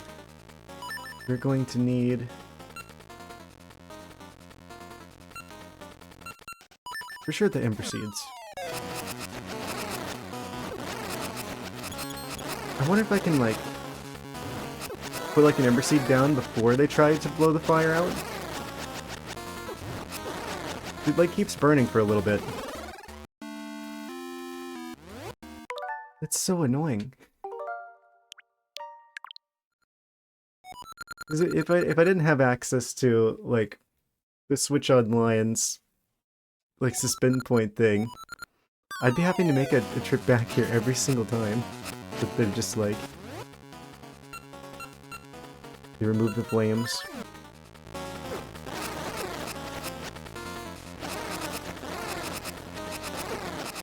Attacking as fast as I can.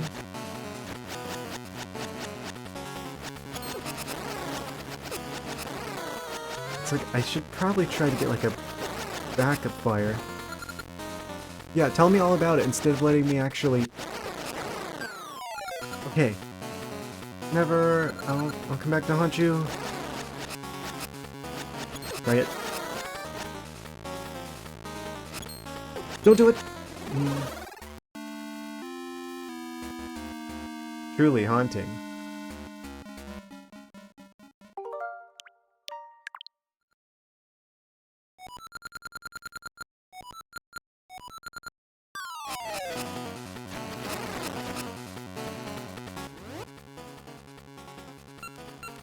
I should be using the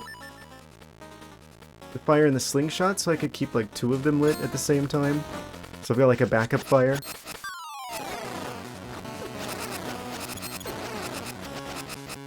I think that's the winning strategy here. There's literally no reason not to use the slingshot instead of just directly using the seeds, because they use the same resource. But I've just been doing it wrong.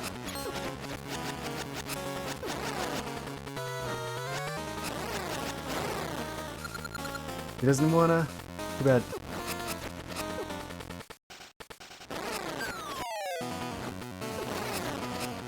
It's fire, but with range.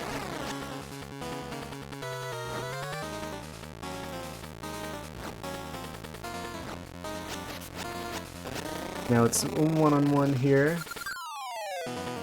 Oh, we got him. We toasted the ghosts. I didn't mean to go in there. Self-applied return to the start of the dungeon.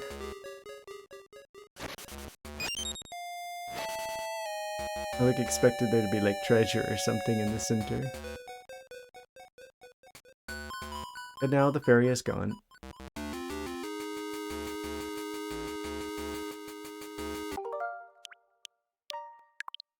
Just save there really quick. I don't feel bad about doing that because the only thing that does is save time.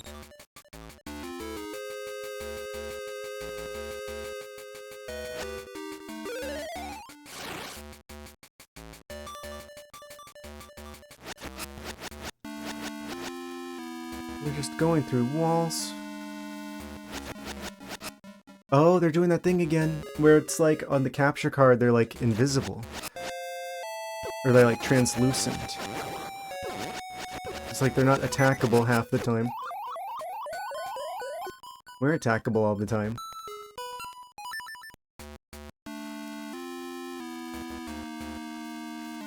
I can't afford another red potion yet. How close was that room? Oh, right after the start is where the heart room is.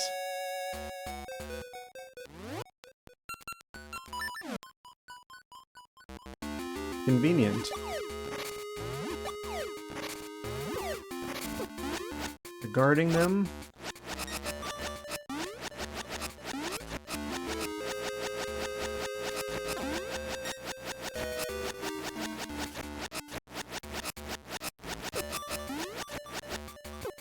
It sure is one of the situations of all time.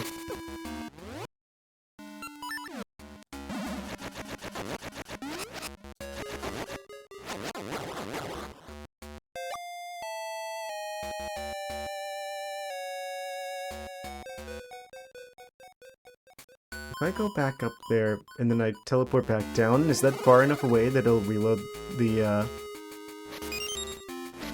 jars, so they'll actually have hearts in them again? The skeletons aren't back, so that's not a good sign. I wonder how far you have to go out of a room to reload it completely.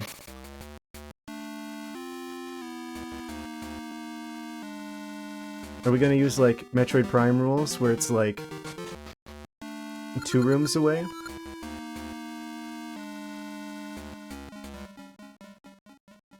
I don't know if there's, like, something special about entrances of dungeons, but that seems to have worked. Thought I had the boomerang equipped.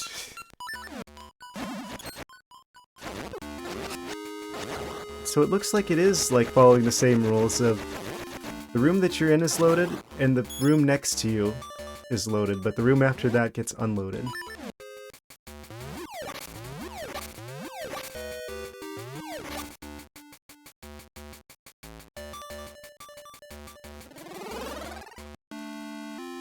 I don't know if you guys have played Metroid Prime before, but that's part of the reason why, like, all of the big rooms are connected with, like, the tiny hallways in that game's design. It's because that way the game never lags, because it only ever has, like, at most 2 larger rooms loaded at any given time. It won't, so the game never takes up too many resources with the rooms that it has loaded.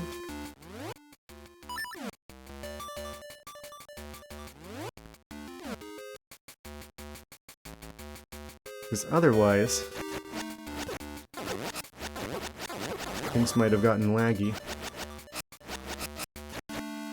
Yeah, have you ever wondered why there's all like the weird like small tunnels that connect like the big rooms together?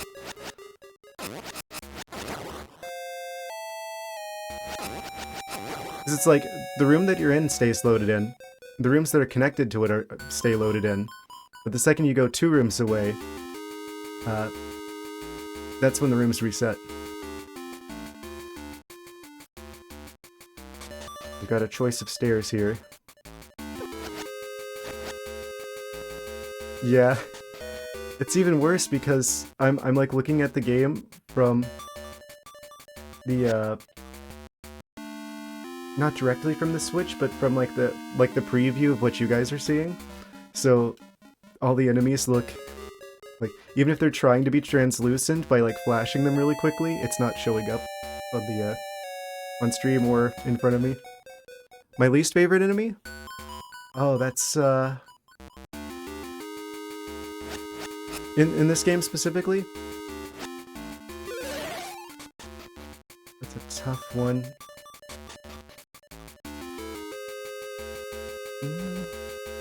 I'm assuming we're just talking regular enemies.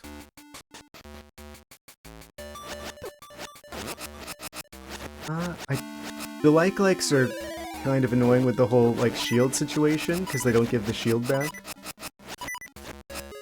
when you defeat them. So it's like, oh, you're gonna have to go all the way back to wherever you can buy another chest. Half the things you're fighting, yeah, seriously. Like right there, like it's like I just glanced over at the other screen and I'm like, that Wizrobe that's in front of me, he was like, what he was actually doing, what I was supposed to be seeing, was him appearing but like flashing, and then turning solid, attacking, flashing, and then going away. But it just looked like he was just there on like the preview. So I'm like, I can attack you. No, wait, my sword's going through you. Oh wait, my sword's suddenly hitting you again. That's entirely a problem with my capture card and not with the game.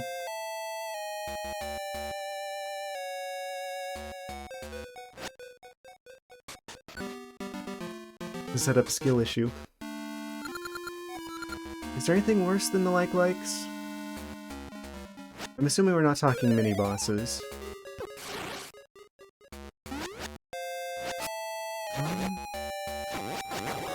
The sheer number of times the keys are positioned in a way that they knock you into a pit is kind of annoying.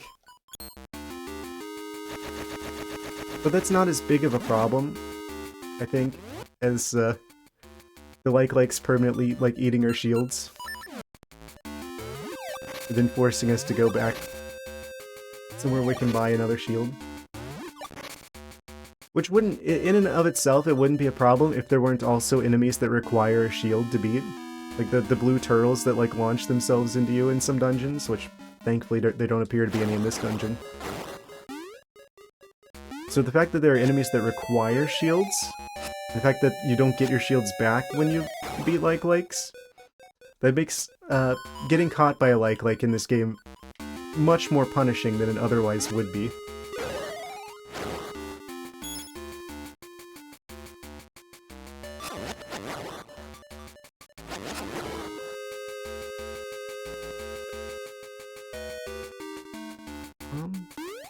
Trying to think if there's anything that's like kind of worse than that.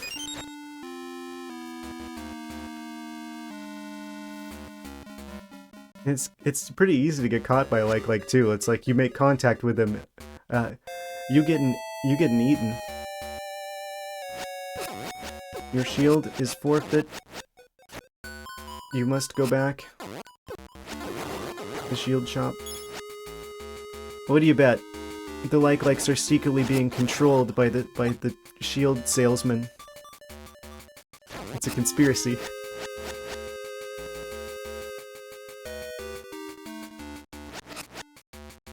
Adventurers hate him. Click here to find why.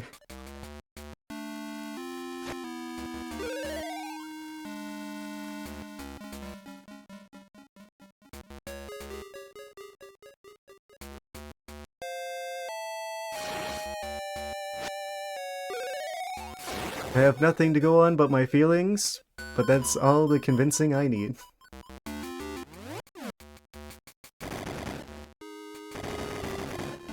Why did I do this? There's literally a teleport in the first room of the dungeon. I should specify that I was joking there. Some people would say that and they probably wouldn't be. But I was joking.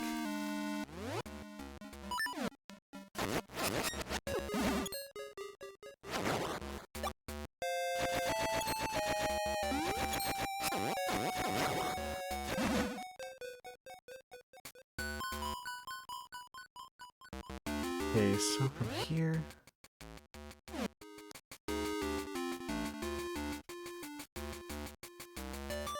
I think, did we go far enough that I actually...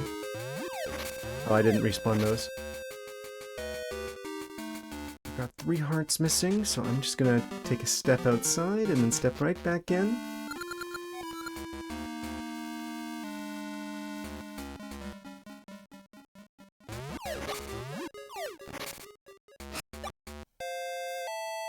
I don't know, I'm gonna be the optimist here and be like, our future's not doomed, it's just there's another hurdle that needs to be overcome.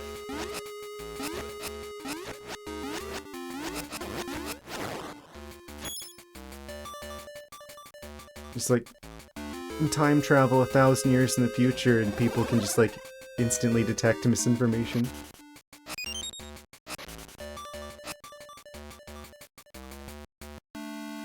They've like evolved a resistance to it.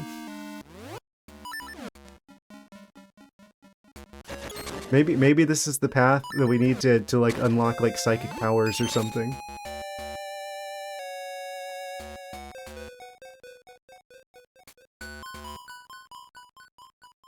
It creates the pressure we need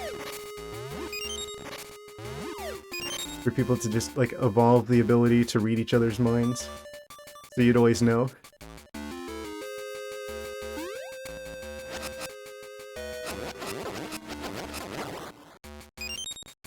That would be a great idea for a sci-fi story.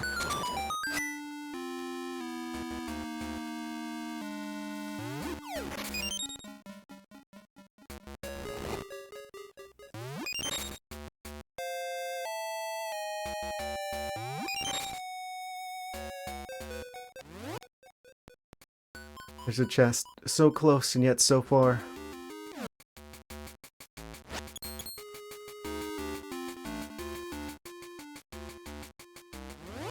Not even gonna mess around here. Instantly go for the Pegasus seeds. And then we fly in.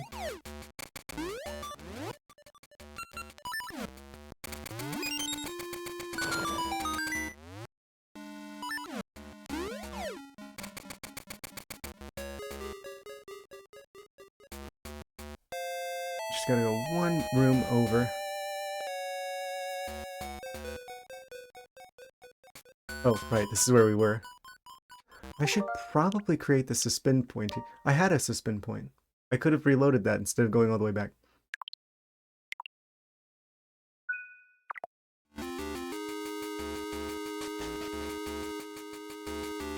I just did it to show I could.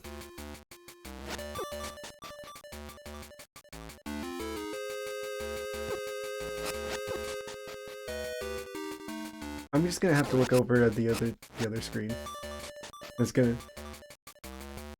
maybe mess with the motion tracking and make me like look like I'm like talking when I'm not actually saying anything, but it's just what I'm gonna have to do so I can actually see them.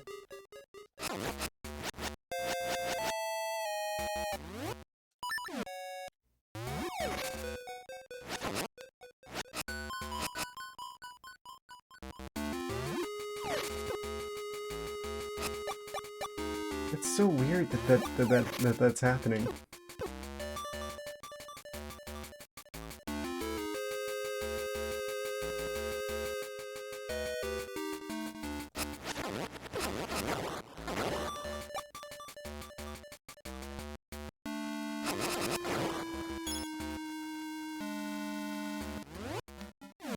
I think I should could kill them all.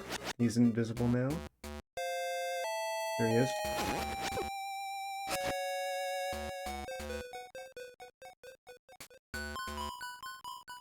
Which one of these paths is the right one? Top one? Maybe. This goes over here. Think we're doing it? Oh, I managed to go all the way up here? So much for that chest, I guess. No, I think we probably want to get that chest. They're all spawned back in. Wait, no, there's multiple floors. So there's the blue ones over here.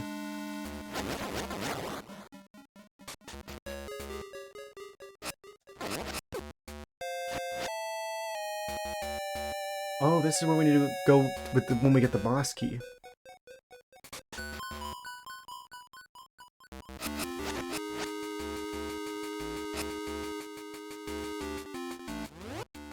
I'm assuming the chest in this room is not the boss key.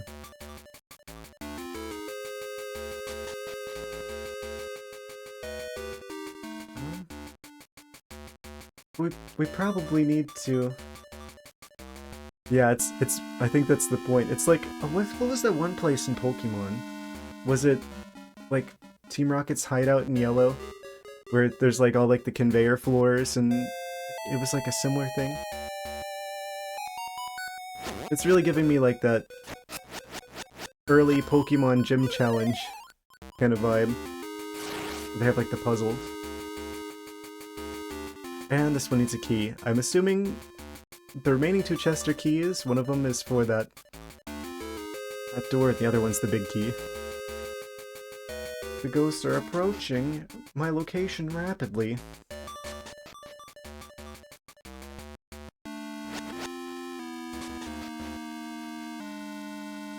What if I go down here? Ah, that takes us where we need to go. 1 rupee? Wait. I guess one of these other rooms just has to have like a different kind of puzzle that drops a key.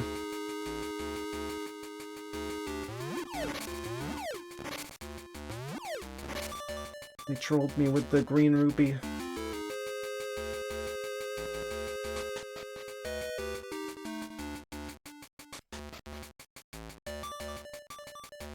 Well played, Nintendo. I fell for it. So there's this room. But it doesn't appear that there's any other passageway over there, which means if there's all of this here, the key's probably over there. Oh, yeah, that's actually the only way we could go.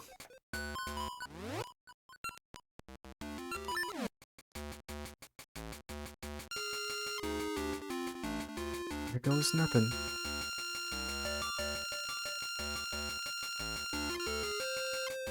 Wait.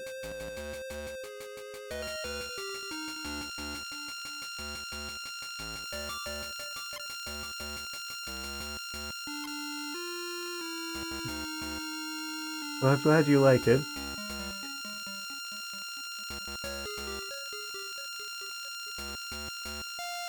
It sure is one of the sounds.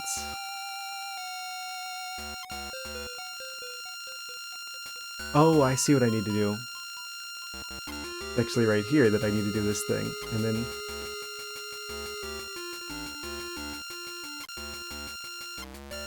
Thank you. And I slipped off immediately. The magnets! How do they work?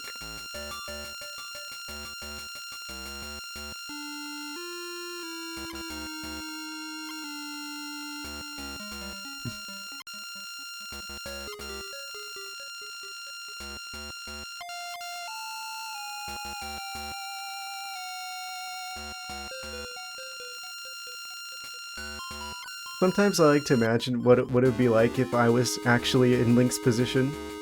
And I, like, just like, what this would be like from like a first-person kind of perspective.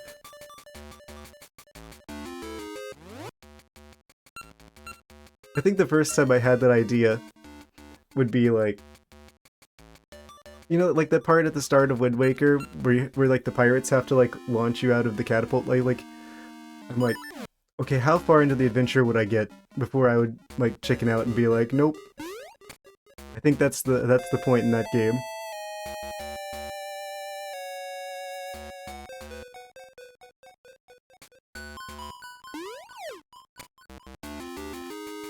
I mean, like, 15, how old is Link here? That's a good question.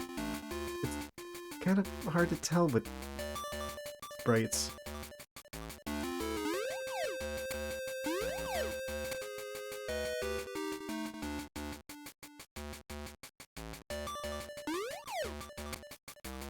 Do Hylians even, like, age the same way? I mean, we know he ages because Ocarina of Time, right? Like, there is a child Link and an adult Link, which apparently has a 7-year gap in between.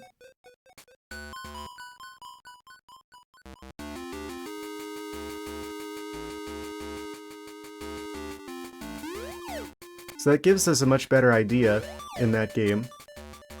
It's like the only time that you'd go through that much of like a growth spurt is if he was like, if like adult Link was in his like, what, early 20s? Yeah, he's not like the Kokiri.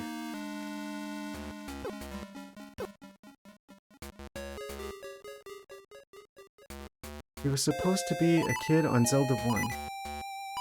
Oh, they're doing the invisible wizards thing again. I realized entirely too late.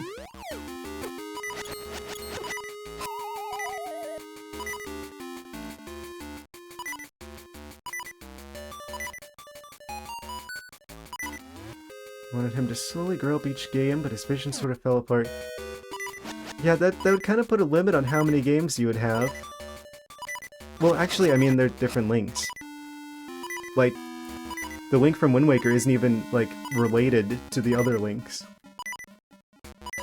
Canonically.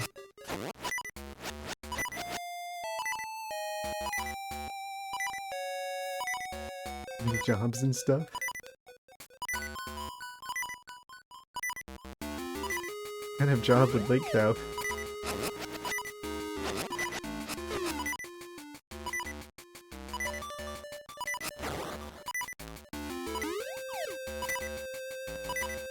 The RPG.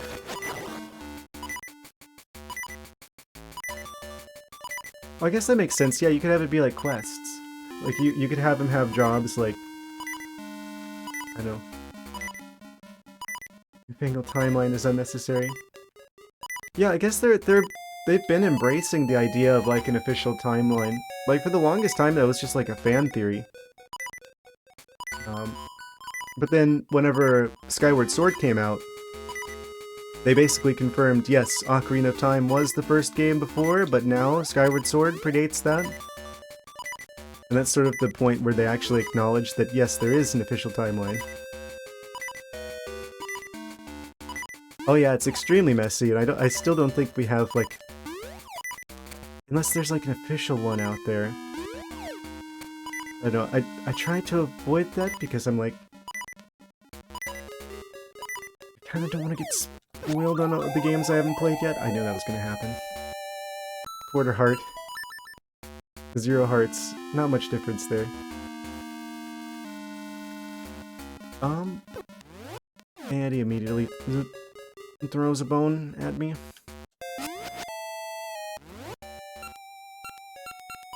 I've played most of the Zelda games.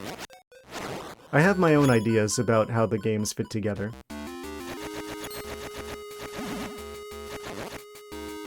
One of the reasons why I want to play all of the games is because then I would be able to actually have the lore knowledge to be able to piece it together myself.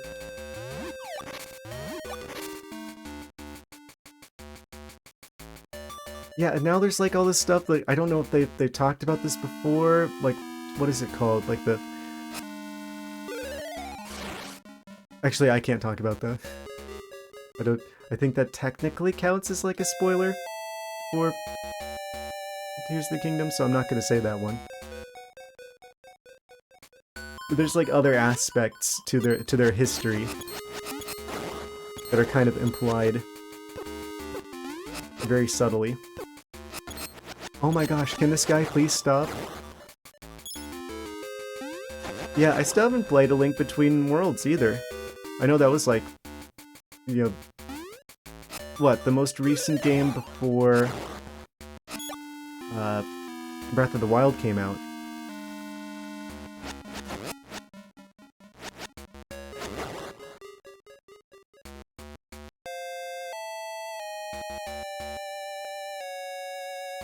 Link's the one where Link is a train conductor or something.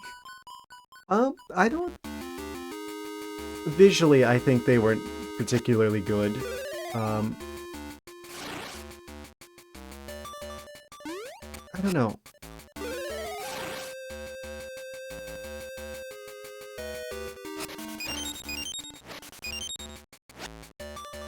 Phantom Hourglass used the DS features was superb.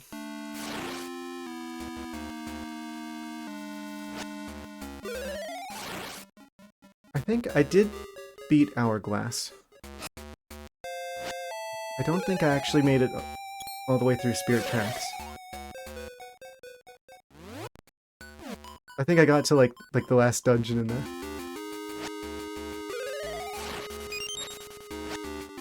I don't know. I think that in a lot of ways, games on the original DS were kind of a little bit limited. I don't know, maybe I can't say that either. I mean, the sound chip wasn't as good as it could have been. The graphics definitely haven't aged as well. But that wouldn't affect the actual game or story. And they did use a lot of things that were unique to the DS. Like, I like the mechanics where it's like, oh, the boomerang, where you like draw with like the stylus to move the boomerang around, or like where you have to like blow out candles by actually like blowing into the microphone. I feel like there was a lot of stuff like that that was interesting that those games did right. I'm not gonna lie, I was kind of disappointed a little bit with Phantom Hourglass for being a DS game, because like Wind Waker was my first Zelda game, and I would have hoped that the sequel to Wind Waker would have been like another big TV console game. So whenever it turned to be like a handheld game, I remember being a little bit disappointed when I was a kid. So I'm like, I want it on the big screen, I don't want it on the tiny screen. To close the DS, yes.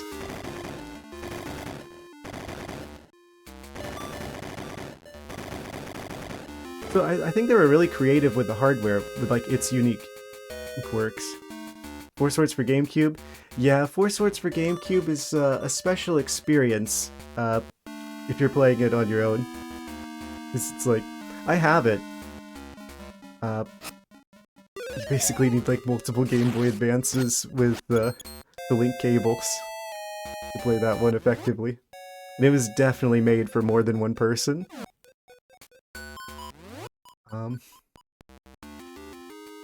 It's doable on your own, but that's clearly not the intended experience.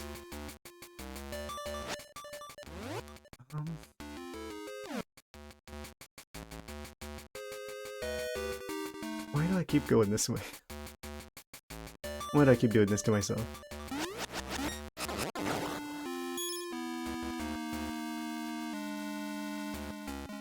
Like, I don't think it's bad, but I do think that it would be better with other people.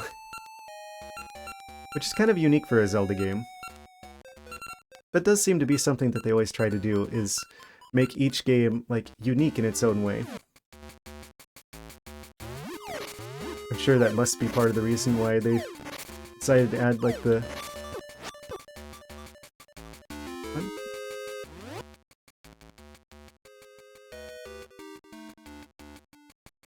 So it was Triforce Heroes. Oh yeah, Triforce Heroes. Do I even have that one? I got a 3DS like super late into its lifespan. Just because I knew that there was some games that, like, I wanted to play on it, and I wanted to get them while I still could.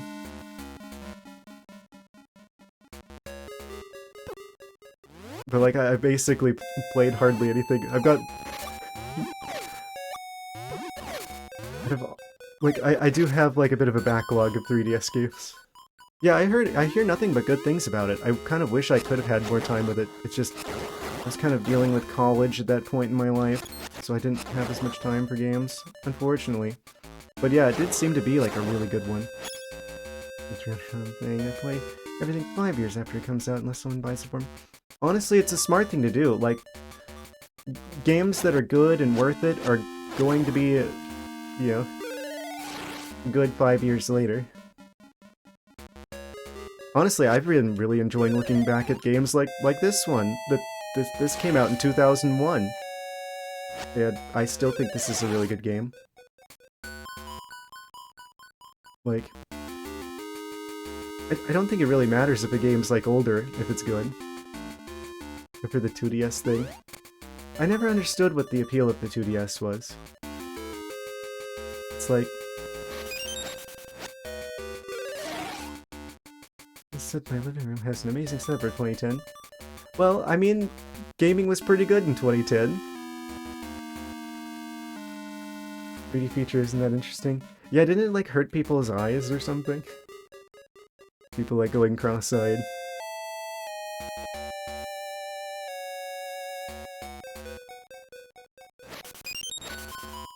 I think a lot of people actually, like, once the novelty wore off, I think a lot of people actually turned the 3D feature off, because there's, like, this slider on the side.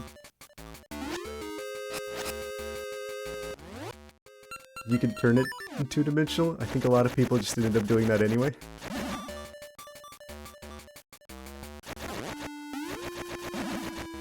Oh yeah, I totally forgot about the DSi. I had, like, the original DS, and then I went for, like, the 3DS, like, super late into, like, the 3DS's lifespan.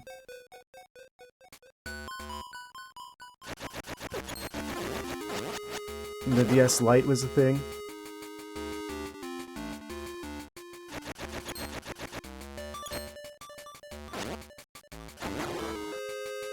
Of course, now we have the Switch, which is also the handheld.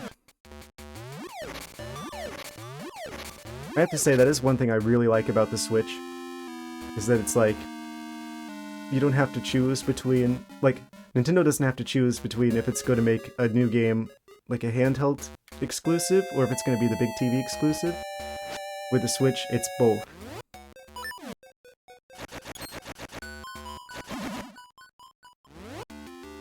Of course, that's the sort of thing that can only be possible now. Well, I say that, but there was, like, that add-on for the GameCube that I wish I could find that allowed you to play Game Boy games on, like, on your GameCube. I had a friend who had one of those, and I always wanted one, but I've never actually found them. Yeah, it was like this attachment that goes on the bottom of your GameCube. It, like, plugs into the bottom of it, and it has, like, a Game Boy slot that you could put cartridges in. Oh, there was one for the Nintendo 64 that let you play Game Boy games? I didn't even know about that one.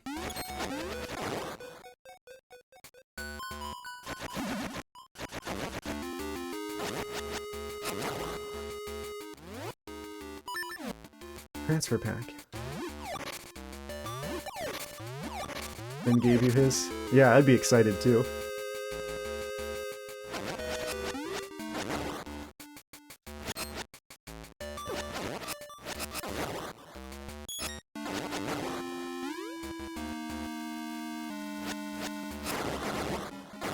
I guess that's like kind of like the original version of like how like the newer systems have either like the Switch Online or like the Virtual Console, like on the Wii, where it's like you could play older games on like the big screen.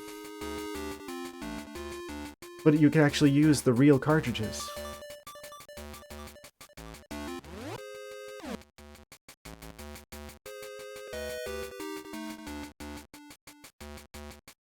Okay, I farmed hearts. I'm going to go back down below this room. I wish this game had like one of those like mechanics that a lot of Zelda games have, where you can like warp out of a dungeon temporarily. Like Uku in Twilight Princess, or was it Ferore's Wind in Ocarina of Time? So I could just easily like leave the dungeon and come back to where I was.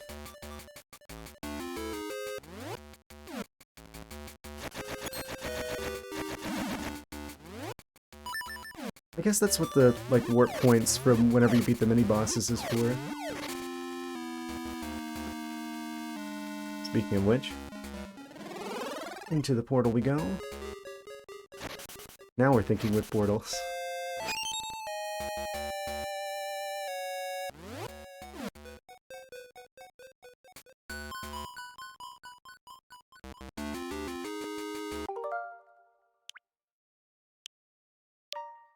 Create another suspend point here. Too bad you couldn't play any game. Oh, like, you're limited to the ones that you have, as opposed to having like an entire catalog? Or were there just like some games that just didn't work?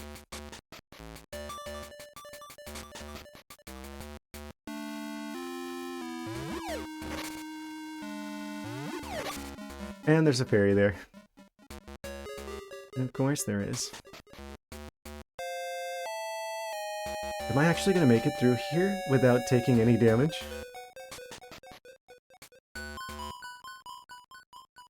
I'm actually gonna make another spin point.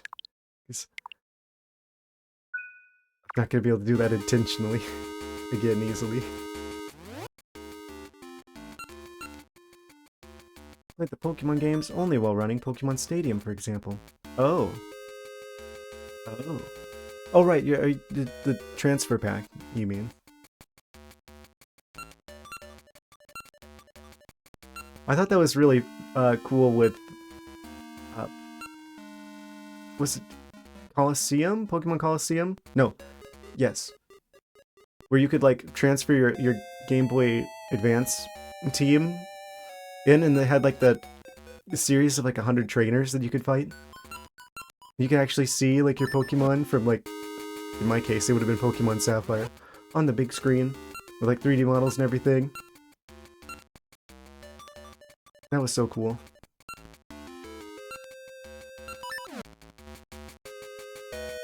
Here we go again.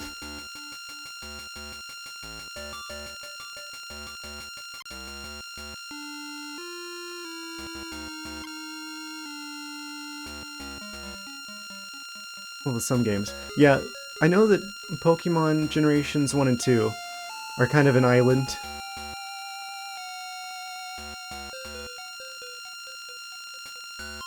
I don't remember if they've shut down the service that allows you to trade Pokemon up. That's like a decision that I'm like kind of stuck with, is would I want to take my Pokemon from my original save in Sapphire and bring them to the current generation, or would I rather them stay happy in their home on the Game Boy Advance? That is really precise. Still have their Gen 3 Pokemon. Yeah, I've thought about doing that. I still have my Sapphire cartridge. I actually ended up buying a secondhand copy of Pokemon Black. Just so I could have every game necessary to be able to trade up. But I'm like kind of stuck on that because the secondhand copy still had that person's Pokemon in it, and I'm like, I can't just reset the game. I have to rehome those Pokemon somehow.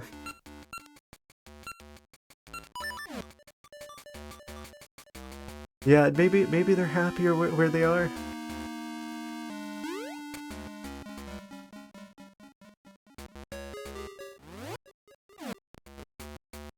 Oh, we've got a decision to make here.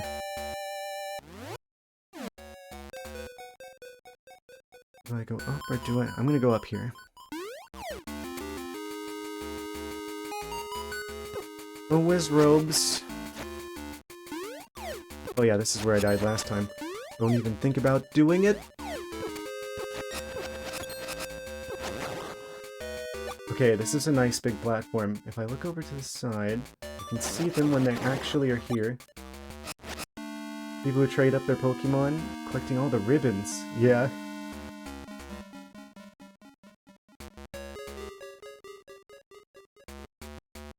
That's particularly impressive. The wizards can fall. He can teleport, but he can't work against gravity.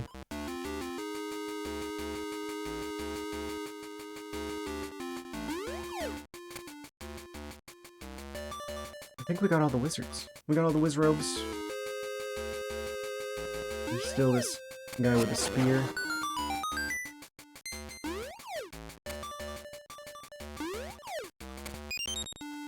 We've got the key. The temptation to save again is rising.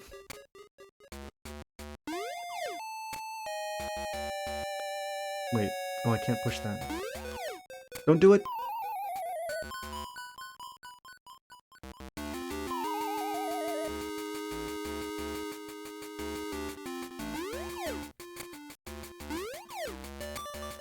Oh, I'm gonna have to do this backwards, aren't I?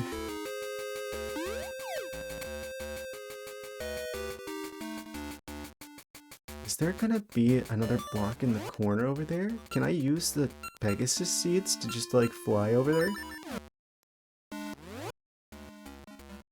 I use the slingshot to do that.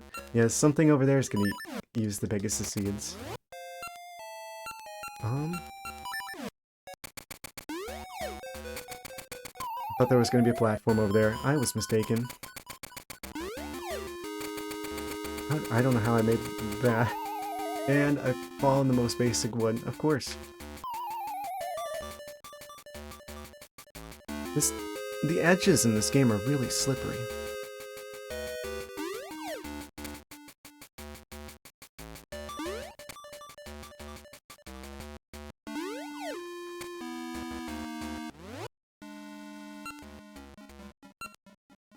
Bring out the magnet gloves.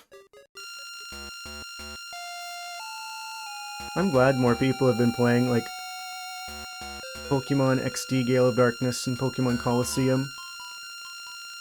I feel like those games get overlooked a lot.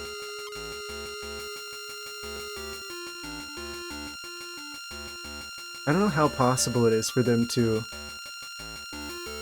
like, do what they did in that game of having, like, separate animations for all the Pokemon, now that we're, like, over 1,000 Pokemon.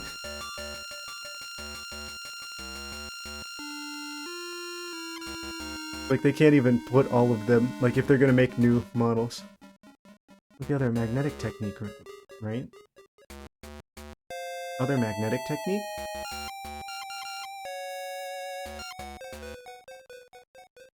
I'm not sure what you mean.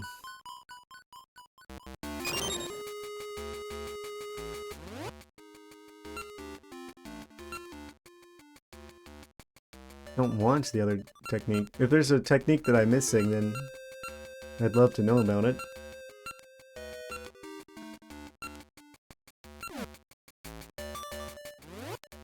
Bring out the Crescent Roll of Strength.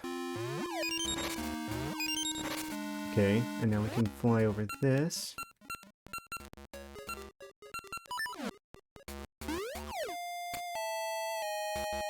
The invisible wall in the air. So you specifically have to be standing on one of these, or else it just acts like a wall.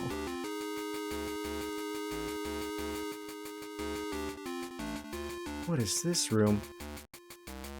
That's concerning. I'm creating another suspend point here. You press the button for the gloves and then simply walk sideways into the line with the magnetic block. Press the button for the gloves. Simply walk sideways. What am I, a crab?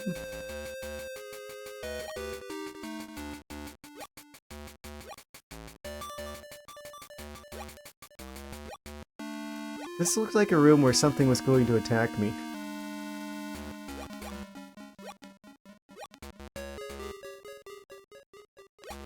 I guess false alarm?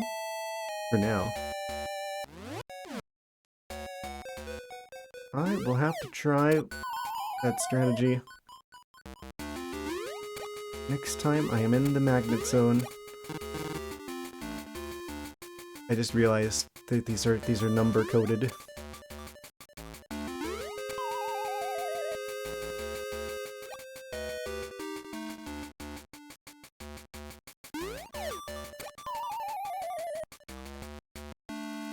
Gonna be a bit tricky to pull off. Wait, no, I gotta go around. Wait.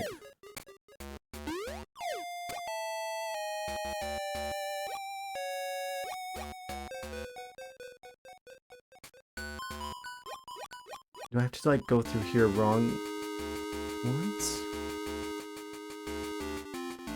So I can get across up through there and then go back through to reset it?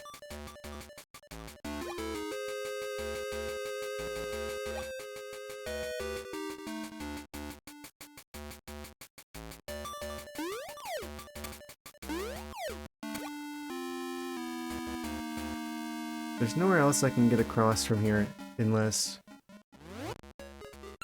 I could probably make that if I use the Pegasus Seed, and I'm very precise about it.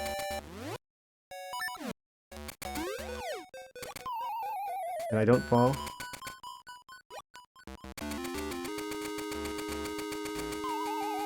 Find out from the AI Santa thing so I came here. AI Santa thing? I beg your pardon?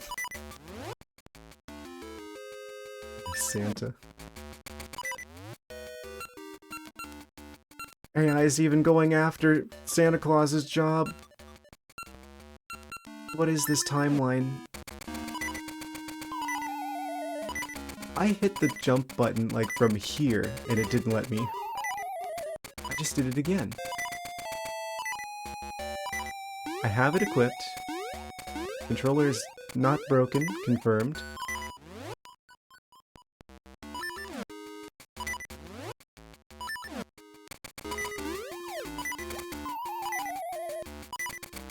Keep, like...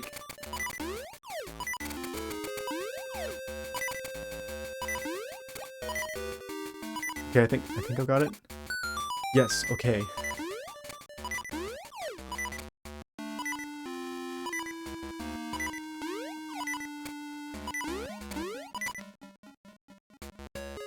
Very precise platforming.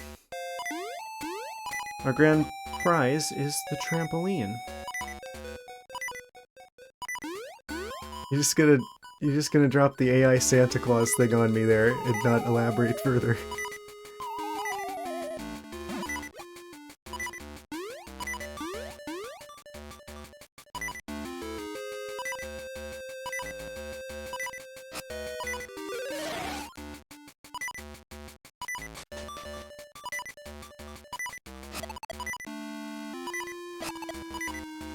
I have switched them. Yes, much beeping is occurring here. What do they do? Other noises, it doesn't beep. Hard to jump all the time. Oh, you're right. Wait. Yeah. I do have something to add about this. I know why that happens. Basically, a lot of the times the sound effects actually... Because, like, the Game Boy had only, like, a couple channels for, like, music. Oh, what did it have? I think... I don't remember how many wait.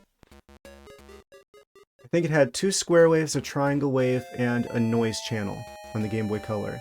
The sound chip on the Game Boy Color, if I remember. So, like, the noise channel would be used for, like, drums or, like, explosions or whatever.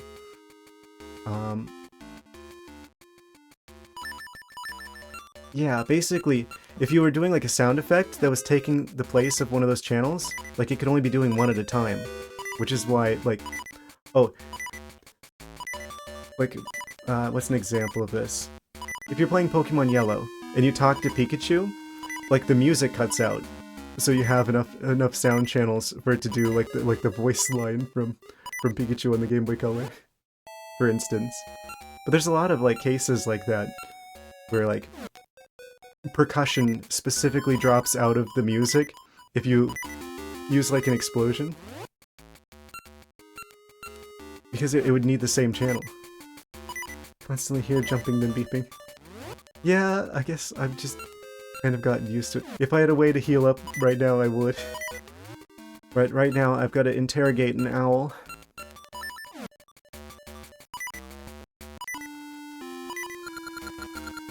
Below me, red. My right, red. My eye shall shine blue. Yeah, I don't like the beeping either. I wish I had some hearts. Yes, thank you for the hearts. If only I could give those to Link in the game.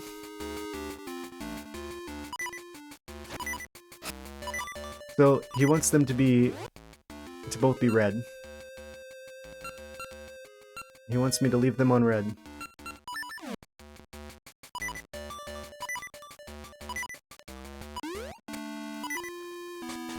Only the owl shall be blue.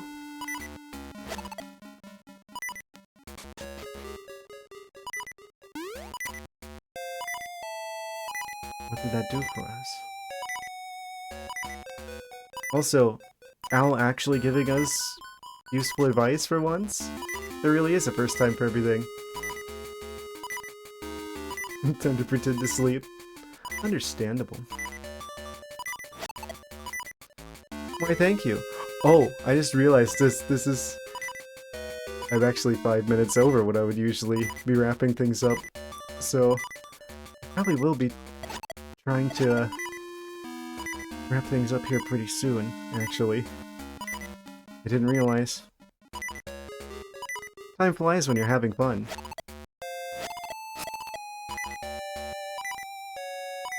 What's the advice that he gave me about these?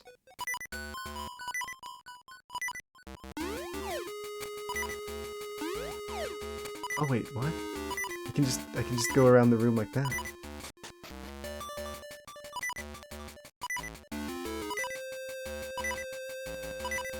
I've left him on red. I'm gonna talk to him again. I guess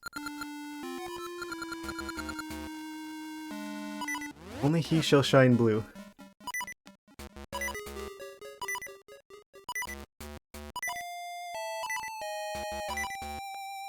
Do I have the big key already? I don't. Maybe I'll go until I get the big key. Below him, red. My right, red. Only I shall shine blue. Maybe he's not talking about the owl? He's talking about one of the witches? On his right, red. Below him, red. So, I think... Right. So, I think it's the one on the upper left that needs to be blue? Like, only one of them should be blue?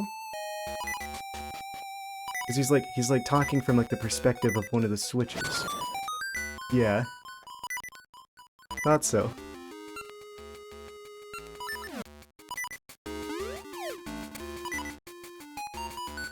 And our prize? Death. Apparently.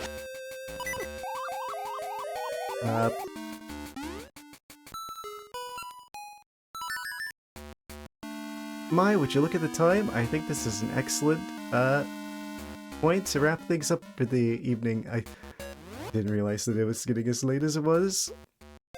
We'll finish this dungeon and beat the boss, on the next stream, I think. What day is it? It's technically Thursday now. So, I will be back on Saturday.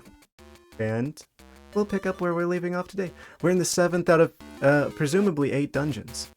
So, I think we're getting close to the end of this game, actually. This is... Honestly, this game has really surprised me. I'm really not sure why people don't talk about this game more, honestly. That said, I'm gonna wrap things up for the evening tonight, guys. Thank you guys so much for watching, for hanging out with me.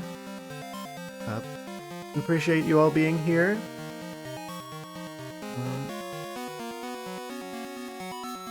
Yep. Have a great evening, have a great morning, whatever time it is in your area. Hope to see you in the next one. I'll see you guys later. Drive safely.